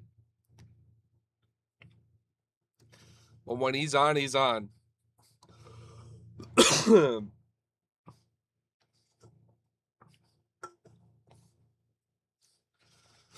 He's definitely beat tougher guys. That's how I feel about it.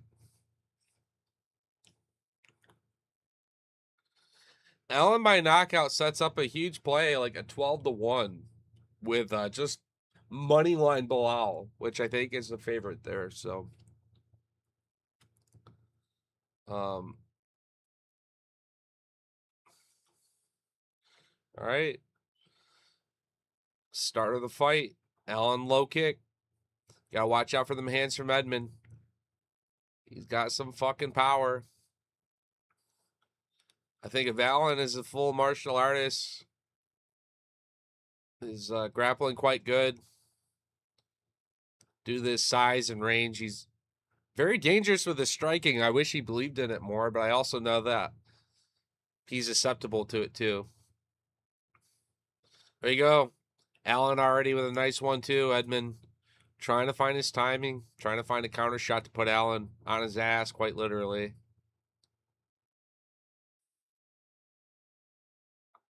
Allen continuing to mix the kicks there. Shot to the body.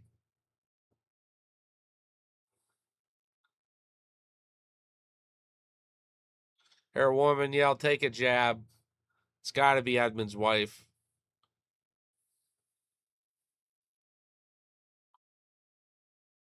Right hand there from Allen. Surprisingly, that's one of his better props. I mean, his submission game's solid, but man, they gave you incredible value with Allen knockout on this fight.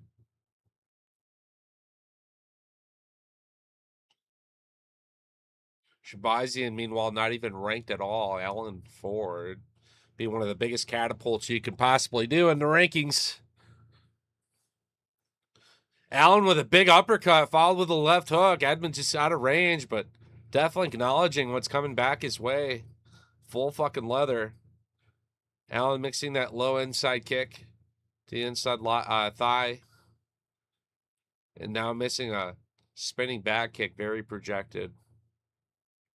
Edmund very, very calm, very measured. His output's not really there yet. Allen, 50% of his strikes. Meanwhile, Edmund, just a third of his strikes sticking with half the volume as Allen right now.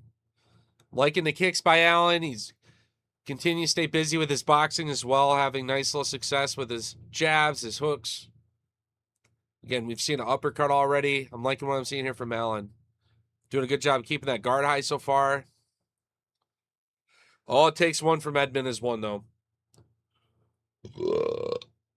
Believe it. A little exchange of low kicks there. 2:20 to cook first round. Allen. Center of the octagon. Finds his jab.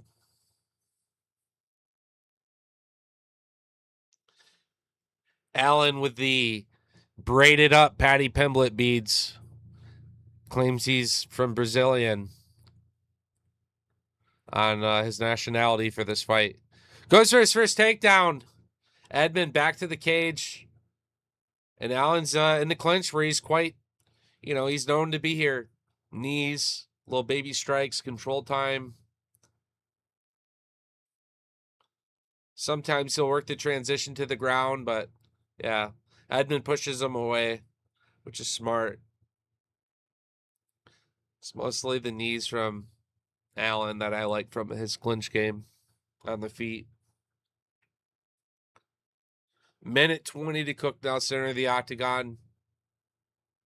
Edmund with a third of the strikes as Allen at this point. Finally throws his right hand and does have a reaction immediately. A nice little 1-2 follow-up from Edmund now. He's finally starting to learn that he's got a button on his controller that sends a strike. Allen goes back for the takedown. Edmund throws him away. I'd like to see Edmund follow up with Allen when he throws him away. Have Allen back to the edge of the cage, uncomfortable, being pressured. I see Allen melt there from some guys. Big 1-2, Edmund pushing back. Allen every time he gets close. 40 seconds to cook, and Edmund so far rallying back in the last 30 seconds of this fight. Otherwise, he's been losing. Allen puts Edmund's back to the octagon. Couple feet in between. Throws a spinning back kick to the body of Edmund. Very soft, though. Nothing too crazy. Gently bounces off the cage and moves away. You got 10 seconds left. Allen ever so slightly in the first round for me so far. Okay, nice little exchange here. Wow. Knees, exchange on both sides. Edmund had a nice snapping shot in there. Not a bad way to close it out. Let's look at damage here. Allen bruised up, little gash under the cheek, starting to come through. Not open or anything too bad. Definitely can see the marking. We'll see Edmund. Some work to the body there with those kicks. The damage you don't see, right? Let's see what Allen does with these kicks, though.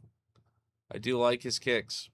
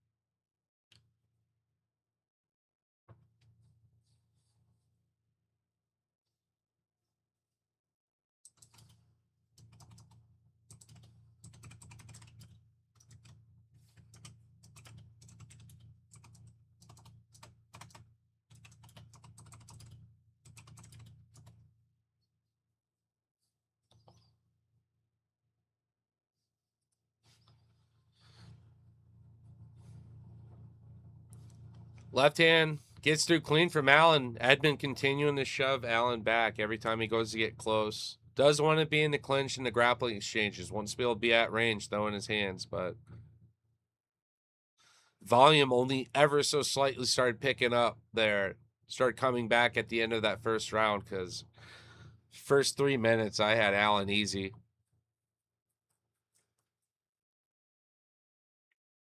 Shabazian just more so focused on the shot that counts, the fight-ending shot versus the fight-winning shots.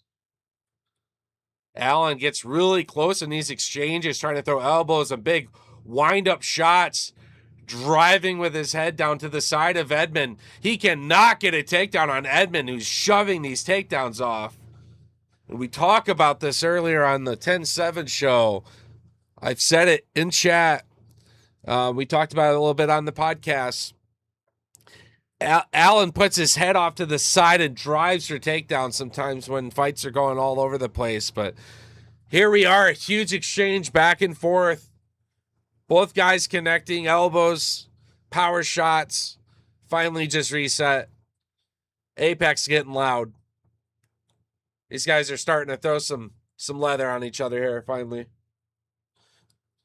2:40 to go, second round.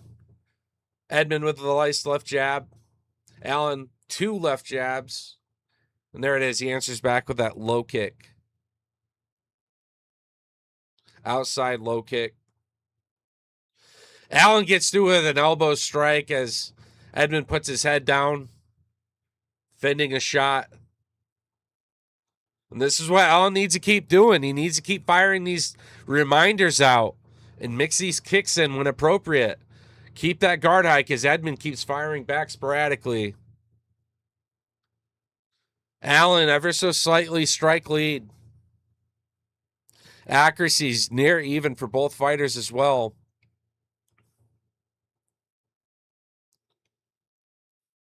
Allen 0 for 3 takedowns as well.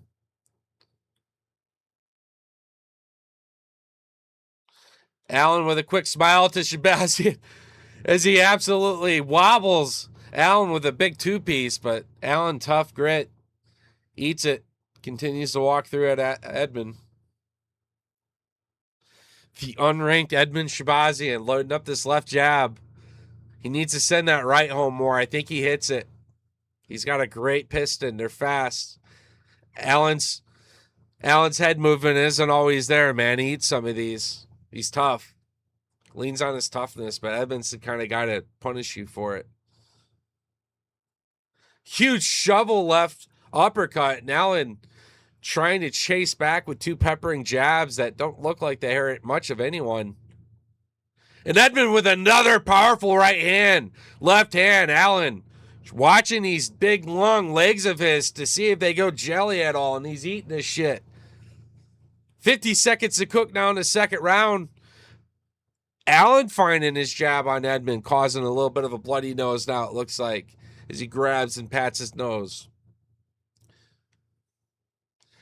Allen posting up like he's going to throw a knee. Edmund continues to shove off Allen and doesn't let him work in his clinch, where he tries to bully and lean his weight forward. Edmund is shoving him off to the sides and resetting, but also still Edmund's getting these leg kicks now that are looking pretty good. Allen is 15 of 15 leg kicks, as we've called these out throughout the fight, being his more successful piece.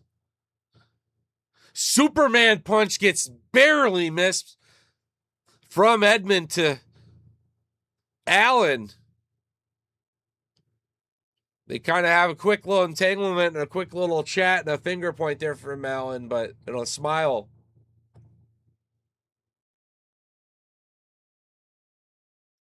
Edmund's trying to say it's 2-0. Coach, good job. I don't give a fuck what the score is. Coach says fuck whatever the score is. He needs to win this fight. It's way too close. Not a good reaction from Edmund to his coaches is his first words. We're looking at props live real quick here. We've stayed out of them tonight for the most part. We had some fun on the prelims. We had some plays, but man. Edmund plus 200 dogs, yeah. I agree. I think Allen's winning this.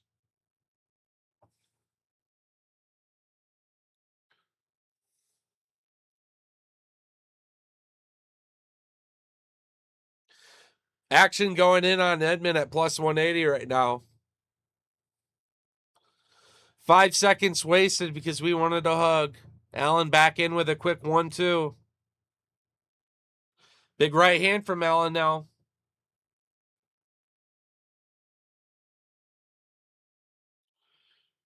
Brendan with a big right hand, barely missing a follow-up uppercut. Following up with that kick again.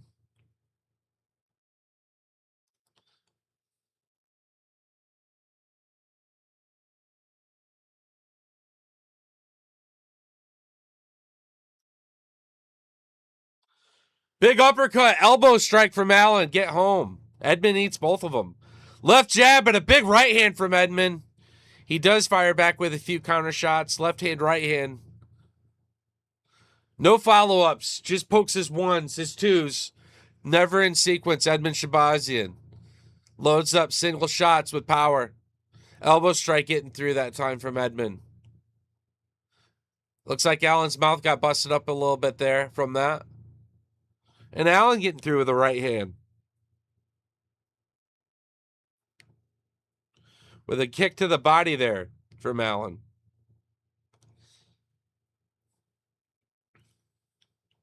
Shabazian finally working a combination, body head. Allen comes back, quick little exchange. Elbow strike again from Allen.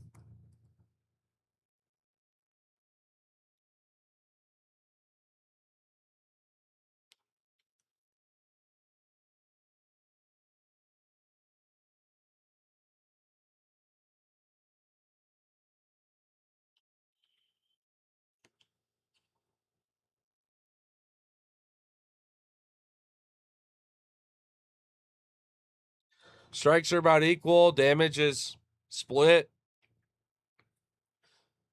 Allen looking fresher, obviously. Very durable fighter. Big left hand gets through by Edmund, though. Let's see if he can bust open Allen and cause that damage meter to even out, because strikes are damn near even. Volume, landed. Very good matchup, surprisingly. I thought Allen would have his number a little better, honestly. Edmund showing up to be worthy near the top 5 so far. Making this a fight. And still loading up that right hand as he occasionally fires his jab. Allen. Forward pressure, if you believe in that statistic, like the Strickland Hamzat fight, Allen has been winning the forward pressure. Edmund busted up now over that left cheek. Allen's continuing to find Edmund's number there with a combination, but Edmund, tough as shit at having a hard time getting put out of here in this fight. Minute 50 now to cook. Would love Allen by a finish, man. Would be sick for him.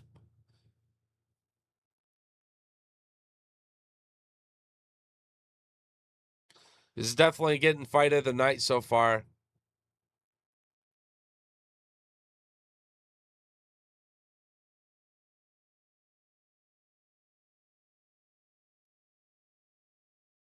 Edmund getting busted up to the face. Each guy throwing huge combinations there. Edmund taking the back of Allen. Bloody as shit, smearing blood all over his back as Allen had busted Edmund up. Both guys throwing big, powerful shots. Allen just eats a lot of these, surprisingly. You're talking about middleweight Edmund Shabazian. He's got decent power, and Allen's eating all this shit. Very good. Frames, elbows, big elbow.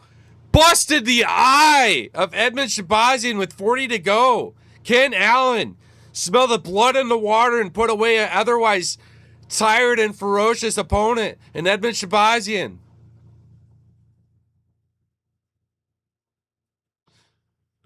Holy CTE, these two are fucking sick. Allen going for that single leg, gets the scoop. Going for the back, bloody as shit. 15 seconds.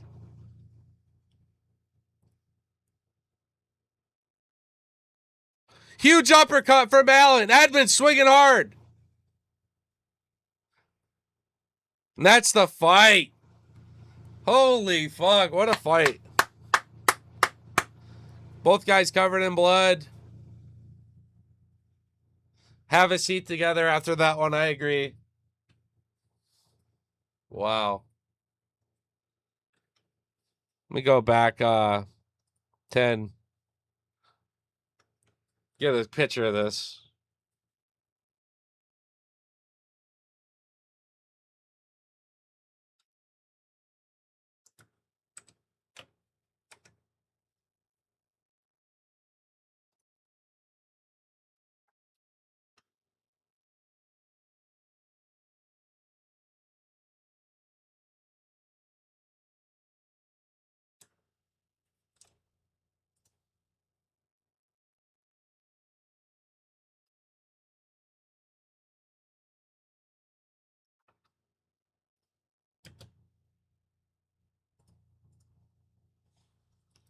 All right, let me get this screenshot real quick and catch up.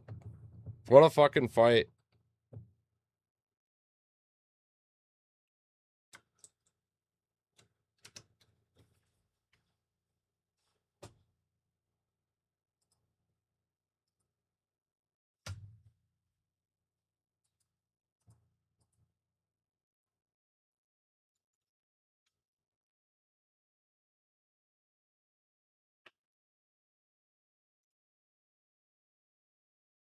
I mean, you have to, the timing of this screenshot's so fucking tough, actually, if you want to get it right.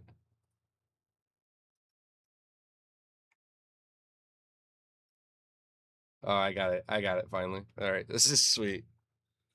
Edmund just busted the fuck up in it.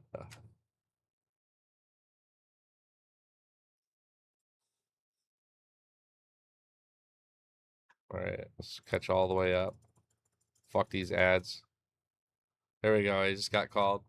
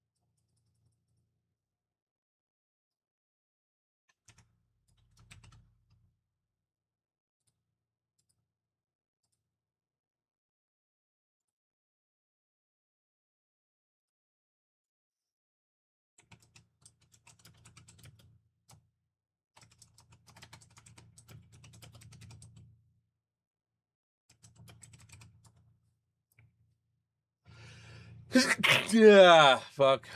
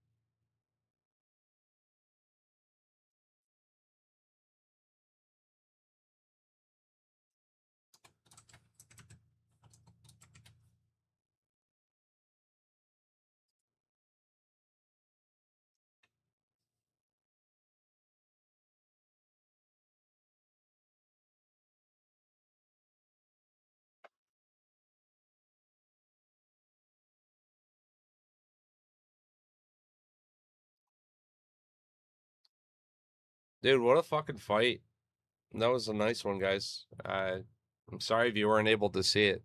Both guys were just having their moments, exchanging. Allen Ford pressuring the most. Loved his kicks. That's what really won him the fight overall, I think. Eating shots like cereal from Edmund and throwing those elbows at the end definitely sent it.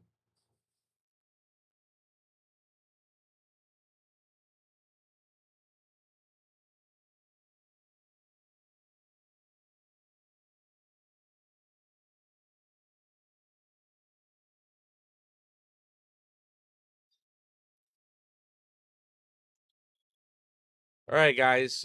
I really want to send it. It's a very much a coin flip fight.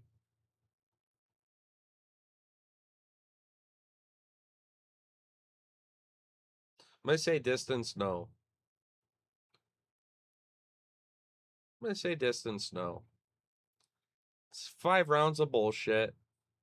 Bonfim will punish the grappling long term, and I think on the feet, Bilal is acceptable to getting hurt here or having the cardio to bring Gabriel into his world of being the better boxer. But I think early Gabriel's going to have more danger, more power, more ill intention. So I like distance, no. Whether it's the late fade with Bully getting it done or the early aggression of Bonfim getting it done. So it doubles up. We just placed some action on it as a final fun play of the day.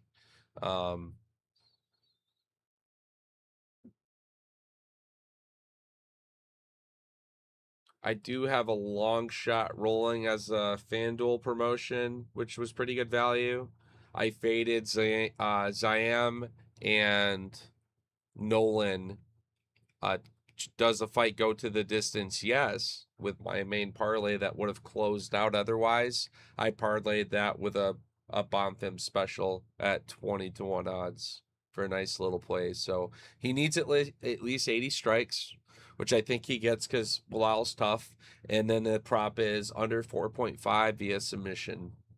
Bonfim. And that 20-1 pays out. And we hit twice here then. Because distance no as well. Be a alright card. Be a good one. The fight with Nolan and Zayam would have been a much higher surplus night for me because that was like a 10-1. You know, I would have made quite a few units on it really, but it's quite okay.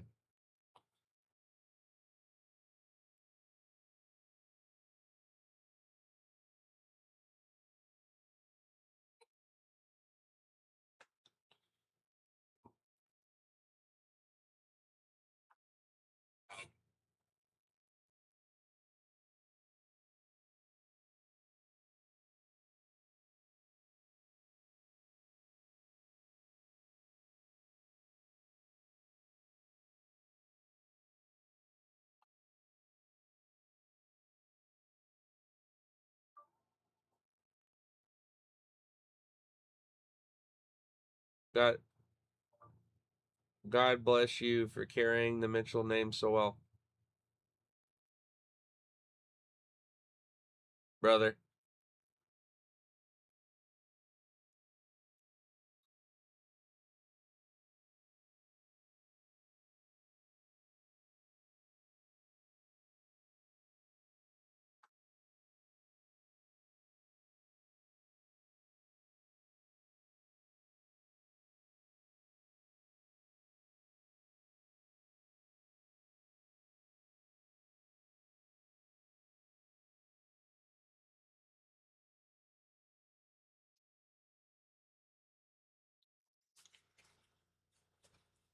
Gabriel's coming out to a fucking Portuguese funeral song, it sounds like. It's very slow and depressing. He's got a nice pissed off face, however, so I'm liking that part, at the very least. Open this. Hell, you can't make the adjustments from PC. That's so fucking stupid.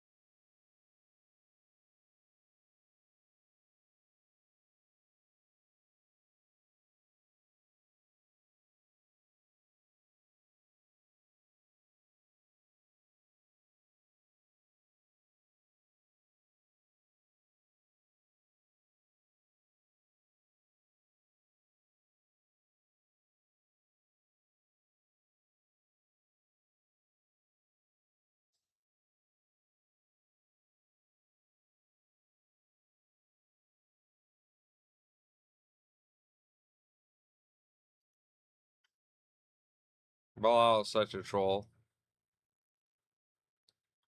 He's coming out to the fucking one-eyed purple people eater or some shit. Splish splash taking a bath.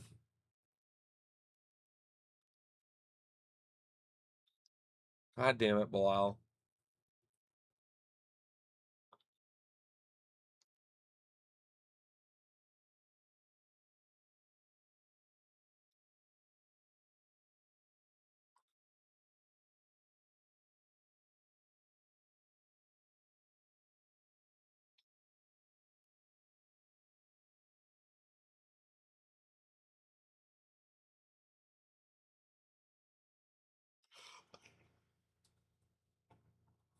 He's so cringy, actually, in a way, for doing this one. It's funny.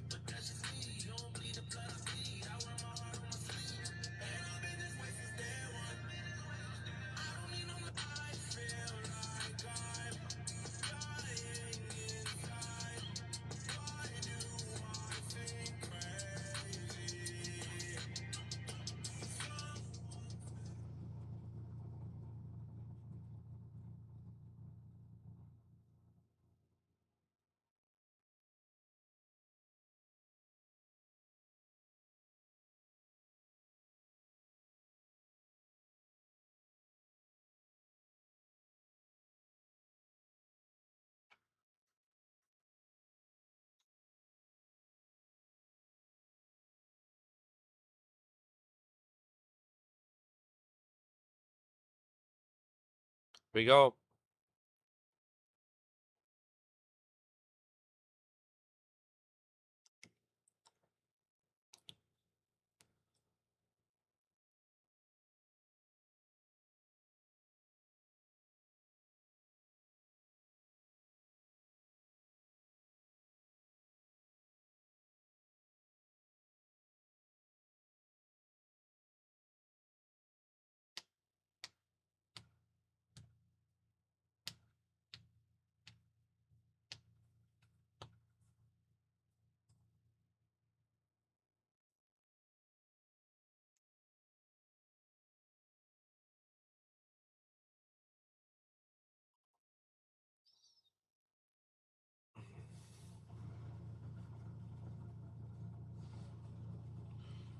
Let's go, baby. Herb Dean.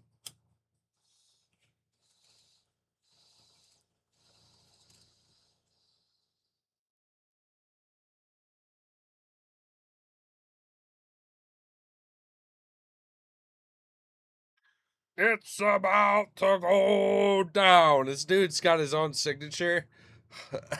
Shit. And it's funny. It's about to go down.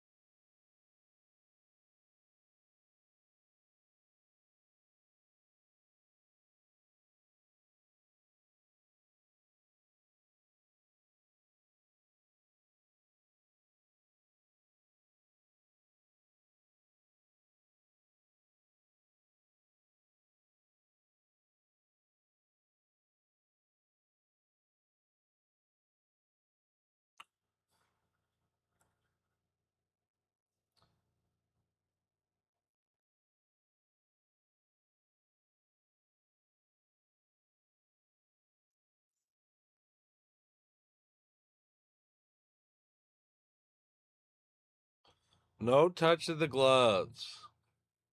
That's crazy.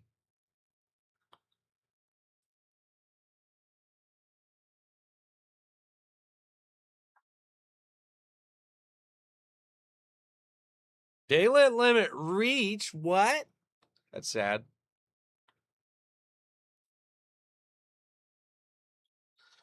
Tried giving this lettering a cool text. I'm gonna not make the post now. I'll wait. Bonfim throwing some crazy fucking powerful kicks off the rip here. Well, backing up, guard high, wanting to box. Bonfim wanting to kickbox.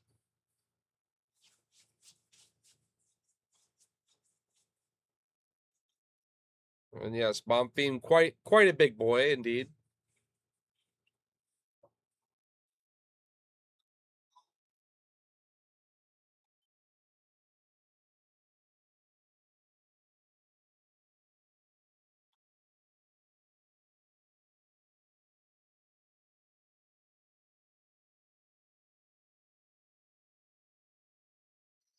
Bully doing a good job of keeping his eyes on the fight. He's got good fight awareness and vision. Steps in with a huge 1-2 from the bully. Loving that so far for him. I don't know if it's strikes landed versus strikes thrown, but for the long shot with Bonfim, it's via submission and with at least 80 strikes. Bully stepping in with another big 1-2. Bonfim trying to meet him. Continuously low in his stance, guard high, trying to walk Bilal down and corner him. Mixing the kicks in still. Powerful thudding shots, even when blocked. Bilal throwing back with a kick now. 3 minutes to cook in the first round of this main event.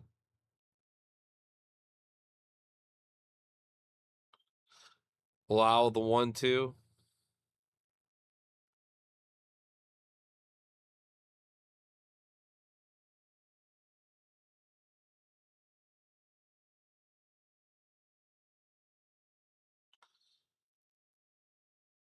Left hook misses there from Bonfim, but definitely loaded it up well.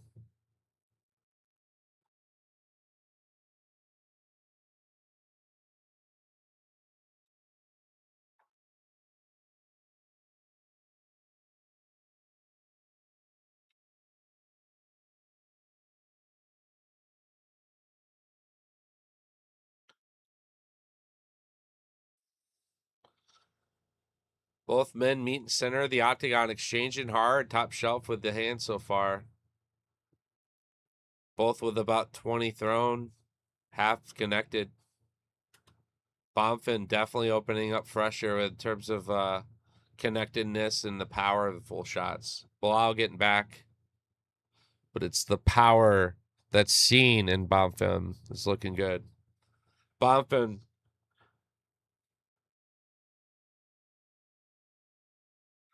Bilal, he's playing with his eyes, blinking real hard there. Says he's good, surprisingly. I thought maybe he'd take a moment to recover because Bonfim is definitely starting to turn it up a little bit here. And no, waves it off the herb and gets kicked really hard in the leg. Huge, powerful low kick from Bonfim. 30 strikes thrown now from both guys. Big, powerful clubbing hook. Bonfim connecting on Bully, who eats it, as he typically does. Bully, hard to put away. He's got a fucking noggin on him. He's got a chin on him. He's kind of a genetic monster in a way. But Bonfim, especially the size, the power, showing to have even better genetics. No, the experience of Mohammed's sick, but man, Bonfim is a monster early. I do think this guy will fade. I do think this guy could suffer like around 3, 4, 5 muscle fatigue, especially with his output. You know, he's putting a lot into these shots. He's done 40, connected with about 20. 6 of 7 of his leg kicks. Ain't getting any success headhunting. 7 of 30. Bully getting some chance there in the crowd. I love it. Apex representing the former champ. First round in the books here in the next 5 seconds. Here we are.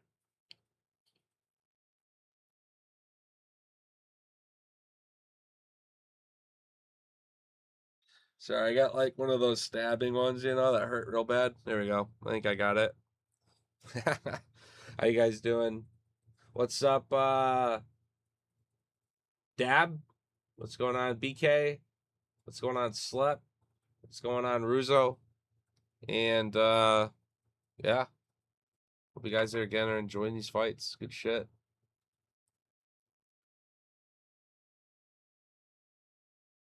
There you go.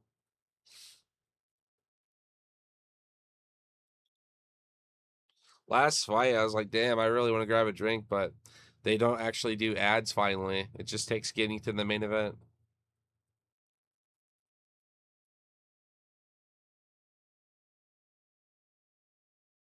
They're assholes for doing that. All fights should be ad free. There's plenty of time to run ads in between.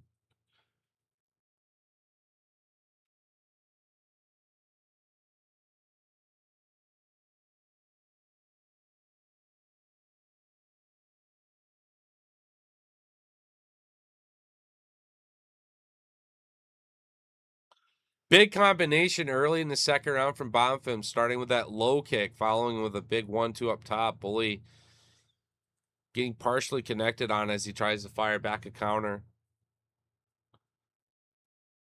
And the Bully continuing to get struck on here.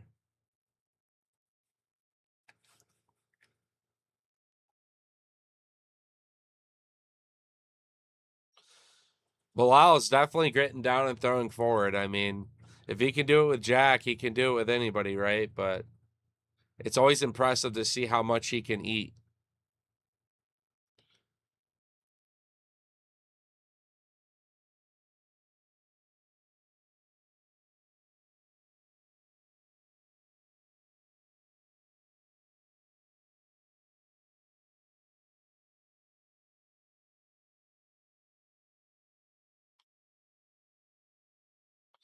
Another nice low kick from Bonfim. Puts his head up a little bit when he's clubbing those left one, you know, those 1-2s. Bonfim, he's putting his head up a little bit as he does that. He starts with a low kick and feeds up top. Leans his body back and just clubs forward. But because he's coming wide, if anyone can take that low kick and plan on popping straight through the middle down to like a barrel jab to set up a follow shot, I think you could drop Bonfim when he's doing that shit. Your cue's that low kick and you got to go for it. Check it, go forward. That's what you're banking on. It's like a reflex. I keep watching him. Watch this next low kick and what he does up top. That's kick to the body. That doesn't count. Watch his next leg kick he does if he feeds 1-2 after it. Now, Bully, they were the nice inside low kick there. Had like a slight reaction.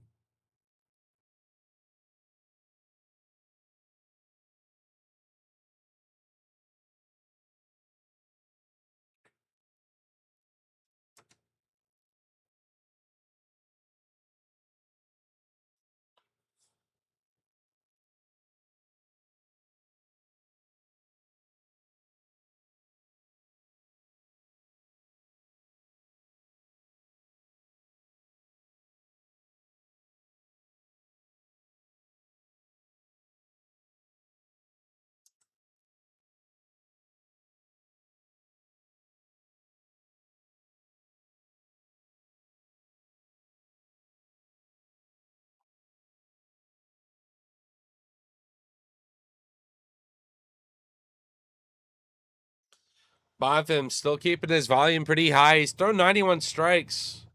I'm going to refresh his parlay where he needed at least 80 here in a minute to see at the end of the second round. But, man, his volume is looking pretty good. Bilal slow, just slightly behind, but Bonfim has been running away with this fight. And it's because of the calf kicks. He's 16 and 19 with those.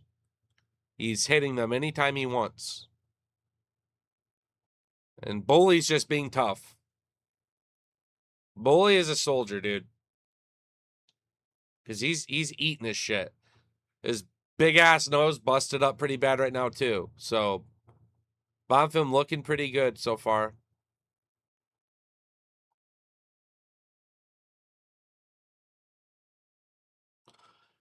Right hand connected on Bilal, spins him around like a fucking ballerina. Keeps his balance. And Bonfim still staying composed and not rushing it. Another sequence. I'm watching the ferocious eyes of Bilal Muhammad eyeing down Gabriel as he's eating these shots and trying to return fire, but not getting home. Gabriel, 43 successful shots. Bilal, 30. Both fighters connecting on the leg kicks they throw. Nearly triple. In fact, yes, triple coming from Bonfim. And I think it makes a difference in this boxing exchange here. It really does. 5 seconds left in the second round, and we're looking at a third. I can't see this recipe lasting another 15 minutes, guys. I think Distant Snow is a safe bet so far.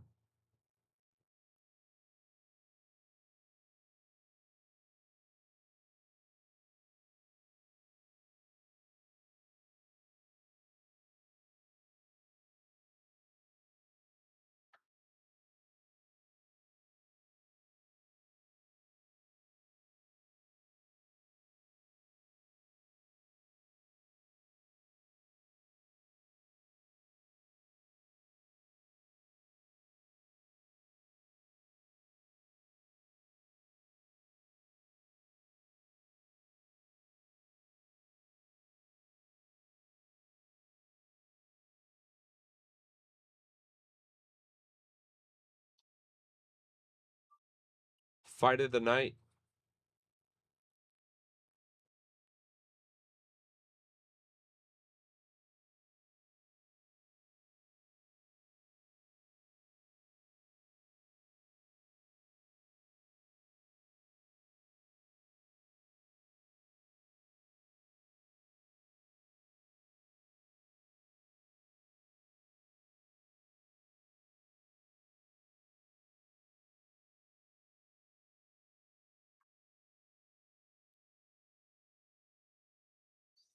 So far, I'm going to say that both the main event and the co-main event deserves a bonus. Even the fight with Nolan was really good with Zaim. I mean, high-level shit. But in terms of both guys being able to exchange on each other for an entire round, crazy. Gabriel snapping the head back of Bilal, getting a huge reaction. I mean, his head got snapped backwards. Incredible how durable Bilal Muhammad is. What the fuck?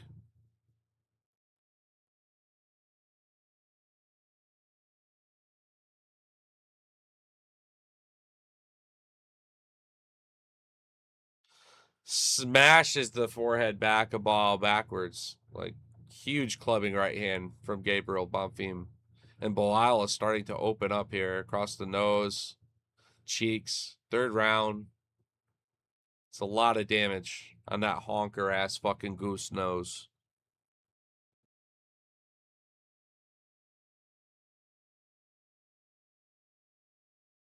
Another nice low kick from Bonfim on that lead left leg of Bilal. It's going to add up. He cannot eat these the rest of the fight. And Bully trying to throw back. Bully trying to fucking sit down in this fight. And Bully is absolutely a fucking maniac for standing through a lot of these shots still. They're incredible. He's still gritting down. He's not leaving the center of the octagon, despite the fucking leather Bonfim is throwing. And Bonfim taunting Bilal and shaking his head no after a kick. Bonfim having more than enough confidence at the stage of this third round to say, you're fucked. Leg kicks now 20 from Bonfim. 7 from Bilal.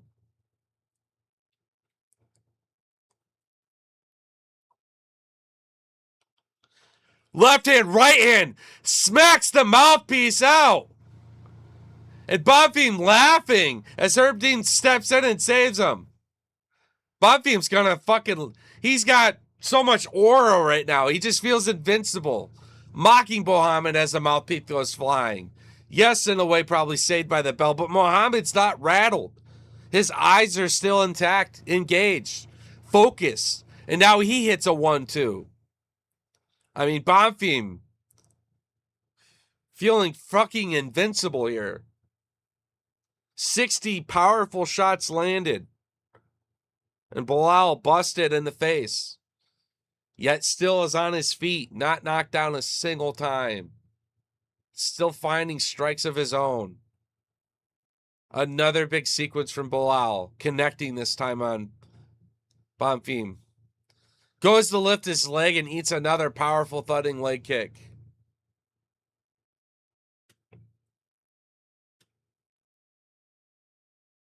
Holy shit.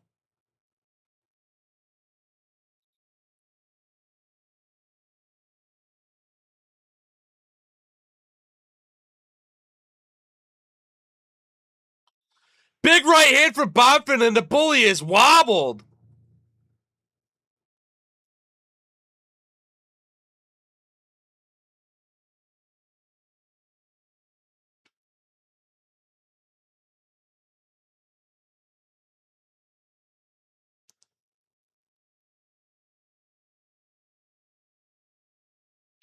And he's recovered again. He's amazing. I mean, they need to study Bilal Muhammad. Even when he's one-footed trying to throw a kick and Bonfim connects with a powerful loaded up 3-piece, he's eating it.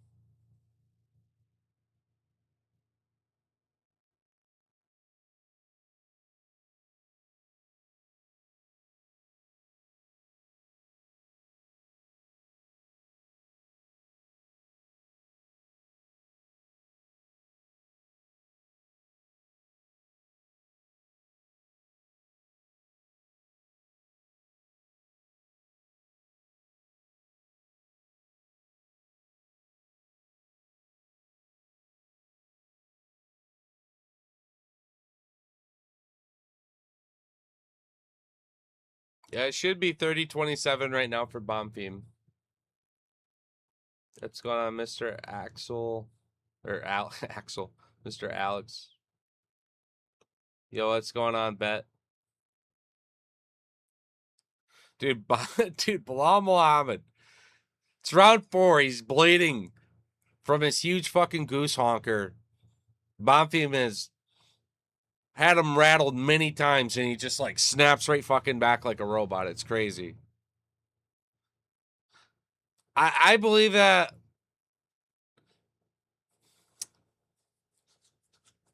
he's just very hard to put away for so many reasons. It's crazy. Slightly on the side that this guy's a skinwalker, like superhuman shit going on here. Bilal Muhammad. He doesn't care that Bonfim's loading these shots up, fucking people up.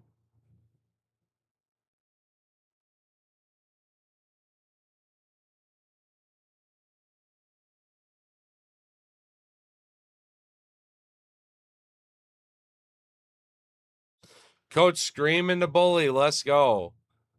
Nose double broken. Nose already was broken. That fucking shit double broke now.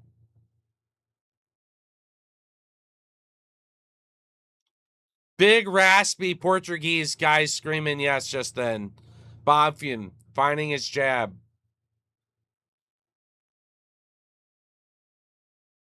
Left jab, continue to get through. Bully swinging for the fucking fences with 2:30 to cook.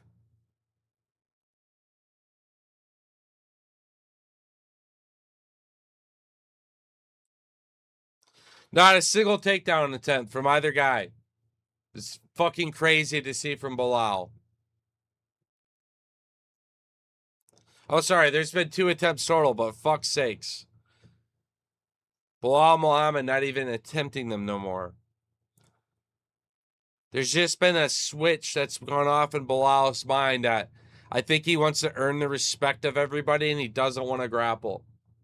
He doesn't want to be known as a boring fighter. He wants to land a big, spectacular knockout of his own.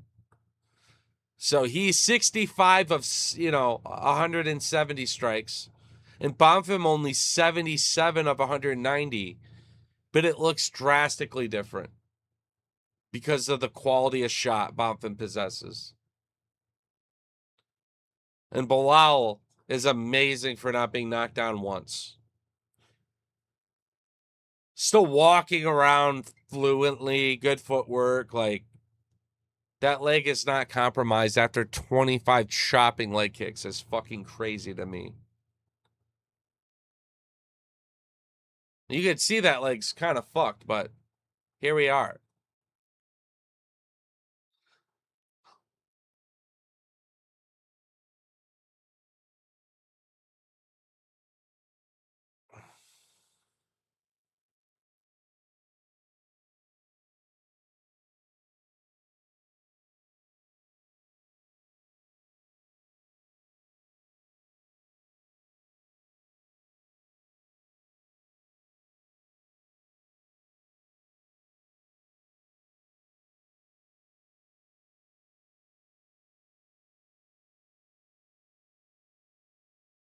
Bilal swinging for the fucking fences.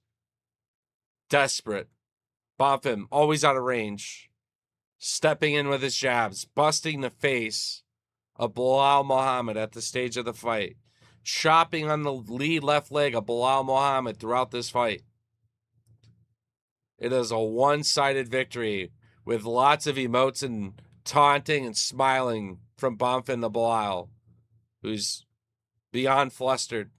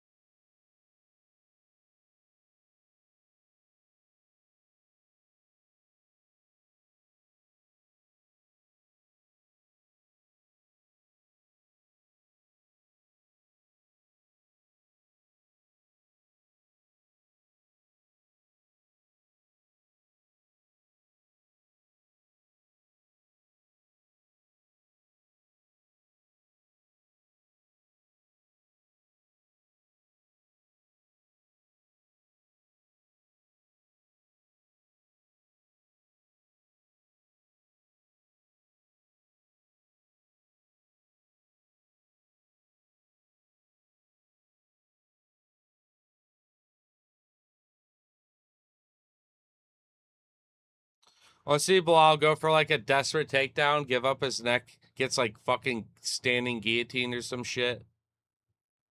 Be a crazy finish from Bonfim after this absolute ass beating.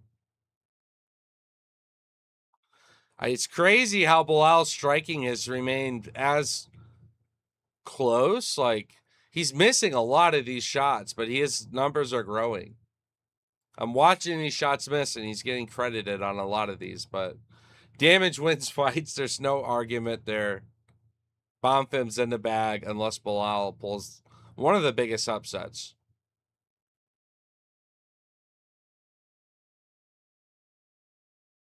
First round was close, then the rest of the fight wasn't.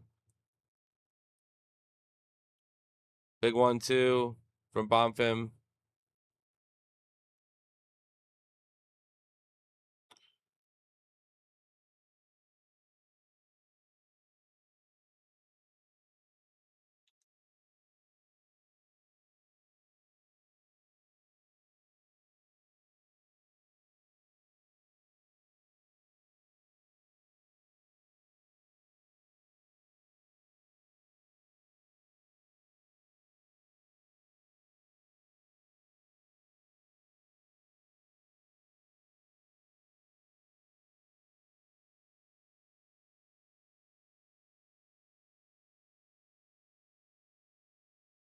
Two and a half minute mark here.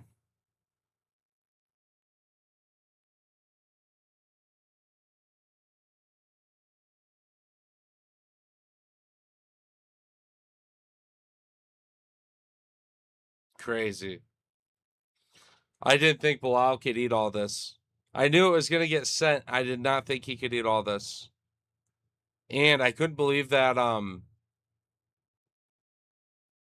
didn't lean on his grappling at all. I guess he respects the jiu-jitsu that much about him. But at this point, when you're getting so outclassed with on the feet, the kicks, the boxing, change it up and go for that takedown. What's there to fucking lose? This guy's flowing on you, bro. Go for it. What is there to fucking lose? Switch the strategy up. It ain't working. It is not working for you, Mohammed.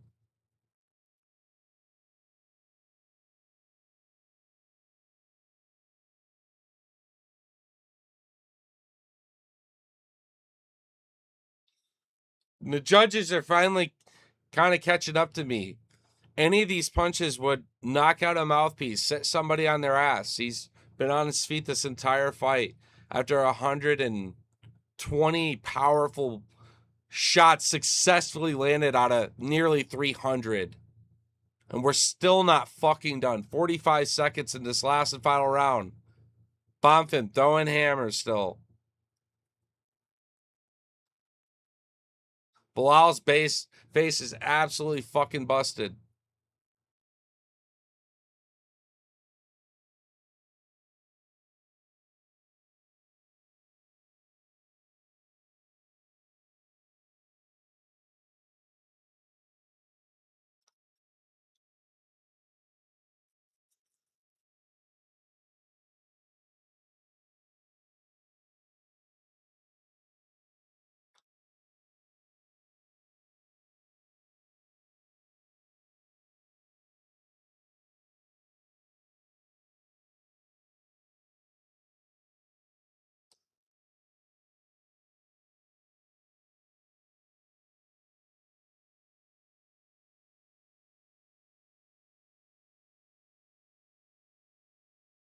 Dude, Bonfim's clean. After that fight, he's clean.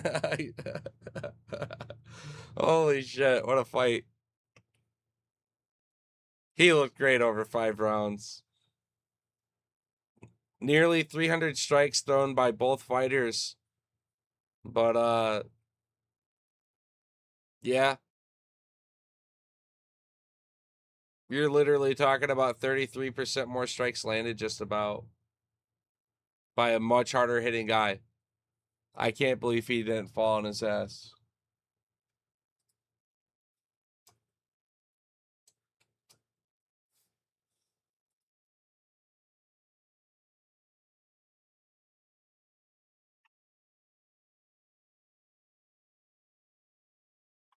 Next time I bet on a Bilal fight, it's for his opponent, to land like 100 strikes.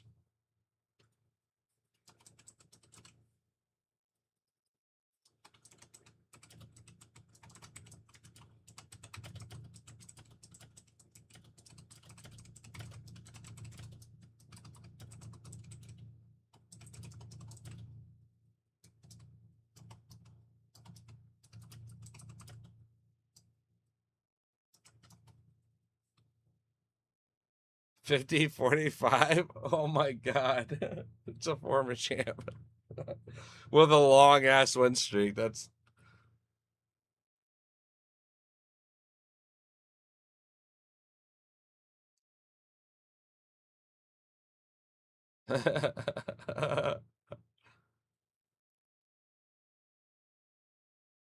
why is Bilal standing there? Why's Bilal there? Oh no, what's going on? He's got his hand around him. Wow.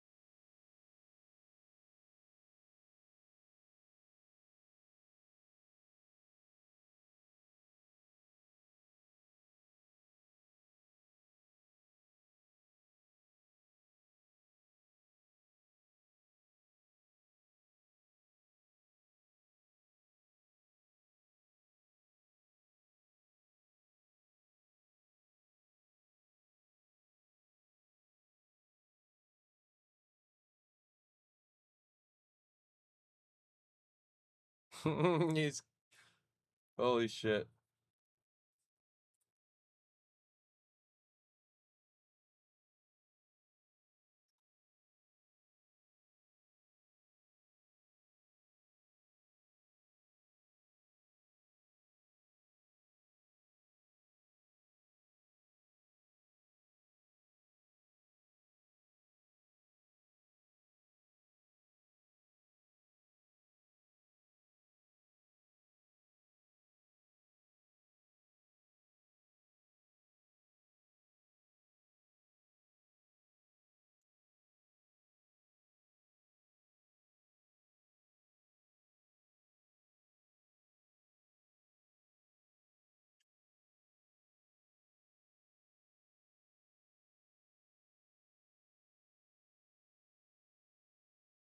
No grappling exchanges in that fight was not on my bingo sheet though. Because it's not even that Bonfim doesn't have it either, right? I just don't get how he did fucking collapse from those leg kicks, son. 28 chopping Brazilian Amazonian fucking leg kicks. And Bilal with a busted honker ass goose nose. Didn't get sat on his ass. Hardly, I mean, he had his fucking head snapped behind him and looked at the crowd, and his mouthpiece at a different punch flew out across the octagon. Which I'm glad he did. I didn't want him losing teeth. You know, it was a bad one. God damn, Bonfim slapped the fucking shit out of him. God damn, Bonfim slapped the fucking shit out of Bilal.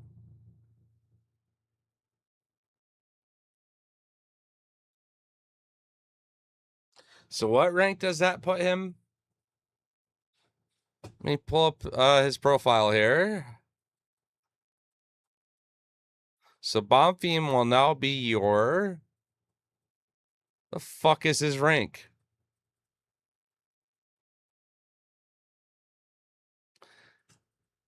All right. Going back to Tapology, a real fucking fight resource page. How did we do here?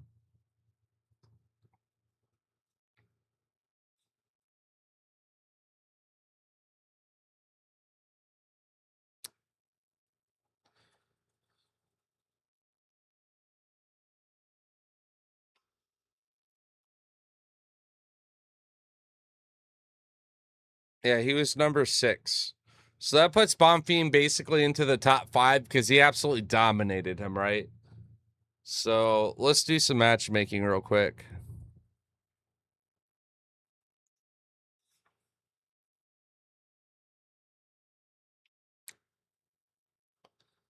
Honestly, do you know who I want to see him fight next?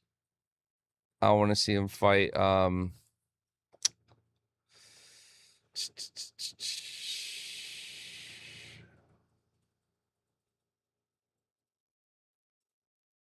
damn.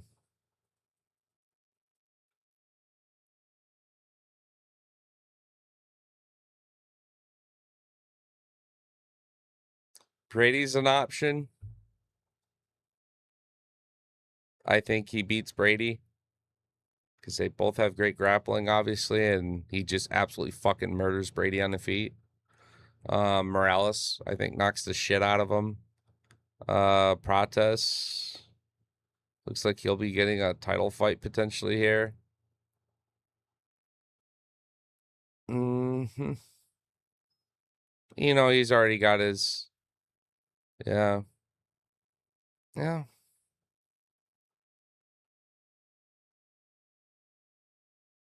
Got a nice knockout on JDM.